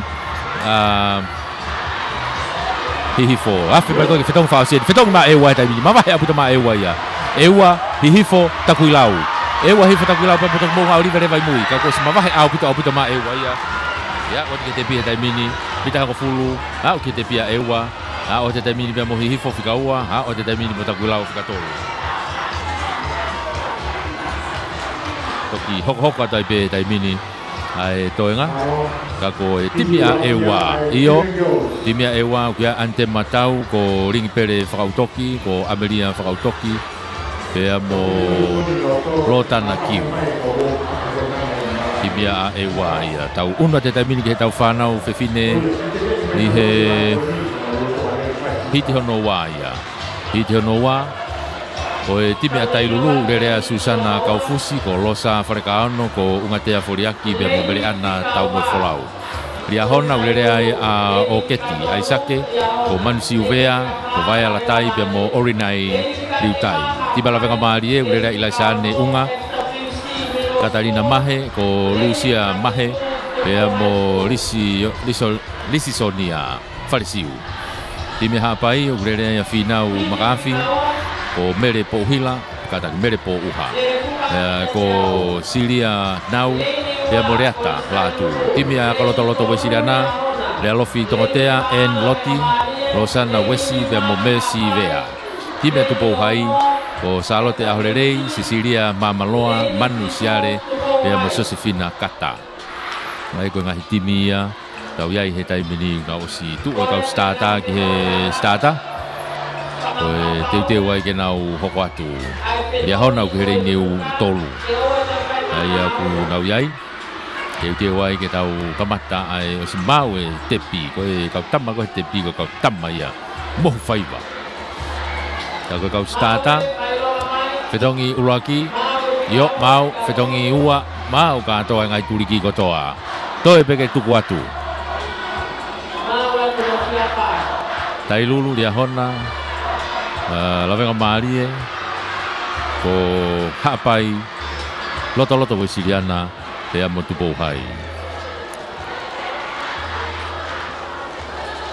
na o situ ko na nga hitu nga tai pini puno pe ko whaongongo ki heui tu kwatu alo to tai pini hito no wa na okay mata tatau tu ba ba ku te asa dia hona ia ni ko ia loto tai pini ko na fio tu ke rak fetongi fio tu ke rak fetongi tai pini ki fetongi uraki fetongi tamina dia hona ia fetongi te tamini pe mo hapai na pe mo tubo hai tu a va abu asal dia hona pe mo hapai dia hona hapai na imu he tamini na fa ki fetongi hono wa fetongi dia hona fetongi ta hapai fetongi te tamini pe mo tubo hai fetongi te tamini tai lulu dire di ko ia lotona wa fe me ko tau di mano tamini o sfalak au pito ma dia hona ia afe mai ke fetong fa si tamini o mai fetong kita mina dia hona ya mamahe au pito bai fetong matai lu fetong ma hapai na ha u goni ko mamahe au pito dia hona ya dia hona tai lulu hapai fa fete mini tepi o te tepi tai mini dia hona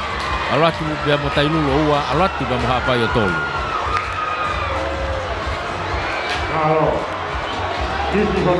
timia dia hona Lere ia o ke te aisake ko Mansi Uvea ko Vaya Latai pe mo Orinai Liutai ko e sta ia lia hona.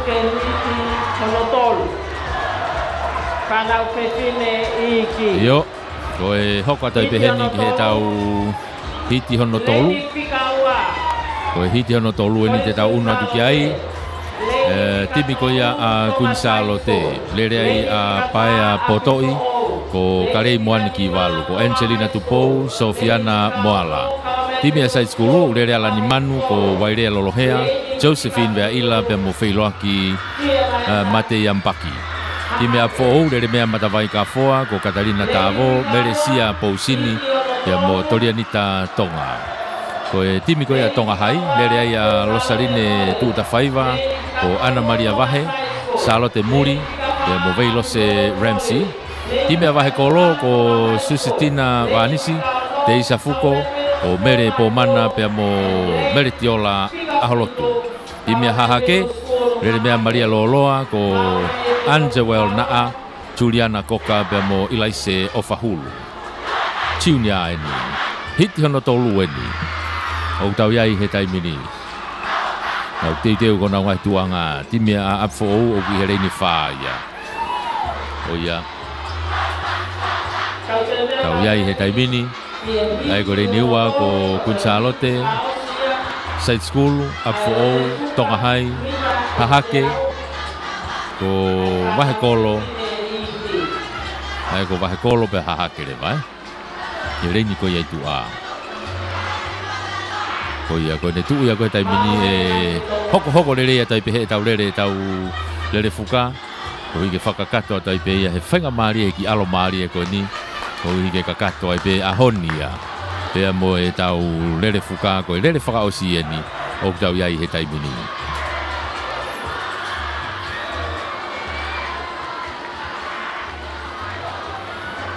Tukua te taimini nau rere nau kei mata tatau tu pe ulaki mita te au he taimini mita te au nau kei mata tatau tai pe age ki unu ata afo he taimini ki Tonga hai na wa atu ki fitong ulaki taimini fitonga afo fitonga Tonga hai fitonga mo hahake mo vai loto mo vai kolo itu a hahake mo vai kolo itu a vave au puto asa Tonga hai ya ko si falaka hake taimini Tonga hai ya Tonga hai vai kolo hahake afo na una te taimini ke fitonga hono wa he bita wange au fitonga taimini Tonga hai ya fitonga te taimini mo hahake fitonga ta ava he kolo mo hahake fitonga ta fo na wafe mai go ke te au ni manoa taimini ke taki mai vave puta tuli haka hahake ki Tonga hai hahake ni mo Tonga hai tena toho i mai taimini fitonga Tonga hai fitonga hahake afe mai Kunsalo tena fitonga mai moia na wafe mai ke haka tonu taimini hahake mo Tonga hai mua pe mo hahake Tonga hai mo hahake na tau fetuli mai au mai ke mita wa fa noa mita tau noa mita wa noa ke Tonga hai hahake ai pe ha o te taimini ke te pi na me ho whakataha tu pe Tonga hai pe mo hahake Kaka ko mo ni mila. Kunsalo te tolu ka ko Tonga hai mo hahake Tonga hai ko Losarine Tuta Faiva Ana Maria Vahe pe mo Salote Muri pe mo Veilo se Ramsey timia Tonga hai kana kai na fufai ke he nawa pe mo timi ko na hahake ia e kau lele maari e au pito ai tau unu atu tato he taimini ke whanau fine loto o tau whanau fine loto ni tau iai he taimini intermediate ia i hene tuu ko he taimini ai ko whanau fine loto kamata ia e tau lele he taimini ko foi hiti e ua e tau whanau fine loto ko e timi ha pai he ni o rere avula se hafoka ko Maria Loni mere palu pe mo Warvenis latu timi ala venga marie ko so faia finau mere folau vika he pe mo alisi tupo timi tupo hai ko e seta faresiu Queenisha Tapaevalu siare na poto pe mo Nigeria latu timi Kunsalote ko manatu hafoka Ruth Calmet ko Betty Karesio kei be mo ofa latu timi ari hona ko ofa tu ifua meria me pangai Crystal Fotu mo tiweti lau hingoa Leni tolu la ngadi Leni ka tu ko high school Leni lima Kunsalote Leni ono riahona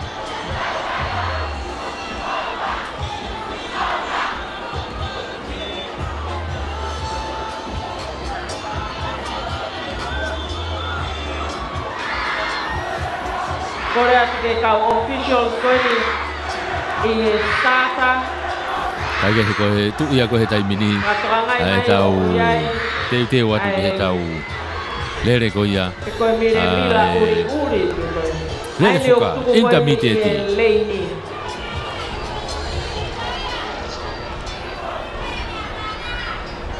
intermediate tau iai he taimini. Iyo. Ito ka nga pena tawa e kaulele.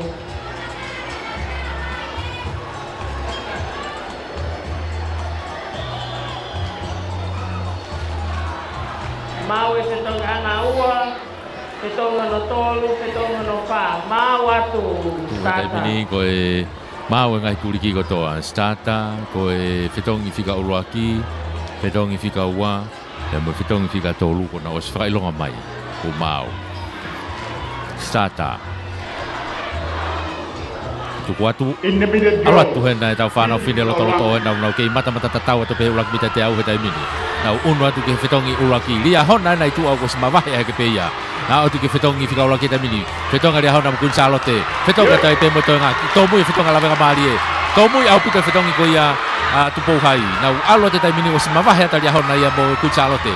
Kun salote na mo lia hona mua au pito. Na wafe me ke fetongi fika wa taimini. Fetonga lia hona. Fetonga ta kun salote taimini. Toe mawahi haka lia hona ia. Fetonga te taimini pia mo hapai. Fetonga ta tupou hai ka ko tomui ko si motu mano mai lia hona ia.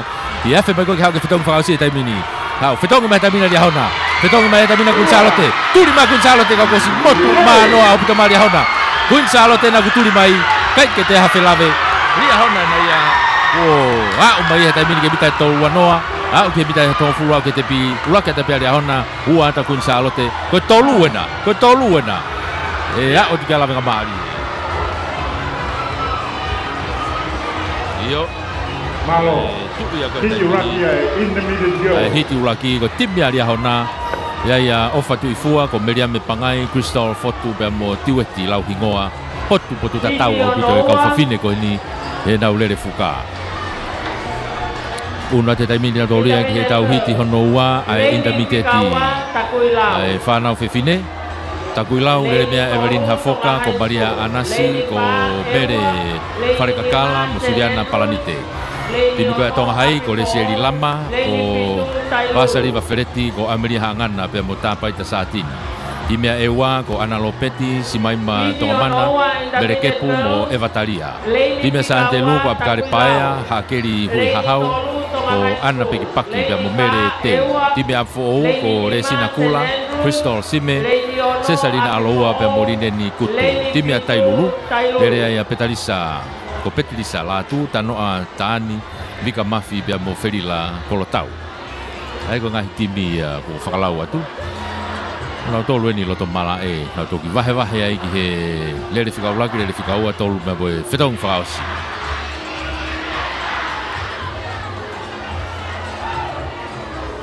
Ai ka koe ne tuu ia koe i he taimini ia. Lere whakatahai ni ngahi hingoa iloa he ni hange ko kulave. Mei koe kotoa koe kau veo mataha koe he ngahi greati ko nau tolu ia ulere he ni. Ko kaurere mita uangeau, ko kaurere mita teau, au pe ke kaurere mita whangeau, mono mai ke rere ko ni ke naurere ai.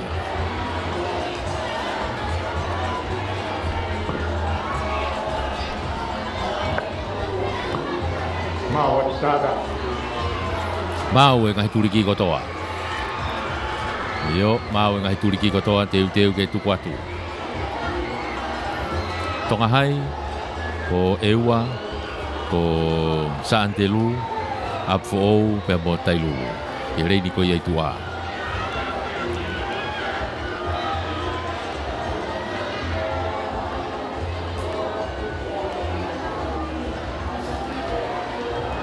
ko atu taimini na rere mata tatau atu pe longa pe tu ai Tailu ko Apfo ko Saantelu ko eua ko Tonga hai ko Takuilau na wafe te taimini ki he fetongi ulaki he taimini na ke mata tatau atu pe na fetongi ko toa pe asi ke momo pe Tailu hokata fo hokata pe Saantelu vave au pito asa Tonga hai he ni loto o si oma au pito aro tuku mai Tonga hai he ni ki mua na wa atu ke fetongi figa wa taimini ko na wa pe Tonga hai ulak fetongi ya moto ata Tonga hai taimini fetongi ha ka Tailu fetongi ha ka fo to fetongi ta taimini ewa pe boy Takuilau ka ko si motu mano ma Tonga hai taimini ha ke fetong fa si taimini ha mai fetong fa si mai Tonga hai motu mai Tonga hai na ia ko si he fo he ia ha we pe fika wa ma Takuilau fika tolu mai ka ko na ka ke te fela ha mea Tonga hai na ia mo au pito ko ka ke to la fela ha mea ha wa tu taimini ke mita hong fula ke te pi Tonga hai Takuilau pea mo Tailulu.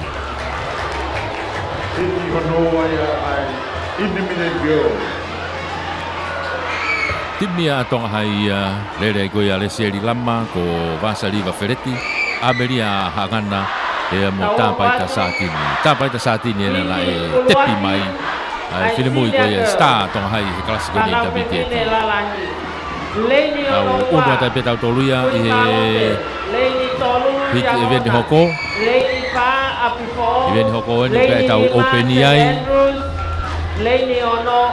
tau unu fata hape ai open ko ia ai fefine number 1 Sinagel 100 meters relay Lane 1 Queen Charlotte College Lane 3 Liahona High School Lane 4 Apipao College Lane 5 St. Andrews High School and Lane 6 Ewa Secondary School. Kataki whanau spoti, whanau pepine koe ni loto ko osi o mo ngahi whiaui, poki rewa taimini ko mo ngahi api ako.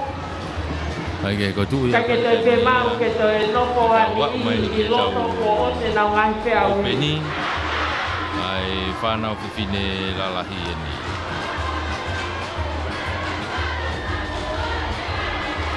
Open ni tau whanau fifine lalahi.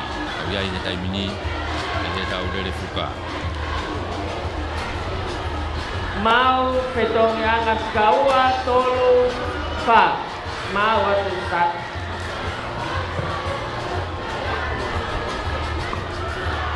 Sydney Girls. Oh iya. Hiti urak. Oh. Ada bang bagai yang ini. Kau tu ngau tau iai ko taimini. Queen Charlotte Liahona Afo Santelu pe mo e ua nge kata ko sinia ni ya agrere ko ni ai ko hite ua ai sinia ngari kali pe ko ka kakate open ni helo ko ha la ve gai ta ko ai tibi sinia ni agrere ko ni hite ua ki ai ua sinia tu pa te mini Queen Charlotte Liahona Afo Santelu pe mo ewa na rei tu au ilong au pitone asia nai be tu a na una tu kona ko afo o na ia ria hona pe mo ku chalo te ni loto na wa at ki ro fetong e te bin na fetong fata hape ewa afo o na mo ria hona una vave apu te na tu ria tu kun chalo te na tu a ke taki pe ta bin a ewa manga le pe ta ni ewa ia na wa te min na unu ke fetong i fika wa ta mini na wa ka to fetong ta bin ria hona mo afo fetong te pe mo ewa fetong te mo kun chalo te vave bo asia kun chalo te ni loto opito na wa fe mai te au di manoa ta mini ke taki me pe ewa hoko mai ku ko ria hona na unu mai pe mo kun chalo te na mo ria hona na unu mai fetong me ta mini kun chalo te mo ria hona na tom mai ki bo ta mini kun chalo te mo ria hona pe mo ewa tu a ka ko sfala ka mai ta mini kun chalo te mo ria hona ewa na wa ve tu mai ka ko sfala ka bu ta kun chalo te ya na wa ta mini ke mi tai wa noa mi ta hong fulu wa ke te pi kun chalo te ria hona ewa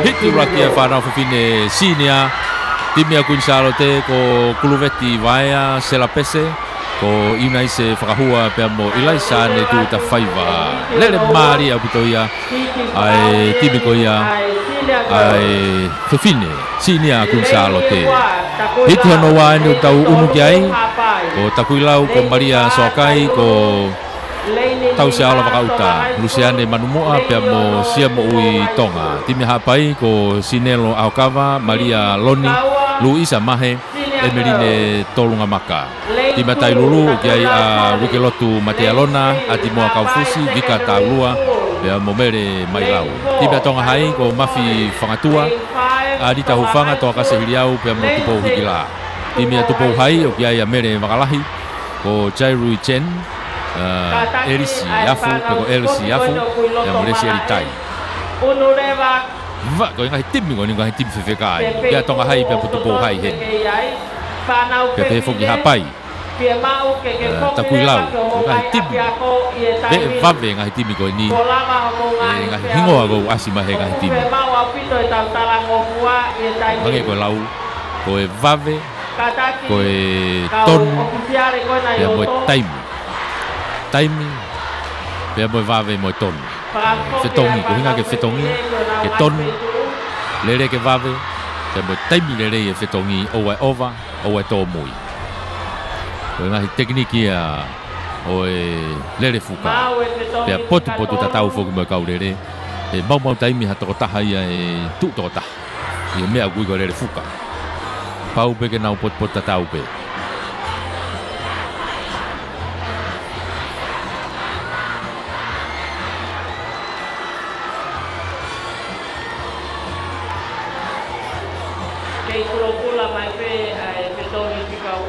O si maua te pia mo stata, o fetong fika uraki, fetong fika ua, fetong fika tolu. Maua ia ko fetong fika uraki beni o ku ke kula mai. Poki le vai panau, bola mamongan ke auhi, mamongan pare timing. National men shot put. Bola makere bagi lo tomala timing. Tu ia timing ia. Te wa peke na tu kwatu ko takulau ko mawatu start. Hapai takulau hapai. Tailulu tongahai ia mo tubo hai. Oi. Hiti ua. Fana fine sinia. Lele fuka moto. Bola makere lo tomala timing. O si mau ngai tuliki ko toa. Te peke tu kwatu timing. Aratu. Nau mata tatau tu pehe ulah mita te au hetai mine kau lere i longa pe asa taku lau here ni ko ia i loto au pito kau na wa atu ni fa fio fike fitong ulah ki hetai mine na wa atu kai fitong ka to atu pe hetai mine fitong asia ke hetai mine tong hai na asia ke ki mo hetai mine tong hai na mo tak mo tu po hai here ni ko ia i tu a tong hai tu po hai wa ba puto mo asia tai lulu i loto pe fuki taku lau i here ni ko ia loto au pito na wa atu ki fitong kono wana tu fitong ka tong hai ya fitong atu pe mo tu po hai fitong ka hetai mine mo tai lulu Allah tu kai pe mo takulau ka ko sia ba ke tau ni mano ha tabina tong hai pe mo tupo hai tong hai ni mo tupo hai o kuna he fo he tabini la ba ke fitong fa si tabini fitong ma tong hai mo tu ma tong hai tabini yop ha we pe tabini tuliki ko tupo hai pe mo takulau ka ko si mo tu mano ma tong hai ki mo tong hai tupo hai takulau la una te tabini ka ko bitawa no a ke te pi tabini tong hai tupo hai takulau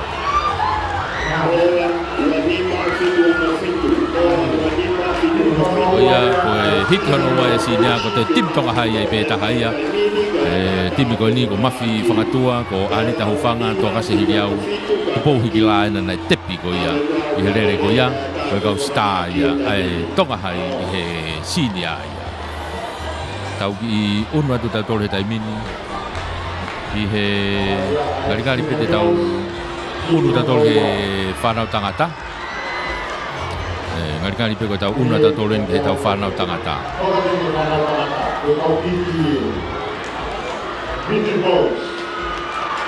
una ta tolen ke tau whanau tangata he tai mini micheti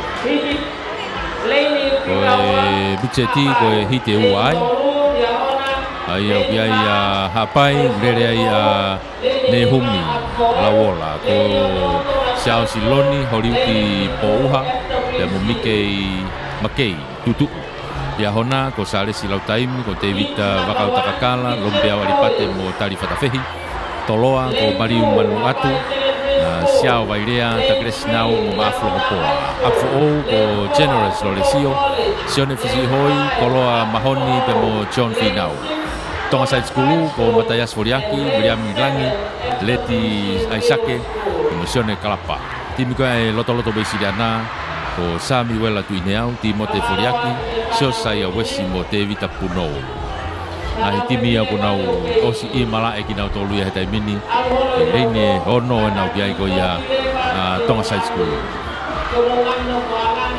ko toi nga ko nga timi aku nau i he fohe ka toa te wai pe i he hiti uraki o hite ua o tau whanau tangata Mitchet.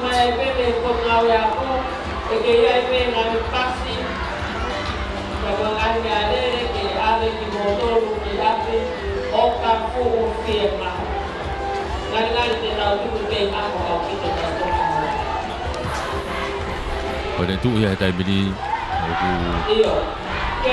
ke kulukula pe tau stata Kula pe tau stata, fetong fika uraki, fetong fika ua, fetong fika tolu. Jadi mau mai fetong fika usia, mau fetong fika ua, mau fetong fika uraki, mau atu mo tepi mo stata. Teu pe ke tau tuku mai. Teu pe ke tuku mai.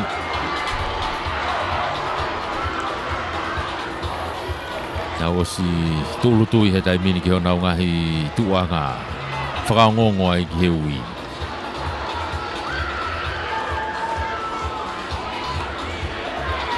Tuku aluatu he tai mini ulaki mita te au ni mata tatau ato e pehene e fwoi toko ono koni unau kamata atu. Nau uno te tai mini ki whakawhiowhi atu ki he whetong whika ulaki wawe apu te ase afo umo toloa he rini ko i e loto. Nau atu whetong e tai mini afo umo toloa. I ase ke tai mini a afo umo toloa. Ka koena ko side school ena ka whaaki koe afo. Side school ena mo afo i mua. O koena tafa aki pena ua ako loto loto mo isi dana pe mo toloa. Toloa ena wawe apu te mani ase ke i loto. Nau atu ki whetong hono wa tai mini. Nau whetong ka atoa te tai mini. Ase haka toloa. Toloa he tai mini o kui mua mo side school. Lia hona ena reini loto pe wawe pe mo ni turi mai ka kosi to mua ma toloa ia. Afe mai ke whetong whakausi tai mini. Na wa uge whetong whakausi.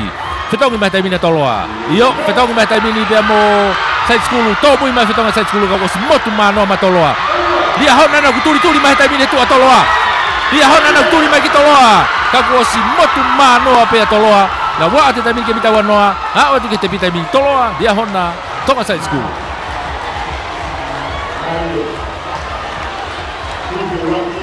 Ngari bena ki tonuang ai style ko a toloa e nau rere fuka ko tim rere fuka na toloa ko mariu manuatu ko siao vairea ko takire sinau pe mo mafu longo poa potu tatau e kaure ka toloa mimi kaure ka pe ka nau fu paloloa fangi ki kau kit ka ko omma hiti hono wa ia na tau iai hiti urakia o hiti ua hiti hono wa ni tau una tu kiai ko e timi ko ia hake o kia mama o vairea ko takre sawaki ko foweti folau ko mo vini tu timi a tailulu o kia sa kia sipore penteketo bailau ko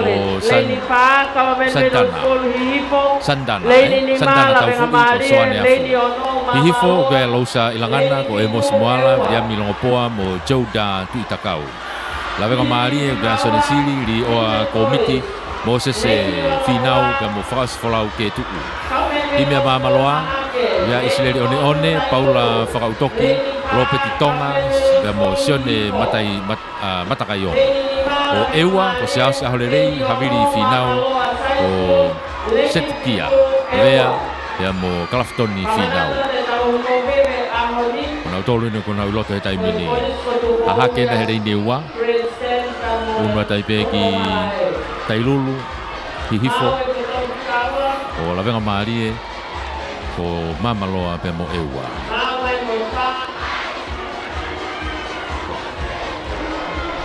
ko ngahi timi ena ko na osi mau ko fetong fika laki o te kai ke mau mai fetong fika laki fetong fika wan o ke kula mai fetong fika wan o ke kula mai Lane 6 Mamaloa, Lane 7 Ewa. Mawe Pikawa. Kau unu hagai pehe ki fetong whakao si was mau mai ya. Fetong Fikawa. Fetong Fikawa. Tiga ke mau mai. Lane Wa, KMS Ahake. Leni tolu tailu. Ko te mau pe ngai tuki ko toa. Ko te tuku atu ia tau rowa. Leni nima lavenga marie. Leni ono mamaloa. Leni pitu ewa.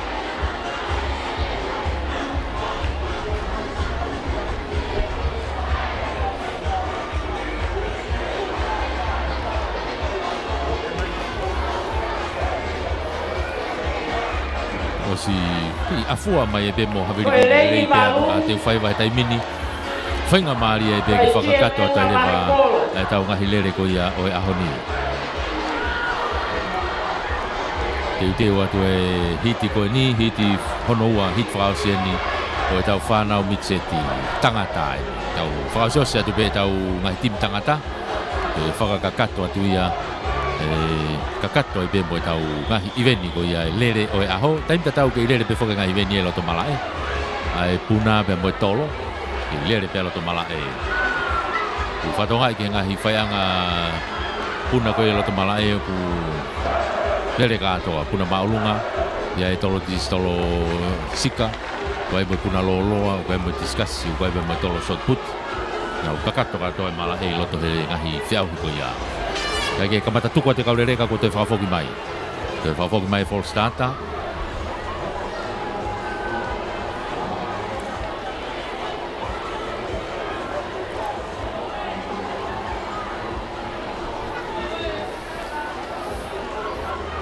Ko te tu ia ko i he taimini ia.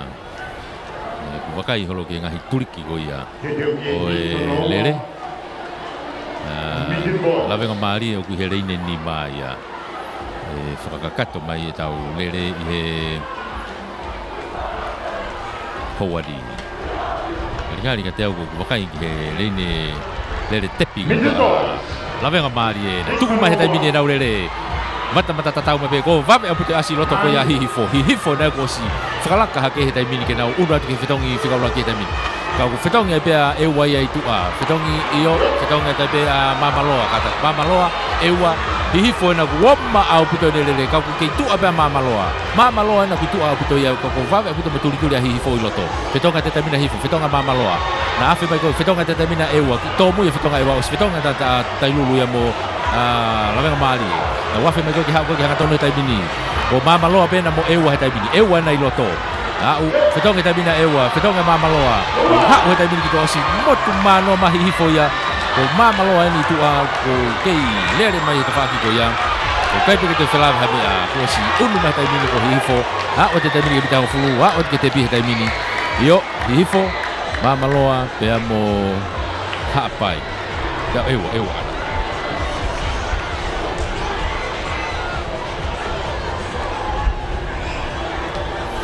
Iyo, o timia a hihifo ia, Rosa ilangana e mosibuala viliami longopoa be mo Jouda tu itakau ena ko star ia. I he mitseti ko ia a hihifo. Whaka watu e lere. Tau unu te taimini ke tau whanau tangata hiki e tae junior. Whanau tangata hiki e junior te tau unu te ai. Aia o piai ai hiti e tolu. Hiti e tolu e tau whanau tangata. Ko e hiti ulaki enu kia ewa ko wauhea whungarei ko muni. Tatafu ko tariui po mana mo langakari whaiwalu. Santelu rerea Daniela Mikaere. Siosiua Palu ko James Kioa pe mo mateaki ki walu. Timea toloa o kia e penisa tuianuku. O sione lolo mana ia ai sake vairea mo o sayas aisea. Timia lavenga o kia ia tutulu makasini. Samuel Mailau, George, Moi pia more polo tupo. Timia tupo hai. O Briami Lolesio, Feiloaki Ika, Sese Tausinga, Taula Mafi. Timia Tailulu, Rerea Suriasi Ongoloka, Koton Pore, Tonga Vaiangina, pia Movili, Latu. Hai ko ngai timi ia. Ko kaurere na ukuna uloto malae.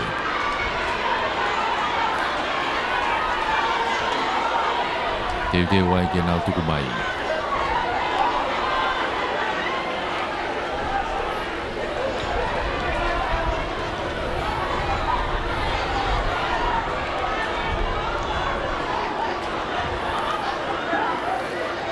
Nau si mau pe ke nau una tu pe taimini ke la ya ke whanau tangata i ki enu tau ia he taimini. Tau te te watu hiti kuloaki ai whanau tangata i ki pe koe junior boys. Iyo, seno ngahi maka te wai ki he nau lere. Ai tai te tau pika ua.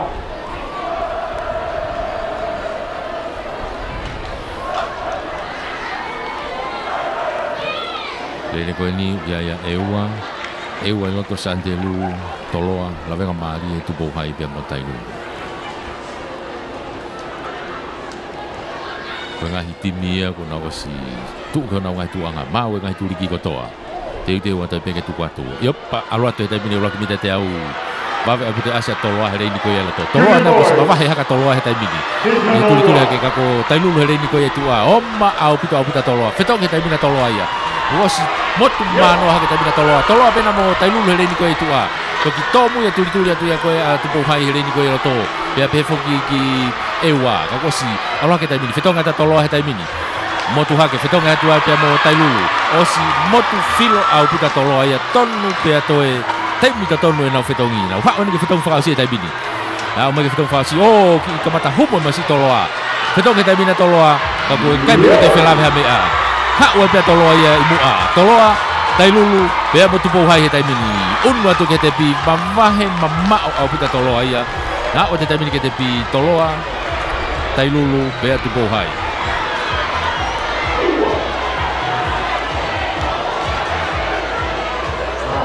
timnia a toloa ia mari a pita pot tau e naurere e penisa o Espania tu enuku sione lolo mana ia aisa ke vairea pe mo osa ia si aisea timiga toloa tau unu he taimini ki he hiti honoua me he hite tolu hiti honoua ni me he hite tolu ai Julia tangata o takuilau ki ai siliveti o sili Thomas Mafureo ko Kristonga pe mo service vekite tina tonga hai ko isile aurere Quinton Foliaki ko Heseti tau e motivain halaholo o timi ko ia ai akolotoloto we siriana o ki ai Michael Wahulu ko Filipe Wesi ko Folahola Mancela pe mo mana ia tuane toa timi hapai o ki ai ofa Augustino Feao ko tuta po fisi ko matai ka moana nau pe mo tamafua wata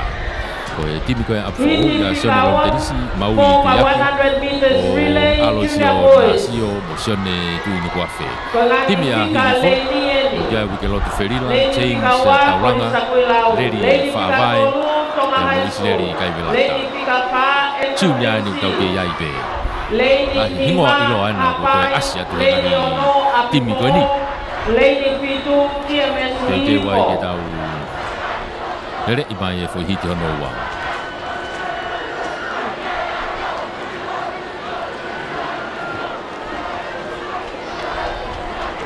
kage ko ia ko tau lere ia ko i he tai mini tau te wa tu ai i he tau hiti matu ko hiti eni e toki final pe ia ki a pompongi toki tatu ko e final ko ni ki a pompongi ai ngahi hiti ko toa ko ni e tau wa ko ka pompongi ko final ata pe ai tau lere ai lere mari e ia pompongi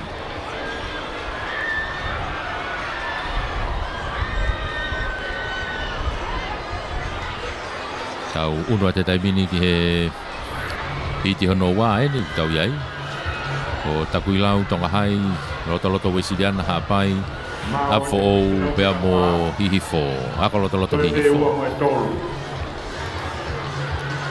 ko je stata ni ko te pike ke mau ia te ke mau mo fitongi uraki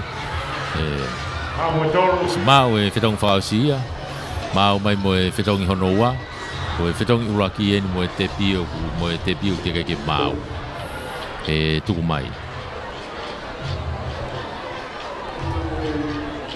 Olha que formato de Ana Taufa, me Lavena Maria, de Moçarina Feal, e essa o Kakapi Mai, o Mau Mai que fato o Medari. Oa Colosiloto. Ai ya. Ana Taufa, Mau Moiwa. Maria Salina Feal. E essa.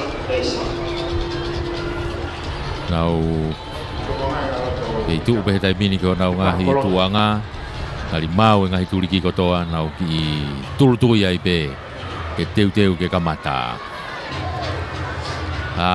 tu ko tai mini nau lele mata tatawa tu pe tonga hai na ko asere ni loto kai pe foki ya fo here ni ko ia tua va ve puto asa takuilau ia loto puto takuilau fetonga takuilau afo fetonga tonga hai nau motu ha ke tai mini ko afo na afo pe foki ki hapai Kako tonga hai na vave au puto asa tonga hai reni ko yelo to. Na o te tamini ke fetonga no wa. Fetonga tamina tonga hai, fetonga ta fo, fetonga te tamini pe mo hapai. Na wa fe ko ye ha to ni tamini taku lau na ku tele off ya tu pe reni lo to. Tonga hai na e fo o reni ko ye lo to heni. A o ke fetonga fa si tamini. Fetonga ma tonga hai tamini. Motu mano ma tonga hai. Fetonga ma taku lau. Fetonga ma fo o tamini ko si to mui ha te fenga ko si motu mano ma tonga hai. A o te tamini ke mita to noa, mita wa noa.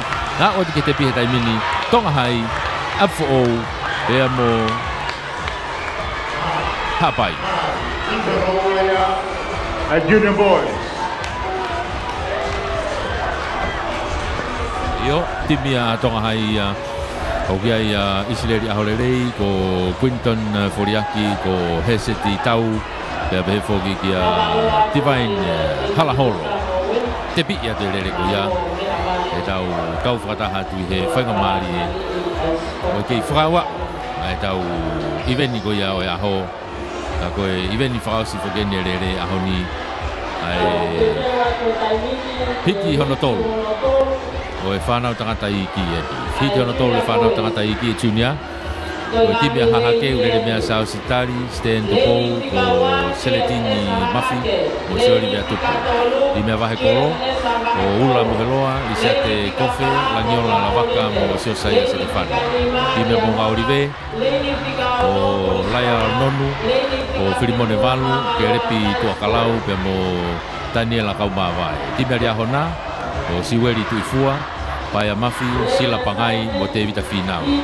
Timia atere, ya Alexander Hafoka, Roman Tiesa Mausia, o Chelsea Mafi, ya mo Chelsea Kolo. Timika Mamaloa, o ya Elijah Kolomatangi, Au Kalatu, Alpin Johansson mo ofa Kinikini.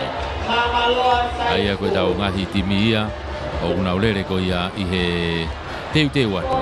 E hiti whakausi ia.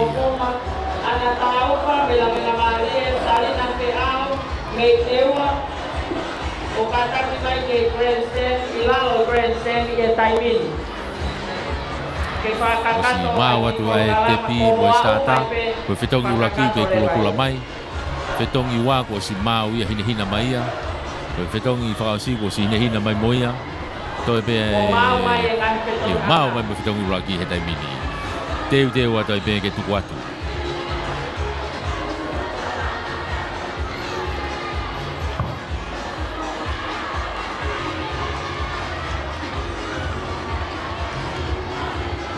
Teu atau bem que tu quatro. Io tu quatro termine o lakmita te au pe va pute asa tai lulu pe atere kata atere na rini tua atere pe mo dia hona Oma au pito na fetongi he taimini. Atere pe dia hona taimini na fetongi hake. Iona tafa aki pe dia mama loa kako atere imua. Dia hona tu pe mama loa na tafa aki. Na una te fetongi fika wa he taimini. Na o te taimini fetonga atere. Oh, toa dia hona. Toa dia hona. Fetonga atere motu mano ma atere ko mama loa na ia ku mua te fika wa. Vave au puto mo lele ava he kolo he reini loto. Na wafe mai ko ke fetonga fasi. Fetonga mai taimina atere ia. O si mo o mua matere to fetongi to mui mai taimina dia hona ka ko to mui au puto to fenga ka ko tuli mai hona ki hewa tuli mai hona ki hewa ke príncipe dia hano presi ki final atere na fika ulaki uno te taimina va kolo fika ua uno te taimina dia hona fika tolu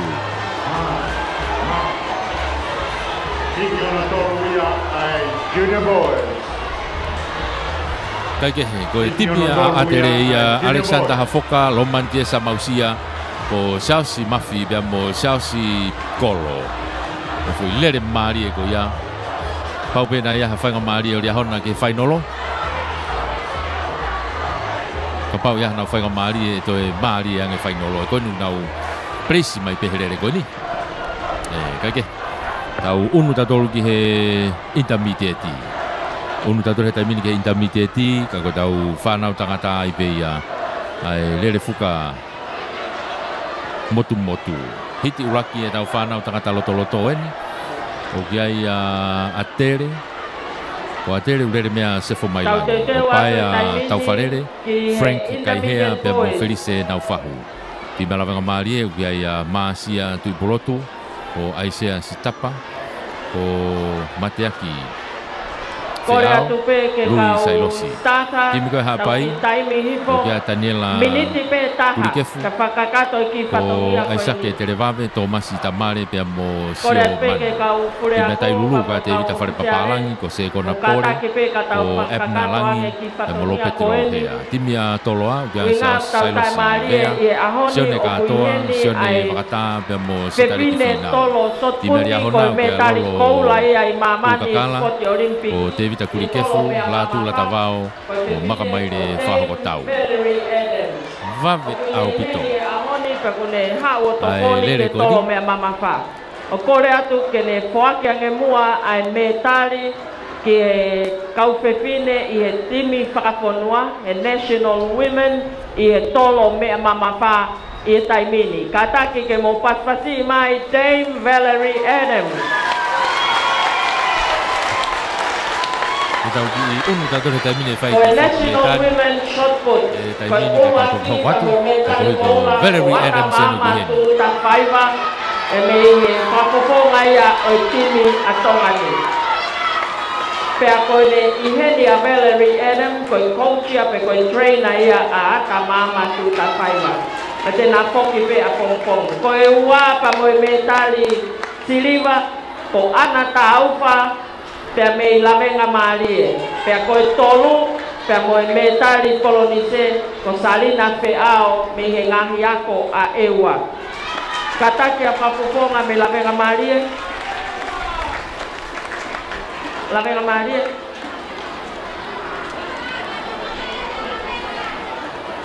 Koe ni koe whakapoponga pe.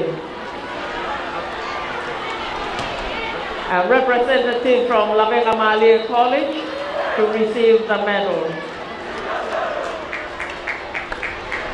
Malo kuno o patpati atu.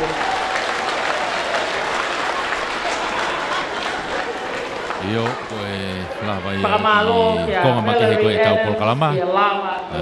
Valerie Adams o kui henu. Pea mo ata mama tu ta whaiva. Koe konga pe ia na teu teu. Nā kau mai ki he whiauhi koe ni. Pea toi hoko te teu teu i Nusila ke ngai whiauhi lalahi whakawahapure anga. Kau ai e whiauhi koe ne Pasifiki i November. Noro tonga ni tau hanga tau toria ke tau timile re fuka intermediate e nu tau iai he taimini. Koris ko atere, la venga marie, hapai, tailulu, toloa pe moria hona.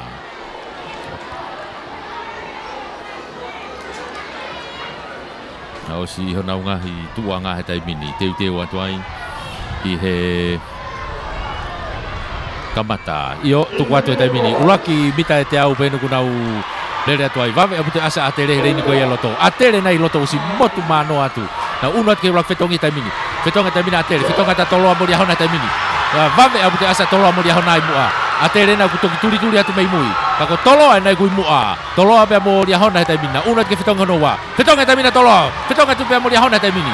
Fetonga ta atere, fetonga ta pea mo lawenga maari he taimini. Kako hapai. Hape mai ke fetonga whakausi he taimini. Mua ma toloa ia. Ha umai ke fetong whakausi. Fetong e taimina toloa. Toki fetong i mai ria hona. Kako tomui. Motu manoa ma toloa ia. Toloa ria hona atere. Atere na ku turi mai ke hewa. Kako osi motu manoa toloa ia i mua. Toloa ria hona atere. Ha o te taimi ke te pi. Toloa. Whalaka ke ria hona pe mo atere. Toloa ria hona atere.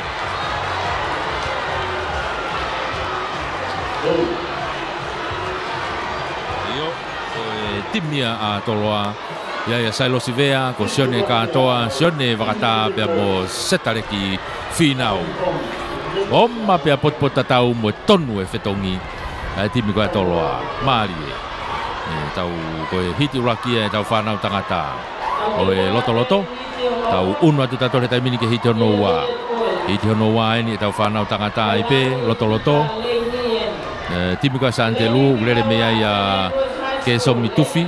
Ko John Edward Mafireo, Joseph Ula, ko Michael Kalu. Timi ko ia takui lau, ia James Fita, ko Mate ko Metari ko la Pahulu, ko Asitu Pulotu pe mo Soeri Ilayu. Timi atonga hai, ulere mea Watu Mafi, Samu Kolope, Saia Pascala mo Daudi Heimuri. Timi a ewa ko Manatu Hungalu, Te Vita Lantu, Sione Kiu mo Siope Soape Hungalu. Timi atu pou hai, o kia kawa hafoka ko Daniel Langi, pai a tonga mo titari kolomalu.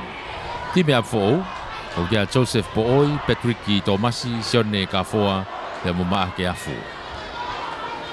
Ai koe ngahi timi au nau I he tureki he taimini, ki hono whakakato atu e hiti hono ua, ai intermediate, hit whakause ne intermediate, tangata.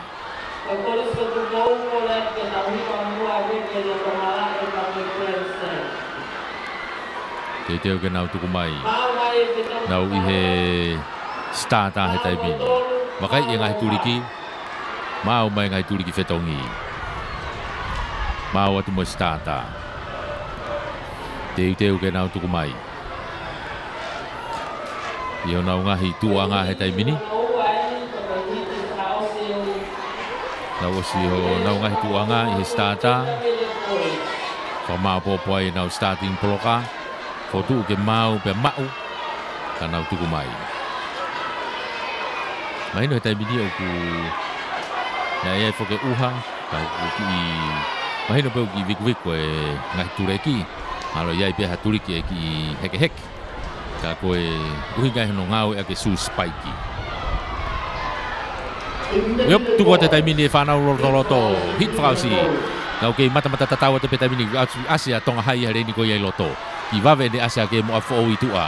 Na una ke ula whetongi taimini, whetonga ta tonga hai. Whetongi taimini pia mo ewa, whetonga ewa. Kau maa foki a tupo hai tua. A fo o tupo hai ewa tonga hai he taimini mua. Na una tu ke whetongi whikawa taimini. Na whetongi koto ape. Tuko te taimini, ke take atu pe ewa tupo hai, tonga hai pe mo a fo o. Afe mai ni ke hau ke whetongi whakausi he taimini. Ke ewa pe, tonga hai ena ku tere ofi atu pe hono tawhaki roto. Unu mai ke whetongi whakausi. Whetongi taimina ewa mo tonga hai. Tonga hai ena ku mua mai taimini. Ewa, tonga hai pe mo ewa. Pe mo tupo hai ka kosi ki tomo mai ki mua tonga hai. Tonga hai pe mo ewa. Turi mai mo tupo hai. Na unu atu ke pita wanoa. Unu atu ke pita ngofulu. Alu ke tepi. Tonga hai. Ewa pe mo tupo hai.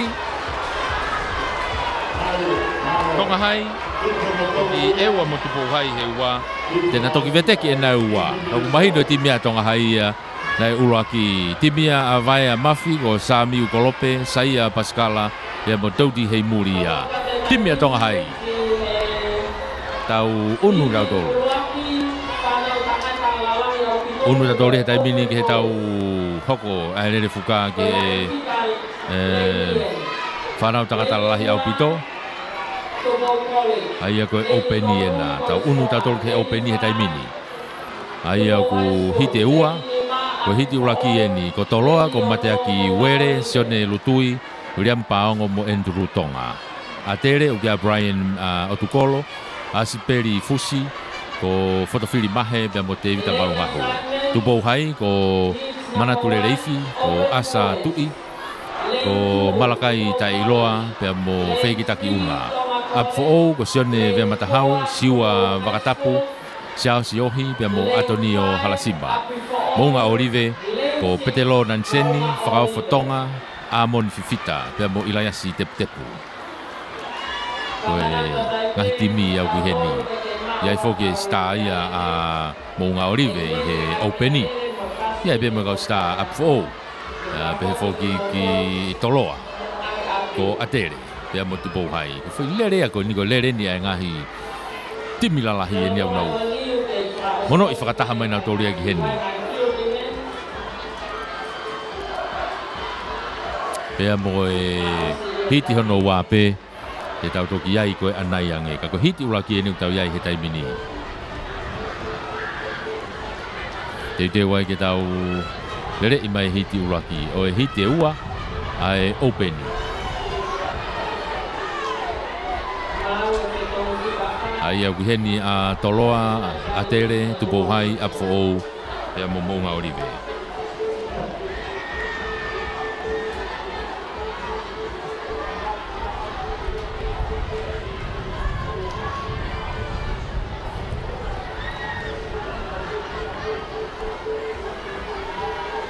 Unu ata tore taimini, I he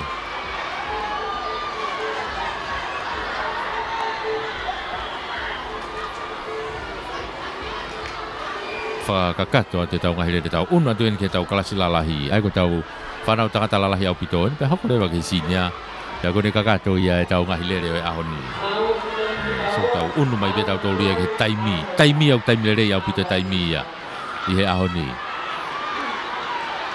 ko hangai ko lau sayang e ne vave I he ne tō mui aho ni ngari e ki vave aho ni o si tu ke ona ngai tu anga he taimi ni tu kwatu Ulaki mita te au wenda open ni nima, kalau si nima unau le hetai mini. Nau ki mata tatau tu hetai mini ke fetongi ulaki. Vave apute asa apo ure ni ko ia I loto itu apo fetonga ta apo hetai mini. Ko fetonga te hetai mini motoloa. Fetongi ka to atu ko apo na ia itu apa mo monga olive na itu amo apo.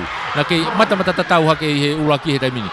Na wa atu ke fetongi fika wa hetai mini ki tomo ia fetonga monga olive ka ko motu mano ma apo ia. Wene taimi ke tau ni manoa ke hau ke fitong whakausi. Tolo ana I loto vave au puto ni mone asi mai loto. Na hau ke fitong whakausi taimi ni. Fitong ke taimi na tolo apo au. Hau ke hanga tonu taimi. Apo au mo toloa. I loto pe ai ko monga olive. Monga olive na ku turi mari e ma monga olive. Apo au monga olive toloa. Na hau mai taimi ke pitang whakau ke tepi. Apo au monga olive toloa. Open balls. Hitu Latvia.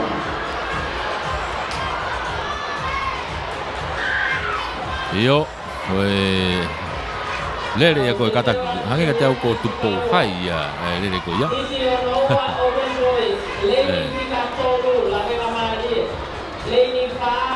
Oh ya kage ko tupo hai. Ni he na lele mai ko ya. Ko kako timi uraki ya po ko sene ve matahau ya siwa vakatapu ko sia siohi be mo Antonio Halasima. Una te taimini ke hiti Faus hiti onoa ai tau whanau tangata lalahi au pito openi o lawenga maari e kia ari ki alofi ko vriami tui pulotu ko kaweinga waka pe mo hemasi whakarelu takui lau ko sefo teu Rafaele wakauta Thomas teu pe mo Tomosi wolau eua ko sione vetekina te vita pau kamea kiriati limoni mo te vita kirioni Time alia hona ko Folauhola Tafuna, Richard Vea, Sioka Tame, Tamare, Emosione Mafi. Aia ko e Fabe, na ulere ko ni. Rawenga mari ena hereni tolu. Hokatata kuilau, hokatoa ia eua, hokatoa lia hona, pia ko tonga hai hereni ko ia itua. Ai te ai pe time tonga hai au ulere heni. I he openi. Leini tolu lawenga mari. Leini va tapuilau. Leini nima eua. Leini ono ia hona. Leini fitu. Tonga High School.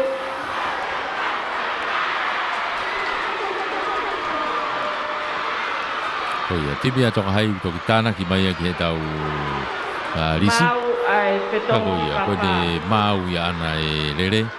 Lawenga mari ta kulau. Ko eua. Ria hona pe motonga hai. Leini ko ya tua.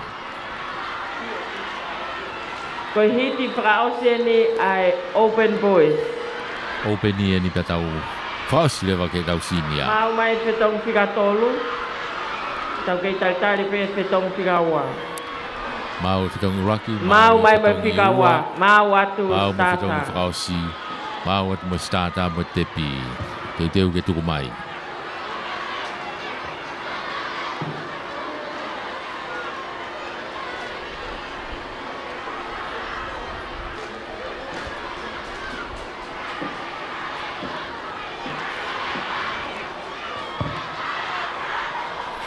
Okay, koe tunga utau ia he taimini, tuka te taimini, ngau kutoe false starter. Ai foi lere ko ia.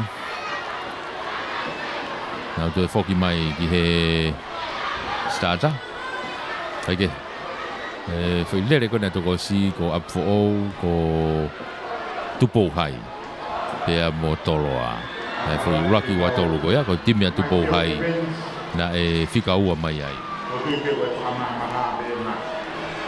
Ngahi events kon lo tonga lere he tainimi.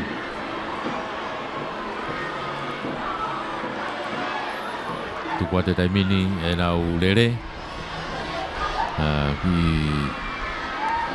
te watu ni ke hiti hono wa ni hit frausi e whanau tangata lalahi au pito.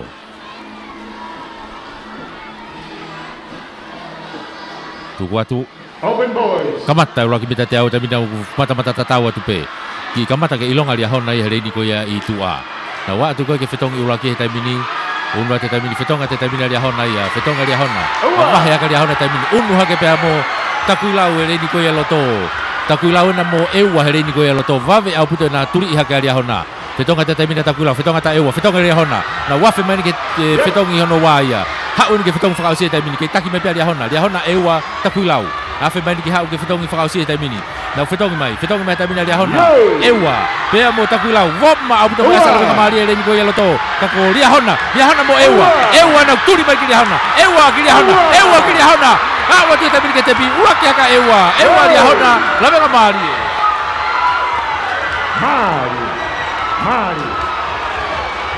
Owa. Open boys. Koe pare a e wa e ku movete mai me turi koe. Mari au putoanga ai turi mai masi ko na ko David Akilioni. Tau te watu e taimi. David Akilioni ko Kiriati Rimoni ko David Apau kamea pe emosione vete kina. Potu tatau e timi ko ya e wa. E na ulere mai ko ya mari au pito. Leini wa. Una te tatore taimi ke kau Leini tolu liangona. Fausi eni. Leini fa. Ai ko hite ua e whanau tangata lalahi eni. Leini nima kolistonga. Ko e Uraki hiti. Ko Tailulu kia o Favalu ko Sean Furiaki. Te vita lolohea mo sione manakofua. Lia hona o kia ia kiunga o Fahulu, Merino Tafuna. Tio wasla a mo Christian Tupo. Santelu, sione fehoko, Solomone ki te kei aho te vita veikoso mo Aladin Boma. Atere o kia ia Seti Taufa, Sefo Fatai, Oscar Hoagland, pea muri no utu ineau. Timia Tonga Hai, Mama Tonga, so Sefo Stefano, Anthony Murphy, mo Sifa Tohi. Ko timia Toloa, o kia ia sione Paseka, ko Rivai Piukana, Violeti Latu mo Henere Tolu. Yo koe ngahi timi ko ia na lere ko ni. Koe ngahi timi fefeka au tenu na lere ko ni. Lere toloa tonga hai atere moria hona kato a peheni. Te tau kamata pe koe lotu fai pe hake hiba. Uraki ia foke ngahi hitia fai foke ke taimi vave. Vave taha koe taimi. Ai ngahi hitia ni iho vave kato ngahi timi ako ia. Ko ngahi hitia ni nyonga ni fika uraki fika ua fika tolu. Kau kuva veange fika fa ia e hite taha. Ai au to'o pepe he vave taha. Ko i vave koe e valu o e rere ko i vave ia e to'o. Ai e malawa pe ki ha foi hiti ia ke nau kuka antoa pe ulaki ua tolu whani maa ia ki whai dolo. Ko i tipeni foki mei he vave a taimi. Hiti ulaki ki malu-malu. Ange ki malu-malu talawai mai taimi ni. Aku kako frau si osi pe nia. Toi pe tau foirera tau tole ua ko ni. Ya ko ni kakato ai pe ana ia. Oi aho. Iti ulaki eni. Toi pe tau foirera ua. Tailulu ria hona sa antelu atere tonga hai mo toloa.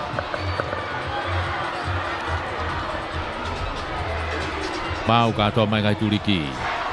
Tukuatu Arua te taimi mata tatawa tu kena wele he kokahi tibi fefeka au katoa ina.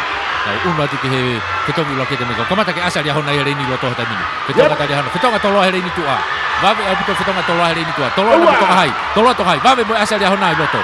Atere na loto maria ko si fala ka ke taimi dia hona ia. Na unwa ke ketonga fika wa taimi. Ketonga to hai. Ketonga tolo. Ketonga ta dia hona. Omma puto ketonga dia hona taimi. Na wafe mai ke tau ni manoa. Na okay, mata tatau mai pe na unu mai ke fitong fa sita mini. Dia hona na kuvave abuta ne of mai boa. Fitong ka mini tong hai tolo dia hona. Fala ka mata mini dia hona. Dia hona mo tolo tong hai. Dia hona tolo tong hai. Tau dia kita mini. Na o kita mini ko kita. Dia hona tolo tong hai.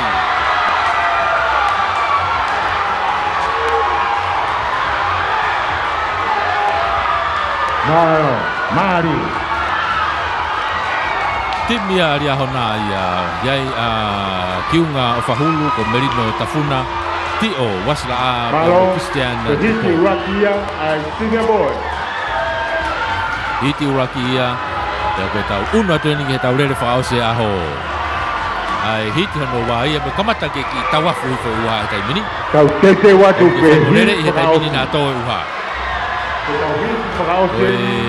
hiti ko ni Event Frauchen ke ahoni. o ki ai la venga mari ko Moses alofi sione fifita ko loata tupo mo fuata final takuilau ko tarikaviri u kitau fonua bisa sia tolu mo apikoto limoni mo antema tupo malohi timia hapai ko Andrea Feao ko Nicolasi Paongo ko Siaki Pulu ko Pensimani Langi-Langi timi ko tupo hai ko Emos Finau Manase Makahununiu Michael Lolesio mo Tuheto Kalasike timi ko ia a ewa o kia Christopher Veituna William Nilerenga a mini topui mo Samuela Lama timi a fou ia Lolesio Sailosi una la tiume Tevita Heitonga pe mo Frederick Lausia Lane 2, la venga Marie, Lane 3, Kaige. Takuilau, Lane 4, ngai timi ko ni o kai pe mo kau tu timu aia ngai timi ko ni kau kange ko lau to ki vete pe ke final logia bombong e to fu matu aki mari ange final logia bombong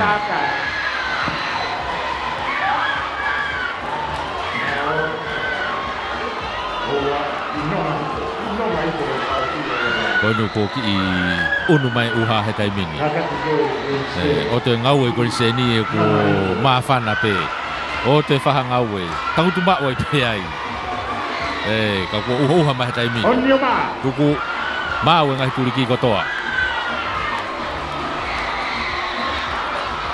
tuku te tai mini uraki mita te au he tai mini lele frausi aho ni na no mata tatawa toi pe e wana kutua ilonga putu asa e wa hereni ko ya tua fetonga tamini fetonga ewa fetonga tafu fetonga te tamini hapai ki tomo fetonga hapai fetonga te tafaki o hapai ya tupo hai na unu te tamini ko afo bena pe mo ewa afo mo ewa e mu a tamini fetonga ewa mo afo fetonga te toenga fetonga ta hapai ka ko tomo ya te fetonga te tamini mutakilau ko afo na pe mo ewa i tua vave abuta mo turi hapai hereni ko ya loto fetonga tamini afo fetonga te tamini tomo ya fetonga ewa ala te tamini ko si motu mano ma afo ia afo ewa takuilau na wa te tamini ke te pi afo ewa takuilau Marie. Malo.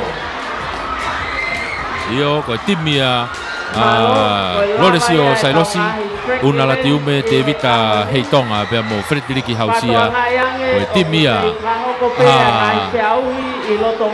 afo i helere ko ya ko age ko lau ko ya ko ka pompongi ko tuia ya ngai pare movete a pompongi i hanga ko ya tu ha ni ke lere pe ngai fiau i loto malae ka ko ne kakatu ya tau ngai even lere i ahoni pe tau fama po po tai pe mo tau toluai e tau fama ke tau mamata e malo ia i pe hen e tau kau sponsor a tau ko e tau kau sponsor e famalo te pe hen ke office e tau fakaula he Australia i tonga famalo tu Ella Scott mo e kau ngau e me ai famalo tu ke tu kata fotfisia hi pe mo e potunga ngau e falo tu funua mia one toto anisi mo te fa ke sipoti famalo tu ke semi sisika pe mo 5-star finance famalo hen ke receiver pe mo ifa pe mo fato mafi finance mo e cover trade famalo ke lot palanite mo tau office ko ia me Seattle office fa Palestina ne hilofi mo miliona finance mo kavatonga re matua vavau